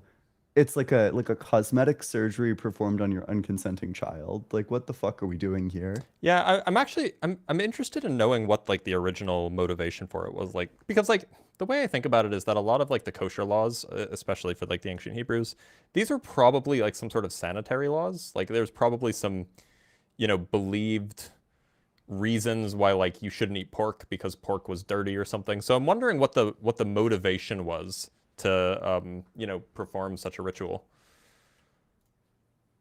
Because it's just not clear, right? So we have some Egyptian literature that talks about the origin of not eating pork. They also Interesting. talk about dogs, and there are two origins of this. The first origin is naturalistic, and it's about the cleanliness of the animal. In fact, they're barred from even getting near temples because they're just dirty animals. There's another origin of this prohibition for the Egyptians that has to more of a mythological take. And it seems like most of the people in the Levantine region, they had these lists of clean and unclean animals that they perceived were clean or unclean through various reasons. So like in the ancient Hittite literature, you'll find that if a servant of the temple allowed a dog to enter the temple, they would murder that servant because the dog is mostly unclean. Damn. It's a street scavenger. And even say like in the book of Exodus, when the the Israelites go into Egypt, and before they come out, it says that they're going to dwell in the land of Goshen because their animal sacrifices there will get them stoned by the Egyptians because their type of animals were just unclean. And so most of these lists of clean and unclean just developed because people are like, oh, that thing's dirty. Don't let it come towards me. But then how do you get to circumcision? So circumcision goes along with that. So the circumcision practice probably goes all the way back as late as Egypt, but maybe not as Babylonian. But in ancient Egypt, it seems, because they were in a lot of practices for hygiene, like their hygiene in terms of the Levantine region was par excellence. In fact, there was a lot of people from the Levantine region that they wouldn't even allow like their people to associate with because their practices were dirty. And so one of the things that they did for beautification and what they thought was for cleanliness was they did a partial circumcision. And so they thought this was a practice. It's debatable about what exactly counts as a partial circumcision. I can't give you an answer that's going to be sufficient to agree with all the scholarly literature because the scholarly literature doesn't agree on what a partial circumcision is. They just agree that there are texts that talk about partial circumcisions. So it seems just purely cosmetically, or like yes, it seems that for a lot of people the circumcision was cosmetic, the same reason why they wore makeup, even if they were men, the same reason why they shaved their heads. These were all for purification reasons. They were really kind of obsessed with purity because remember, purity in the ancient Near East. Well, okay, so purification seems like it's different from cosmetic, right? Like no, there's some it's ritual not. aspect to it. That's the point. That's the point. Okay, so in the ancient Near East, your purity and your moral purity were essentially one and the same. And so, for example, letting dirt come into your house would issue you to be ritually impure just as much as doing some immoral practice. So this idea of impurity went deeper than just like the dirt. That's why, for example, in Leviticus 4, it says if a priest commits a sin, that sin is transferable to the other people in the congregation because it's spiritual. So this type of cleanliness was also as a spiritual thing because cleanliness... Right, but then it seems like it's more than merely cosmetic. You know what I mean? No, I'm not saying it's merely cosmetic. The cosmetic routine is developed in order to preserve the cleanliness that is both physical and spiritual. I see. Right? Because Interesting. If you've got a body part that you deem is unclean, that could cause you to be ritually impure now, what do? Well, you could shave your head, your armpit hair, you can shave down here, you can do all kinds of stuff to try to keep yourself from becoming ritually impure.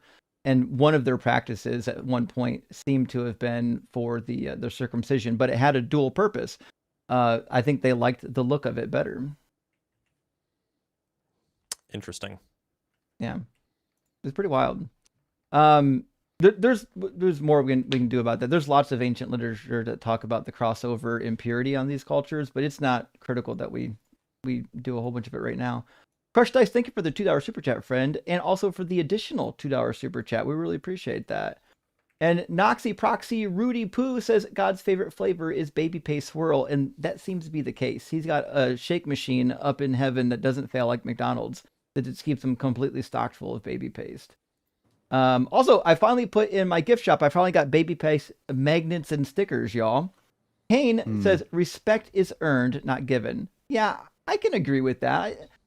I've gone back and forth on this before. I feel like as human beings, does it make sense that we have a basic level of respect for all individuals? But in terms of like respecting like your elders or respect like these other forms of respect, like the way we respect a leader, like, is that something that they should just have, or is that something that they should earn? Like, kind of like universal basic income. We can agree that there might be a base point of respect, but above and beyond that, is that something they have to earn? I don't really know. What do you guys think? There's a lot of literature on this, actually. There's a book I was reading about virtue ethics. I know that there's some like Kantian philosopher that draws a distinction between like the baseline like human respect that towards all humans we need to give them this like baseline respect of like okay, you're intrinsically valuable and I should treat you as being intrinsically valuable. I should never use you as like a tool to achieve my purposes. I should like always treat you as like an individual who is like individually valuable. And then, you know, we should respect from there. You can be respected more or less after you've established this like baseline standard for behavior. I can agree with that. And Star Glints is unnecessary. True, with two N's What? even. An unnecessary N. I see. I don't, maybe I'm stupid. I think this was in Yeah, I response to think one I'm of our stupid, too. guests. No, the unnecessary with two N's is the correct spelling. Oh, fuck. Am I spelling it wrong in my head? Yeah, you're probably right. It probably does have two N's. I don't know. This is what happens, y'all, when you go to school and you don't pay attention to reading class. Base Shara says SFS praised the scissor woman that Blue ever shared. I thought What? scissor woman would take off. What is Scissor Woman? Scissor woman's a new meme from my last live stream. I did a fundraiser Friday night where every $1,000 raised, I cut the V-neck in my shirt deeper. I was wondering what was going on. What Yeah. the fuck? And so I had a lovely assistant that was cutting my shirt for me in between calculations that would not, and decidedly we did not show her face on camera, and she just became known as the Scissor Woman. That No. checks out. And there's a lot of people that are now fawning over Scissor Woman because she was quite attractive. And so a fan base has now emerged for Scissor Woman. Right, makes sense. So it's just one of those things. I don't blame them. Bacon and Bush says, I love this trio specifically. Well, thank you. It is one of the, despite the fact that I might yell at a couple guests, it's kind of the highlight of my week is getting to do this live stream. It's a pretty good day. Yeah, it's a lot of fun. Base to share again says transcendental equals transcendental hygienist. I like that though. That's a good use of some of those syllables. Hope you're doing well, Ashera. And Shame says, imagining something into existence is a crazy take. I know. But, okay, I want to be charitable to the ontological argument, because if I'm understanding it correctly, what they're trying to say is, if in fact you can conceive of a maximally great being, then because it's maximal, it would exist in all possible worlds. And if it exists in all possible worlds, then it exists necessarily. I think the step that I don't fully understand is why. What's the connection between us conceiving of it and it existing? Maybe just that you're like committed to it as like a proposition that you could like lay out the argument like, you know, God is the greatest conceivable being. The greatest conceivable being is necessary if it exists at all. Therefore, if God exists at all, then he's necessary. It's like possible that God exists because he's conceivable. Therefore, he must exist. Something like that. Because it feels like they're circling back. It feels like they're saying, well, if God exists in all possible worlds, then he's necessary. And if he's necessary, then he does exist in all possible worlds. But like I feel, unless I'm not understanding it, that's like it becomes circular. Because we haven't demonstrated that God does exist in all possible worlds. You're just saying, well, if he does, then it's necessary, and if it's necessary, then he does. But like, wait, hold on, that we didn't get to that point yet. I think what they want to say is that his necessity is grounded in his like being the greatest possible being. That you start with greatest possible being, and then you can determine, well, this must be necessary, and then you say, well, it's possible, therefore it's necessary. Sure. Let me see. I'm curious. Let me see real quick. Like a basic form of the ontological argument, because I feel like there's probably, if you just go to like Stanford Encyclopedia, they probably have a basic. Yeah, there probably is. Yep, it's written by Josh Rasmussen, Graham Oppie, and Joe Schmid. Really? Okay. Yeah. On the SEP? Yeah. I know all of those names. Yeah. Oh, damn. Okay. You know, my issue with the ontological argument is just that it seems like there is an issue with supposing that there is a maximum to the to every single great making property. Yes. That seems like that's a problem. Well, okay. So what they want to say, there's like a couple of like categorizations here. They want to say that God has all of the perfections, where a perfection is just a great making property to the optimal degree of it. So for some properties, it's like a one or a zero. There isn't like Yeah, sure. layers to it, right? It's either like you're necessary or you're contingent, and God is necessary. So that's the great making property that he has. Um, but they just want to say that of all the properties that are intrinsically valuable, God has the optimal amount of all of those. Yeah. But optimal seems like it seems like that replacing the word maximal with optimal is just it's a nothing move, right? Like what's optimal? I don't know if it's a nothing move, right? Because I think that for like the necessity and the contingency part of it, I think that it makes sense to say, well, the optimal amount of I don't know, like modality is like necessity. That it's more valuable to be necessary than it is to be contingent. Although Sorry, what I I'm mean not, is yeah. it's a nothing move with regards to those great making properties that may or may not be bounded. Oh yeah, well that's true. That's true. For those, you're still going to end up with saying like, well, the optimal amount of knowledge is all of it. Yeah, but like is that well, okay, that's a completely separate issue. But I mean like if we want to say like, how many facts is it optimal to know? Infinity? Like what does that mean? You can't that's not an amount. Sure. Sure. Probably the question that they want to ask is not like how many, but rather like which ones, to which the answer, all of them makes sense. Well, I mean saying every single fact, there are facts about facts, and then you run into set issues, and Yeah. then there's further issues there. But like, when we talk about like strength, like what how do you describe what an optimal amount of strength is, right? Like you can do, and I mean like physical strength, Oh, yeah, I agree. That gets like because weird. presumably God has the optimal amount of physical strength, right? Right. He doesn't Yeah. have less than the optimal amount of physical strength. So like, what does that mean? Well, we could say that you could lift XYZ amount, but Yeah. it's just not an amount. I Mhm. grabbed like some of the basic premises of the argument that I found, and I feel like maybe this explains a little bit, but not great. It says it is possible that a maximally great being exists.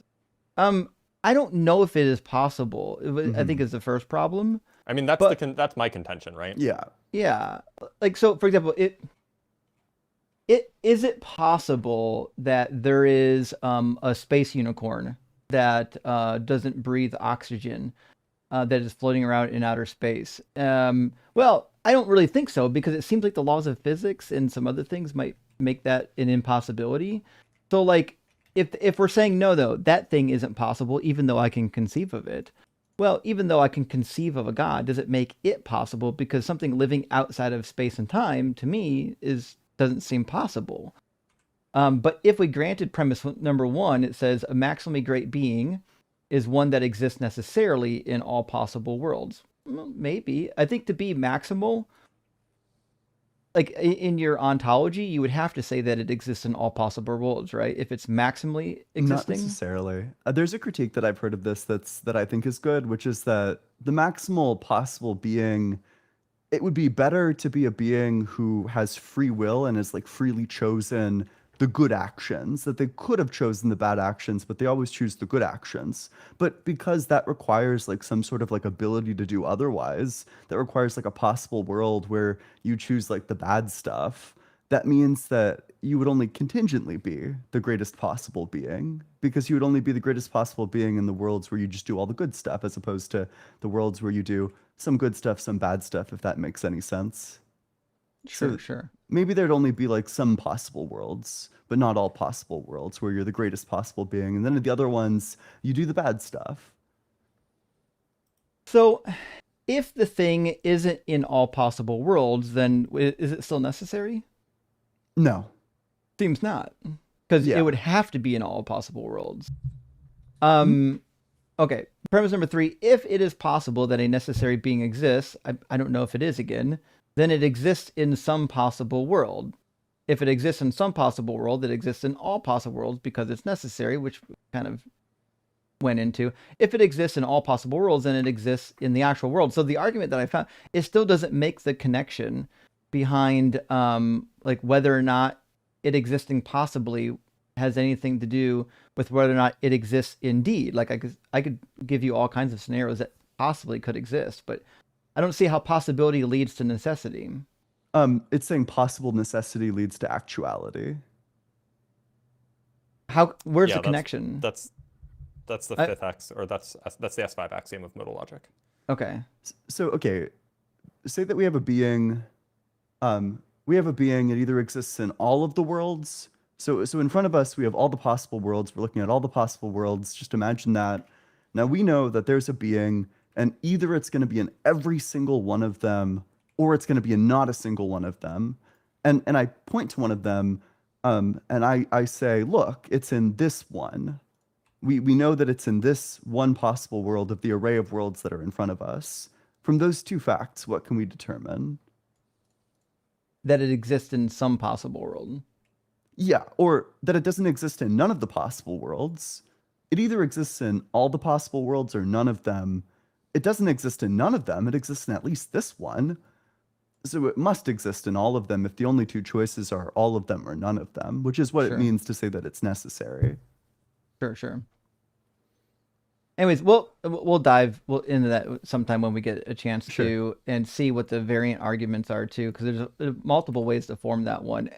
And Ekipo, hey, thank you for the super chat. Says how many teeth you can pull out of a guy? Apparently not he didn't have enough teeth. I kept pulling with that one guest, and I just ran out of teeth, which is why we had to move on. That happens sometimes. Rastaman Fosho says, did you hear about the happy Roman? He was a gladiator. Oh, okay. All right. Ayo, let's go. All right. I see what you did there. Dad approved. I am the Big Cheat says, I like to imagine the greatest conceivable funny joke and whether it could make the greatest conceivable buzzkill laugh or not. Good question.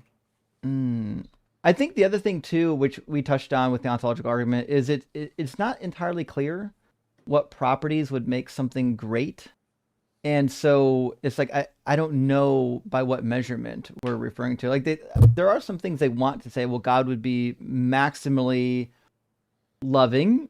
I don't know if that's the case. It seems like a subjective idea. Like, what does it mean to be loving? Yeah, it's definitely like vibes based, right? Like asking for like some sort of argument. I mean, it's a very intuition based argument. I mean, the response that I often give is, suppose we're talking about the maximally great, the maximally great conceivable war, right? Well, I would say that it is perhaps a war where nobody dies, perhaps a war where it's over quickly, but more so than that, I would say that it's a war that doesn't happen, right? It's purely imaginary. That was my point with the robot. Yeah, I mean, the point is that it's not clear that necessity is even a great-making property or an optimality property. Well, yeah, right, because it's like particular. What produces in total like the greatest possible being, you can't really separate the value of each individual property from like the entire net of properties. I think an all-knowing Adolf Hitler is probably way worse than like a less knowing Adolf Hitler. Yeah, it seems bad. Fair point. Furtive Patach says, happy Easter, y'all. I'm celebrating by day drinking the blood of Christ. And you know what? It was such a good idea. I joined you. I got some Kraken in the Doug goblet. And I've actually got some wafers here so that we can properly get my ass sent to hell today. We'll see what happens. But beautiful. I love that for you. Happy Easter, y'all. And Lizzie Dog, thank you so much for the $50 super chat. Really, really appreciate that, friend. It says, kind of want greatest conceivable Pegger shirt now. Fair enough. That is pretty good. Appreciate all you guys do. Former Lutheran trying to understand the real world without Bible indoctrination. Hugs, love, and good vibes to y'all. Well, thank you, Lizzie. I would say this. about the Lutherans. Of all the denominations of churches I've either worked for or went to, I had a really good time with the Lutherans. They were super nice, hardworking people, at least where I was, and they were super inclusive. They did have a split at one point over the LGBTQ topics in terms of ordaining ministers, but they seem to have figured that out.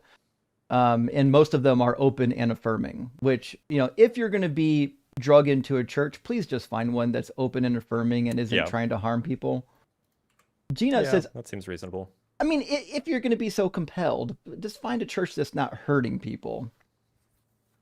Gina says, I used to think the Groundhog Phil was the same guy, but turns out they replace him every once in a while. That is true.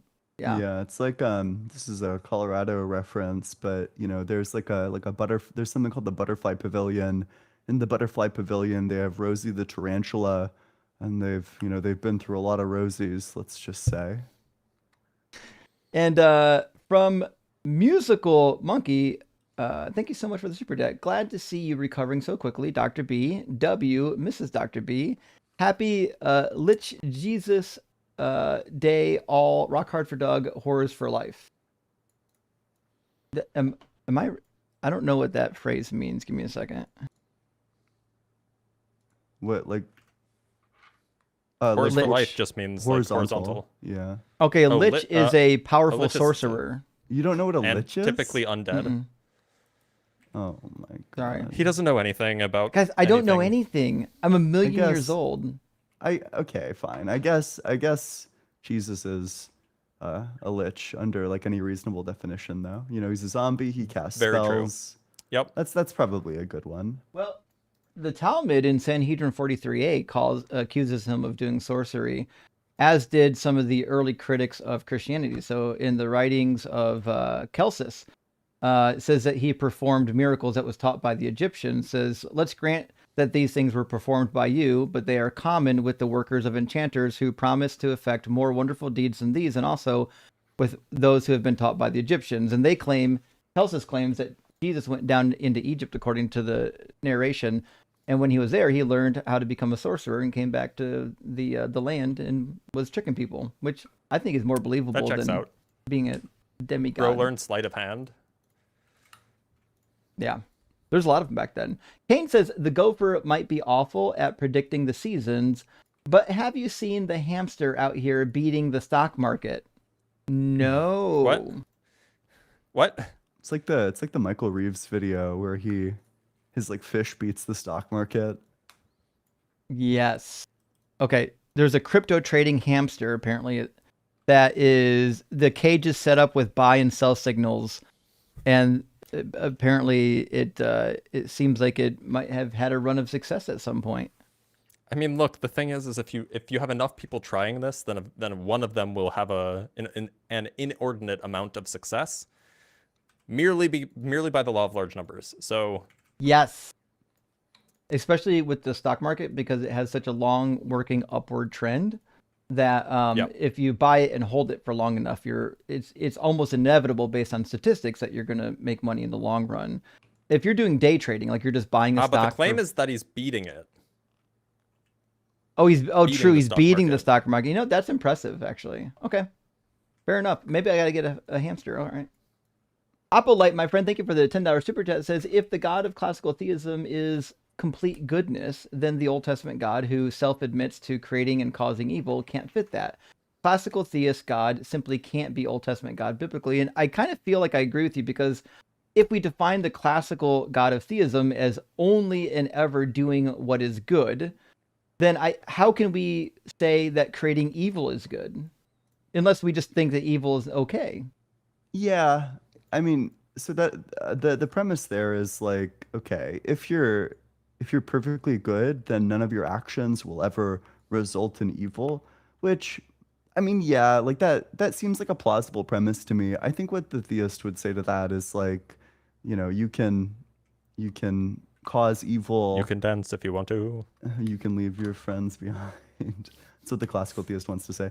You can cause evil if it's made up for by like some greater good that couldn't possibly be achieved.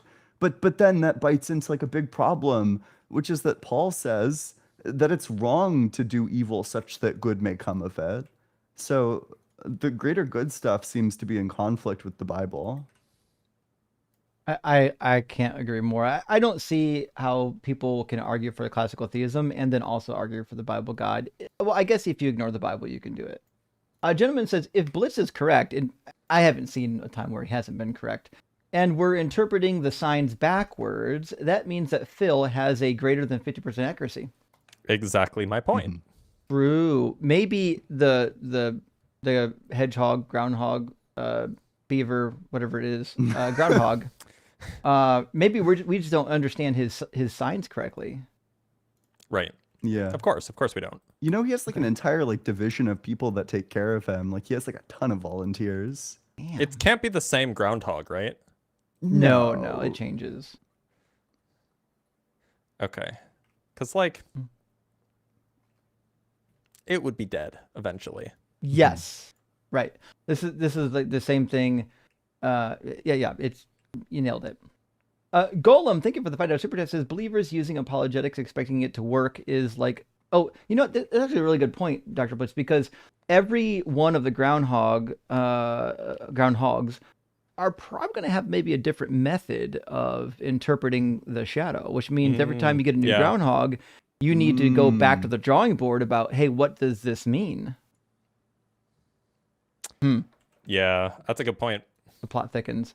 Golem says believers using apologetics expecting it to work is like sovereign citizens, I know that now, walking into court expecting their BS to work and crashing out when it fails. You're not far off. I think there's a crossover between a lot of these real like diehard know nothing Christians and the sovereign cit movement. Like Q, like people who just they have a disconnect from reality, and they've been told by authoritative people that they're right when they actually don't know what they're talking about. It's a wild world we live in. That's a thing that exists. Yeah. Kane says, if sinning is wrong, I don't want to be right. And I'm with you. But also remember, listen, if you don't sin, Jesus died for nothing, according to Christians. So that means that we should sin? I mean, I would imagine. So listen, you can sin as much as you want and Jesus will forgive you. So. Oh, good to know. If we want to maximize, Jesus's death, you basically have to keep sinning. Now, I get it. People are yelling at me right now, but Romans 6 says that you shouldn't. This actually was already brought up in Romans 6, by the way. Because grace abounds when we sin, should we keep on sinning?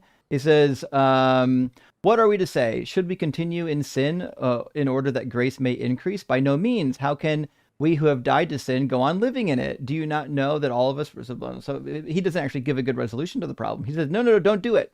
You're dead to sin right now. Wait a minute, that didn't answer the question.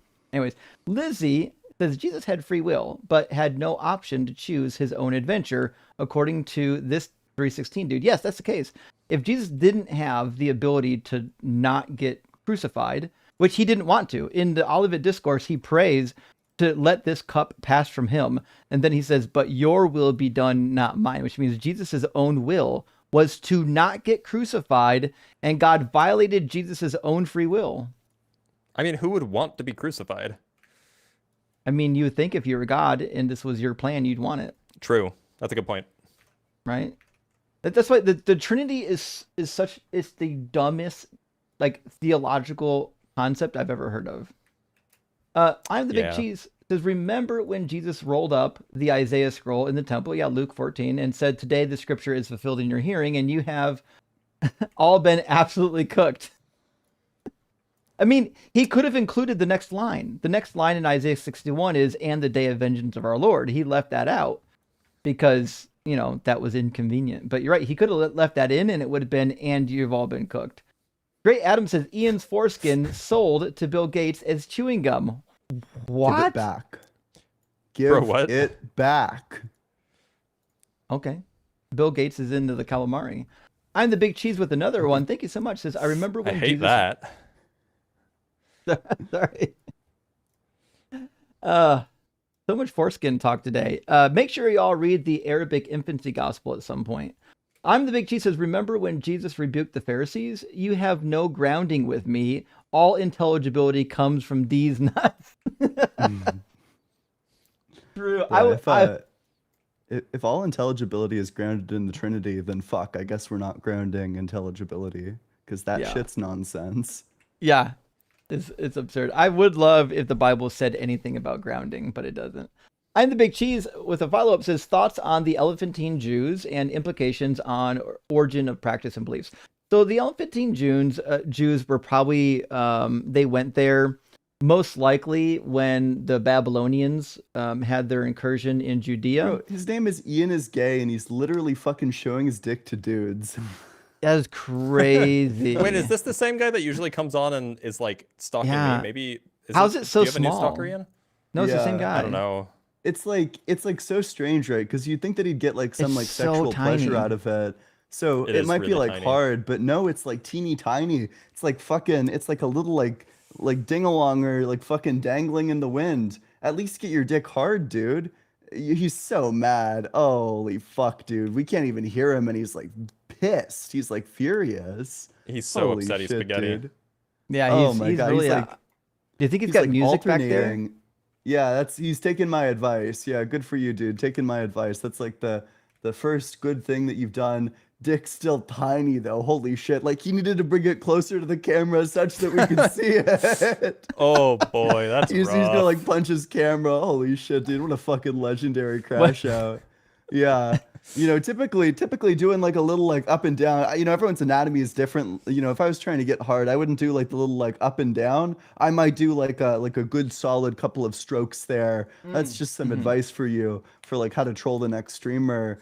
You know, I don't know what you're doing like mock humping. You know, typically for that to work, you would need your dick to be hard. It's like fucking teeny tiny. The distance I just want to be clear about this. Like the distance that you've humped like forward and backward, like there's no it's literally a physical impossibility. It would be a violation of laws of physics for that to stay inside of a person, to be clear. Like the distance that you've traversed in humping It's like backwards it's like and forwards. 8x. Yeah, seriously. He's so mad. He's ran out of steam. He's like tired now. He's like breathing too heavily. Holy shit, dude. This guy fucking zero stamina and you can't even blame him. He has like no practice. Oof. Yeah, it's a shame that you can't even hear him. I tried to turn his audio on. Can anyone hear him?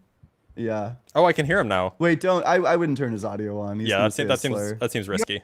Yeah. All right. You let's are get- fucking get this is what fucker he outta said. here. He said Yeah, you yeah. are fucking. You are fucking. Yeah, I'm fucking you rhetorically. You got the fuck blown out of you. And this isn't even a debate. Not even. Big Cheese, to answer your question, the Elephantine Jews broke off during the incursion of the Babylonians. They went to Egypt for safety, and they set a settlement there. It was a Jewish settlement. How much of it was synchronized with Egyptian religion is hard to know. But what we do know is that they did send word back to Jerusalem looking for information on how to do Passover and looking for other information about the practices of the people back in the motherland. So it seems that there was some sort of maybe written documentation at the time of Elephantine that did systematize some of the practices. Was it what we have in the Bible? We don't really know. It might have been similar to what we have in the Bible. We just know that there was some sort of festival that they were looking for to get information on how to practice it properly. But it seems clear, too, that what they were doing isn't strict, Jewish monotheism as it shows up in the Hebrew Bible. It's a little more complicated than that. And we have some of their contracts. We know that they were doing social practices that are against the laws of Moses as well. So it's hard to tell, how Jewish the community still was. But what we do know is that it's a really cool window into 5th and 3rd century Judaism after, the initial stage of the Babylonian diaspora. Jessica says, someone sneezes. Ian, there's actually some literature on this question. Mm-hmm. That's how it seems. It's how it seems. And Miko with another super chat, thank you, friend, says, JW's counter the spirit having a mind. And so by unusual translating, not qualified to say wrong, but unusual, and it being personified, giving in the way that death reigns, yet neither are beings. Okay, so they're going with the Philo of Alexandria personification of traits. There was this trend in the like 100 years, the beginning of Gnosticism, to like personify traits of God as having its own agency. So like the justice Which is of very God. weird. Yeah, that's how we get the Logos in John. This there's a like either justice or mercy or the words of God or the wisdom of God. All of these things can be personified. But it obviously, to anyone with a brain, right? Well, that's utter nonsense. That never is neither here nor there. But yeah, it's a weird philosophical take that they were utilizing to make Christianity work. Alex, thank you for the 666. Hail Nero says, if a prophecy in the Bible comes true, does it mean that the future tense in the next is now incorrect and therefore the Bible is false? I may not understand what you're saying. So if in fact a prophecy in the Bible comes true, it just means that it accurately predicted something that came true. If you've got a prophecy with like 5 bullet points, and say 4 of them came true, it doesn't mean that the tense of the other ones that didn't come true would be somehow interpreted differently. It just means that the prophecy failed. And I think that's the difficulty when doing this prophetic perfect argument, is they'll say, well, no, the prophecy didn't come true. It must be talking about a future event. Like, no. That's not the case at all. It just fucking failed. And as Et Spiritu says, hey fam, have any of you ever noticed that some Christians specifically will use the Bible to justify child abuse? I have personally. Spare the rod, spoil the child. I know Ian has mentioned on biblical ethics how beating children seems to be problematic, and maybe you've talked about that before, right? I think hitting kids is wrong, actually. Yeah, canceled. Wait, yeah, what? yeah. I brought up those verses, but I kind of stopped bringing them up because most people just bite the fucking bullet. And I honestly think that that's like not the. Like, I think personally, I find it like unintuitive, but I think it's like unintuitive. Like, I still think that there's like a substantial portion of morons who think it's fine, such that I don't think it's like the biggest bullet bite. I think a lot of people, even like some atheists, would hear that and be like, well, that's not that big of a deal. And you basically like every Christian. Whereas like when you get them to say like, yeah, the Amalekite infants deserve to get fucking pasted, that's even for Christians, they're like, whoa. Yeah, it's stretching it a little bit, huh? So, for people who But you know spent who's time, never stretched it a little bit? that guy. That was. I think if you spent a lot of time in like a conservative, even Southern Christian setting, you'll see some of this. What the super chat's talking about. I actually knew a guy once that we talked about the Bible a lot at work. He was really conservative, and he talked about how he was so serious about taking the commandments in the Bible literally that he goes over the top with beating his children. He's talked about one time, he said he beat his child so hard with a wiffle ball bat that he broke the bat. I said, that's fucking abuse. I don't care if the Bible says spare the rod, spoil the child. And there are people that are going to take these verses in the Bible that talks about disciplining your children, and they're going to apply it to, well, whatever means necessary, whatever I need to do to discipline my child is now acceptable. That's like psychotic, like straight up psychotic, like actually unwell, like actually psychotic. What the fuck? Yeah, and there's Christians too that they feel like it's their duty to beat their children sufficiently in order to make because gross. the Bible says so. The child's going to grow up wrong if you don't beat him. And so I mean, even God in the Bible in 2 Samuel, it talks. God says about Solomon that if he does wrong, he'll be beaten as with rods. So like a human being. So it's pretty crazy. And it there's more that can be said. I think the Bible God has a fundamental misunderstanding of human psychology, which is why the Bible God thinks that abuse is like an actual method of like reproving your children. Golok says, to be clear, if people have asked me, I don't believe in spanking my child. I don't spank my child. I think most of the people that are in like this atheist deconstruction circle tend to agree on some of this. It's not universal. You don't have to agree on it. But I know some people have asked me before. That's my position. I just don't think it's necessary. And Golok says, been anti-theist my adult life. Never gave religion a second thought until I saw DZ last year. Well, hey, thanks for being here. The callers highlight how awful indoctrination is. And Golok, I think that's one of the reasons why I'm so serious about my work. When I first got online, I just wanted to have conversations. about important topics, because I found that the people that are in the deconstruction space were being like made fun of and marginalized by religious leaders and people who didn't fully like they don't understand the actual complaints. But the more I started interacting with people that are like, oh yeah, bring back slavery, oh yeah, murder children, the more I started talking to these people, I'm like, oh, these people are fucking dangerous. Like we gotta do something about this. I actually think that I'd suspect, I don't have like data on this is like pure speculation. I suspect the reason why something like the moral argument is on the rise is to give fucking like something to gum up the gears of them getting like crushed on the Old Testament. Yeah, Yeah, that that's checks true. out. It's difficult to be a believer and read the Old Testament and wrestle with it. I mean, I remember my first time really reading through the laws of Moses, thinking like, this is pretty fucking horrific, and then finding apologetics for it, and even as a Christian, thinking like, these aren't great apologetics. This is the best we can do. It's embarrassing. But Gentleman Viking, beautiful pup. Jesus definitely did necromancy. I mean, that is the case. He raised a couple people from the dead. So yeah, Jairus's daughter, the I Syrophoenician wish I woman's could do necromancy. daughter. That'd be pretty rad. I mean, if you contact ICP, they might have an in for necromancy, but I've yet I to don't know talk what to ICP stands for. the Insane Clown Posse. Oh, okay, that ICP. Yeah, I know what that is. yeah. I'm surprised that that's Sorry.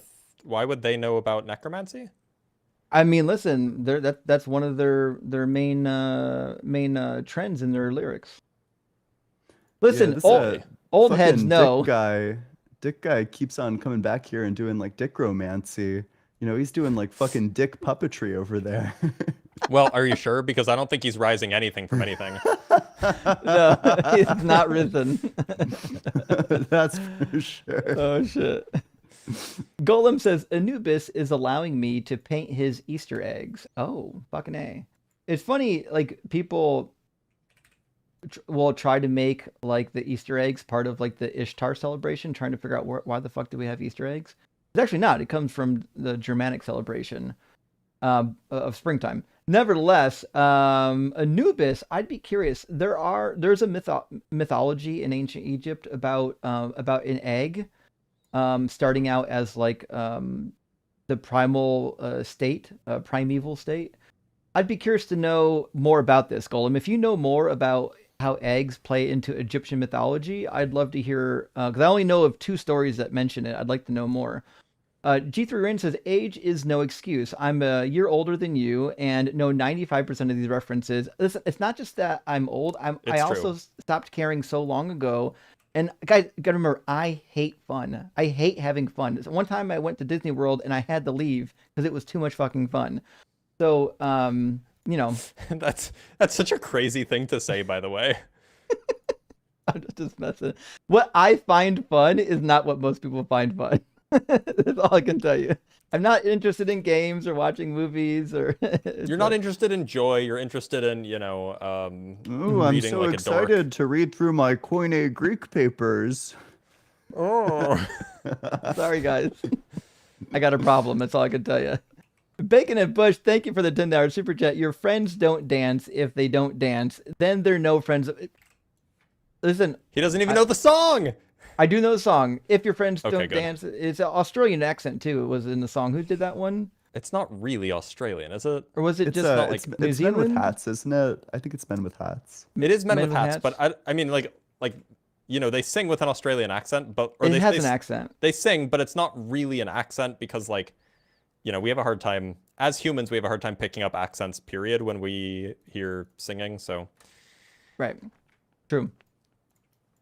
And Poiter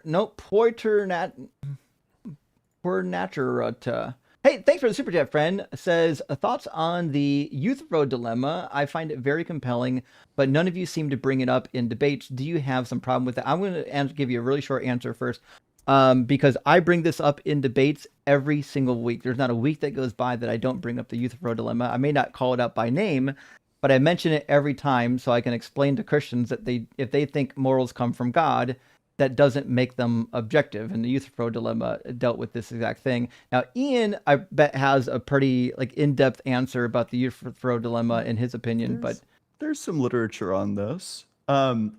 So I think I recently learned what like the good response is, because there's like a classic Christian weaseling that they want to do every single time. Whoa, he's in like the sexy position this He was- time. Hubba hubba. I can't even see it. I'm so disappointed, but I guess that's probably what all of his girlfriends have said too. Yeah, sure. So, you know, obviously what you're asking is like, okay, is goodness grounded in God? Or is God grounded in goodness? That's philosophically speaking what the Euthyphro dilemma is asking. It's asking, what's the determination relation there between God's commands and goodness? Does goodness ground God's commands, or do God's commands ground goodness? Which determines which? But what they want to say is like, well, no, no, no, no. You know, God just is goodness. They want to fucking weasel out of that. But then you can ask them like the specifics of God's nature. Is it that way? There's like a follow-up one that you can beat their ass with, which is like, okay, is it that way because it's good to be that way, or is goodness the way that it is because that God's nature is that way? You can ask like the further question of grounding. But I mean, okay, even if you do that, and even if you arrive at the conclusion that it's arbitrary or like independent of God or whatever, typically what these weasel scumbags will say is like, well, he's a subject, but he's like a He's big like the king subject. He's like a super subject. So it's like not really subjective. That's why I think the Izot problem that I usually run kicks ass, because it does come down to your own subjectivity, whether or not you listen to God. You know, you need to subjectively decide to listen to him. You need to subjectively decide to make listening to God one of your goals, or in line with one of your goals. Otherwise, there's just no reason to do it. Fair enough. And Eat Some Shorts, great Simpsons reference. Is he mad about God taking He his knows the one foreskin? reference. Guys, if it's from like the 80s or 90s, I might get it. When I was a kid, Back when Justin still cared about fun. Do you I had know, fun when I was a Justin- kid. Justin, what do you know about the monorail? The train? Do you know what that's a reference to? No, I but don't know it either, for what it's The worth. city needs a monorail. no, but I would love to Okay. go into some magnetic Okay. lore. Okay. Oh, okay. Oh my, like, oh, it's not magnetic lore. It's just fucking. Oh my god. I mean, you had me at electromagnets. I guess that's you're not Oh talking about my an actual God. monorail. Okay. This guy. Oh my god. Cyber deconstruction. Good to see your friends. This question: why does God want circumcision? Answer: he likes SpaghettiOs. I'm a Vom fan. Brew. This is a good one, Cyber. Hope you're doing well, buddy. And Fisto Roboto. Thank you for the super chat. Says Justin, yesterday Ian had a person talking about yearly weeks, where a week equals 7 years in the Bible. Is this ad hoc BS or some truth to it? No, it actually is true. So you can have a week of something. A week of something just means 7. In fact, the word for a week is basically the word for 7 with almost no adaptation. So when you talk about a week of something, it's basically the same way as just saying 7 of something, right? So that's why you get this play on words. Also, if you read the beginning of Daniel chapter 9, read the first like 2 verses, it talks about why they come up with this figure, because they were supposed to be punished for 70 years, but 70 years have passed, and Daniel's like, hey, what gives? And so they're like, oh, it turns out there's a punishment in the law of Moses that says if God sends us into exile and we don't turn from our ways, then he'll multiply our punishment by 7. So he's like, oh, no, we're going to be punished for 490 years, 70 times 7. And we see other things, like even in the New Testament said, how many times should you forgive? 70 times 7. So it's a trend that you'll see in Jewish literature. Some church says, what percentage of Christians crash outs are expressing their repressed rage for their loss for foreskin? The thing is Christians don't even have to circumcise. Yeah, That was Paul, Kellogg's fault. Yeah, Paul said not to in Galatians. The only reasons Christians circumcise is because they don't want to grow hair on their palms, according to Kellogg, which is the same guy as the cereal guy. That's crazy. Yeah, basically there was a movement in the late 1800s, early 1900s, and Kellogg was like super prude, and he was like, yeah, we don't want boys masturbating, and circumcising them will help, and so that's why all the Christians in North America do it. Damn, They that's don't do it in crazy. Europe. Truth nuke. I'd wondered because Paul says in Galatians 2, if you let yourselves be circumcised, Christ will be of no benefit to you. So, like, if Christians, Are you if you're a telling me that Christian, Jewish people don't need Jesus because they're circumcised anyway? that's the implication. Oh, nice. Yeah.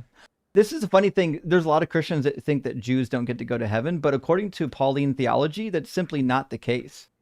In Pauline theology, the Jews are definitely going to go to heaven, just using a different means. So if that's the case, then that again means that Jesus wasn't entirely necessary. Jesus was supposed to be the plan for all of the non-Jews, even though regular Jews could still participate in Jesus's kingdom. It just wasn't a requirement for them. Astro Adventure, thank you for the super chat. Pretty Boy Flacco was victim blaming child abuse. YouTube. Wait. Well, I'm sure that there's, if that's true, I'm sure there's like a mod on it or something. Is that a person in our chat that was doing that? I didn't see it, but we do have some Yeah. mods. Hopefully the mods took care of I'm it. sure the mods are taking care of it. They're Yeah. there. They're on the ground. Sure. Okay. Soliman, thank you for the $5 super chat. Is that a play on the word Solomon? Did God violate the Amalekite infants' free will by eliminating them because he knew they would become wicked? So there's a big question about what does it mean to violate free will? Does killing someone violate their free will? Well, I mean, presumably, no, because it's not an action that they're deciding to take one way or another. It's an action that you're deciding to do. And once they're dead, they don't have free will anyways. They don't have anything. So it's not clear to me that that's what we mean by a violation of free will. A violation of free will basically means you remove their ability to choose if they have being. If they have being is a requirement for choosing. And if you remove their ability to choose while having being, I would call that a violation of free will. But that reminds me, give me 1 second. I'm going to write a note. I've got a whole document. Let's see, add free will to cheat sheet. Today after this live stream, I'm going to add my free will document to the cheat sheet for everyone who has it. So I can show you, and you can use it in arguments to demonstrate that the God of the Bible didn't give anyone really free will, and he violates that shit endlessly. He does not care about free will. Kane says, be careful how you treat your children. They will be the ones deciding how you're treated when you're old. Yes, indeed. And also, then the boomers get mad when like when their kids don't come visit them in the home. And it's like, you hit them with belts. Right. What do you want? Right. And the thing of it is, like when it comes to spanking children, first of all, they're defenseless. They can't do anything about it. You're 3-4 times larger than they are. And it doesn't really teach them anything. What it teaches them is that if you do something mom or dad doesn't like, you get pain, you get physical pain. But it also teaches them that like sometimes it's okay to cause people physical pain. And yep. Like that's not the type of thing I want my child learning. And there are other ways of punishing children. And I get that sometimes they feel like they're not as effective, or they feel like they might, they might take a long amount of time. But the reality is we've got lots of psychological data on children now that have grown up, and we know that the outcomes for children that are spanked are different than the outcome for children that are not spanked. And I get that there's a lot of memes of like the 13-year-old kid that is just completely rebellious and acts up to their parents and like, oh, they should have been spanked when they were little. But that's not really the case. That's not specifically a spanking issue. You can correct your children and teach your children without spanking them. Spanking them is just one method of correction. There are dozens of others. When I was a child, I would have gladly taken a spanking over having like my favorite toys taken away. So like spanking to me is just a lazy method of getting like short-term behavior modification, but at the expense of teaching them violence, which I don't think we would want. But I could be wrong. I'm not a psychologist. I'm just telling you my particular opinion. I can't see a good reason to spank children. Rob Thank you so much for the 200 MX. Let me pitch the concept of a full life of Jesus, the Bible's best blunders, reenacted by the entire deconstruction family. Can you imagine a modern Monty Python style production featuring all our favorite atheist creators? Well, it kind of is. Somebody started it. So Dr. Ben, Dr. Ben's got a YouTube channel and also is on the line with us, is starting to do like a version of that. It's kind of like a drunk history, but for the Bible.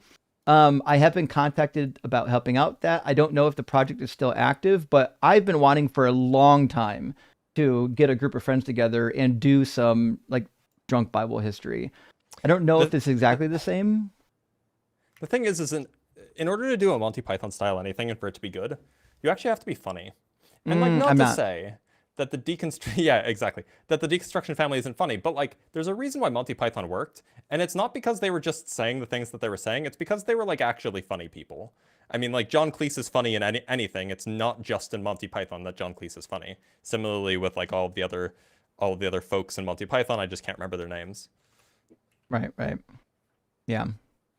Anyways, we do agree. I mean, if I had more time, if all of us had more time in our schedule, we probably could get to do fun side projects like this. And unfortunately, this is one of those things that, in order to do what we're doing, it does consume quite a bit of time in the schedule. Like so much time. Blitz, Ian, how many days a week are you guys streaming right now? 6, Uh, including this one. Probably. Well, yeah, including this one, maybe like 6, maybe like 5. And then I'm also, I also have a whole separate life, 2 whole separate lives, one of making science content, and then another of doing science research. So, right, exactly. Wow, Dr. Blitz lives a busy life, between doing science research and getting bullied by naked men on the internet. Yep, I'm very, very busy. It's hard to find time in his schedule. It's my favorite thing to do, to be honest. Imagine being so mad that atheists exist that you spend your Sunday morning naked on camera. Like it's the craziest thing to me. He's like so mad, dude. This dude needs to calm the fuck down. It's pretty wild, actually. Anyways, friends, that's the end of our live stream. We went an hour late because we didn't have a huge time constriction today, and people were sending, I think, really good questions in the super chats. Is there, we'll put a 1 in the comments if yes. Is there appetite here for us to do a Q&A one day where we'll have Blitz, Ian, and myself just up here answering questions from the super chat audience? Because I think we'd be amenable to such a thing, and it does actually allow the audience to have a time where they can just ask whatever question they want and ask questions, yeah. Not get derailed by having to do some debates. We could do gosh, this is like big like revenue brained, but we could do like a members only Q&A. True. Oh, this is actually a really good I idea. think Ian did one of these recently. Yeah, I did one of those last week. It was a blast. It was a lot of fun. Okay. Yeah, we'll definitely look into only, that. Or... What? Oh, YouTube and TikTok members only, Yep. Right. Maybe it's time to also talk about doing a Patreon, because we can do a members only live stream and also still stream it to our members only on Patreon at the same time. It's not that difficult. For people who don't want to be members on YouTube. But for now, I think membership on YouTube is, let's get that taken care of first, and then we'll look at some of the other other things. And also, only LC, hey, good to see you this morning, says Drunken History Bible Edition, count me in. Listen, I think it would be a lot of fun. I don't know if you need the reenactment when you do drunk history, but I feel like the reenactments do kind of add to it. It's a lot of fun. And Alexander with an additional super chat, thank you, friend, says, if a prophecy in the Bible comes true, does that mean the future tense in the next is now incorrect and therefore the Bible is false? This came in twice, and I'm not really sure why this. I don't understand. Yeah, I may not fully understand. Maybe it's on me for not really understanding the question. But like, if I go to a basic, let's go to Exodus. Ezekiel. Let's go to Ezekiel 36. Ezekiel 36 has got a series of different prophecies in it, and I can imagine if one came true and another didn't, like it would still mean the same thing, right? So let's go towards the end about the restoration. It says, on the day that I cleanse you from all your iniquities, I will cause the towns to be inhabited and the waste places shall be rebuilt. Well, listen, that could be true. Maybe these cities get rebuilt, right?